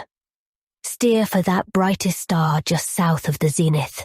It is Vega, and in 2 hours will be just above the terrace of your sunset city. Steer for it only till you hear a far-off singing in the high ether. Higher than that lurks madness, so rein your shantak when the first note lures. Look then back to earth, and you will see shining the deathless altar flame of Iredna from the sacred roof of a temple. That temple is in your desiderate sunset city, so steer for it before you heed the singing and are lost. When you draw nigh the city, steer for the same high parapet, whence of old you scanned the outspread glory, prodding the shantak till he cry aloud. That cry the great ones will hear and know as they sit on their perfumed terraces, and there will come upon them such a homesickness that all of your city's wonders will not console them for the absence of Kadath's grim castle and the shent of eternal stars that crowns it. Then must you land amongst them with the shantak and let them see and touch that noisome and hippocephalic bird, meanwhile discoursing to them of unknown Kadath, which you will so lately have left, and telling them how its boundless halls are lonely and unlighted, where of old they used to leap and revel in supernal radiance. And the shantak will talk to them in the manner of shantaks, but it will have no powers of persuasion beyond the recalling of elder days. Over and over must you speak to the wandering great ones of their home and youth, till at last they will weep and ask to be shown the returning path they have forgotten.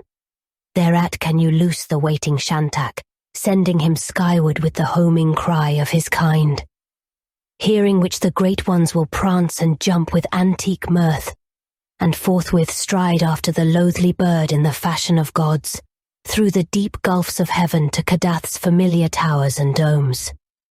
Then will the marvelous sunset city be yours to cherish and inhabit forever, and once more will earth's gods rule the dreams of men from their accustomed seat. Go now. The casement is open and the stars await outside. Already your shantak wheezes and titters with impatience. Steer for Vega through the night, but turn when the singing sounds. Forget not this warning, lest horrors unthinkable suck you into the gulf of shrieking and ululent madness. Remember the other gods. They are great and mindless and terrible, and lurk in the outer voids. They are good gods to shun. Hey, Ashantani, you are off. Send back Earth's gods to their haunts on unknown Kadath, and pray to all space that you may never meet me in my 1,000 other forms. Farewell, Randolph Carter, and beware, for I am Nyarlathotep, the crawling chaos.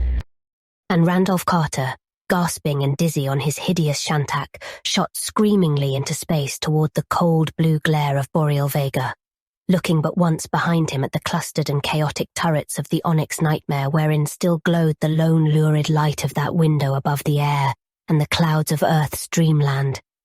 Great polypus horrors slid darkly past, and unseen bat wings beat multitudinous around him.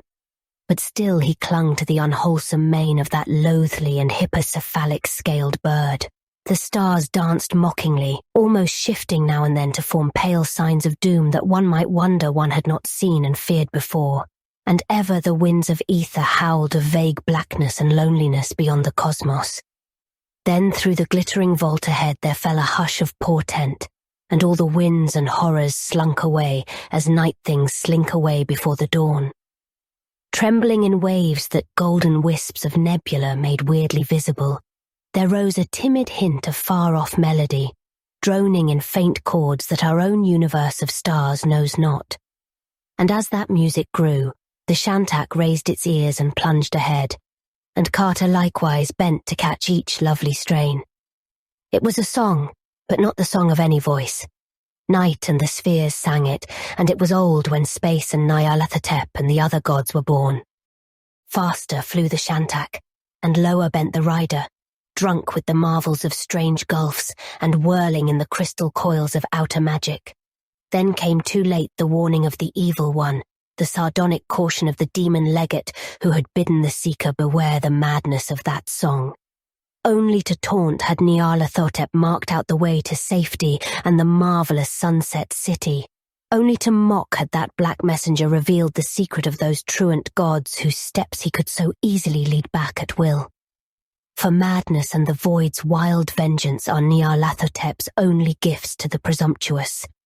And frantic though the rider strove to turn his disgusting steed, that leering, tittering shantak coursed on impetuous and relentless, flapping its great slippery wings in malignant joy, and headed for those unhallowed pits whither no dreams reach. That last amorphous blight of nethermost confusion where bubbles and blasphemes at infinity's centre the mindless demon sultan Azathoth, whose name no lips dare speak aloud. Unswerving and obedient to the foul legate's orders, that hellish bird plunged onward through shoals of shapeless lurkers and caperers in darkness, and vacuous herds of drifting entities that poured and groped and groped and poured, the nameless larvae of the other gods that are like them, blind and without mind, and possessed of singular hungers and thirsts.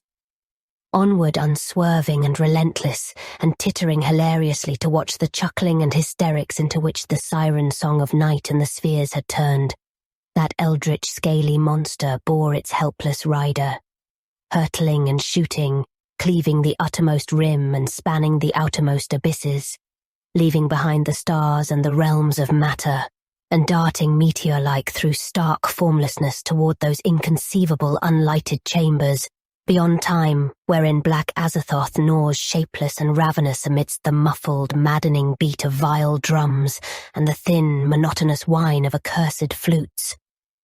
Onward, onward, through the screaming, cackling and blackly populous gulfs, and then from some dim, blessed distance there came an image and a thought to Randolph Carter, the doomed.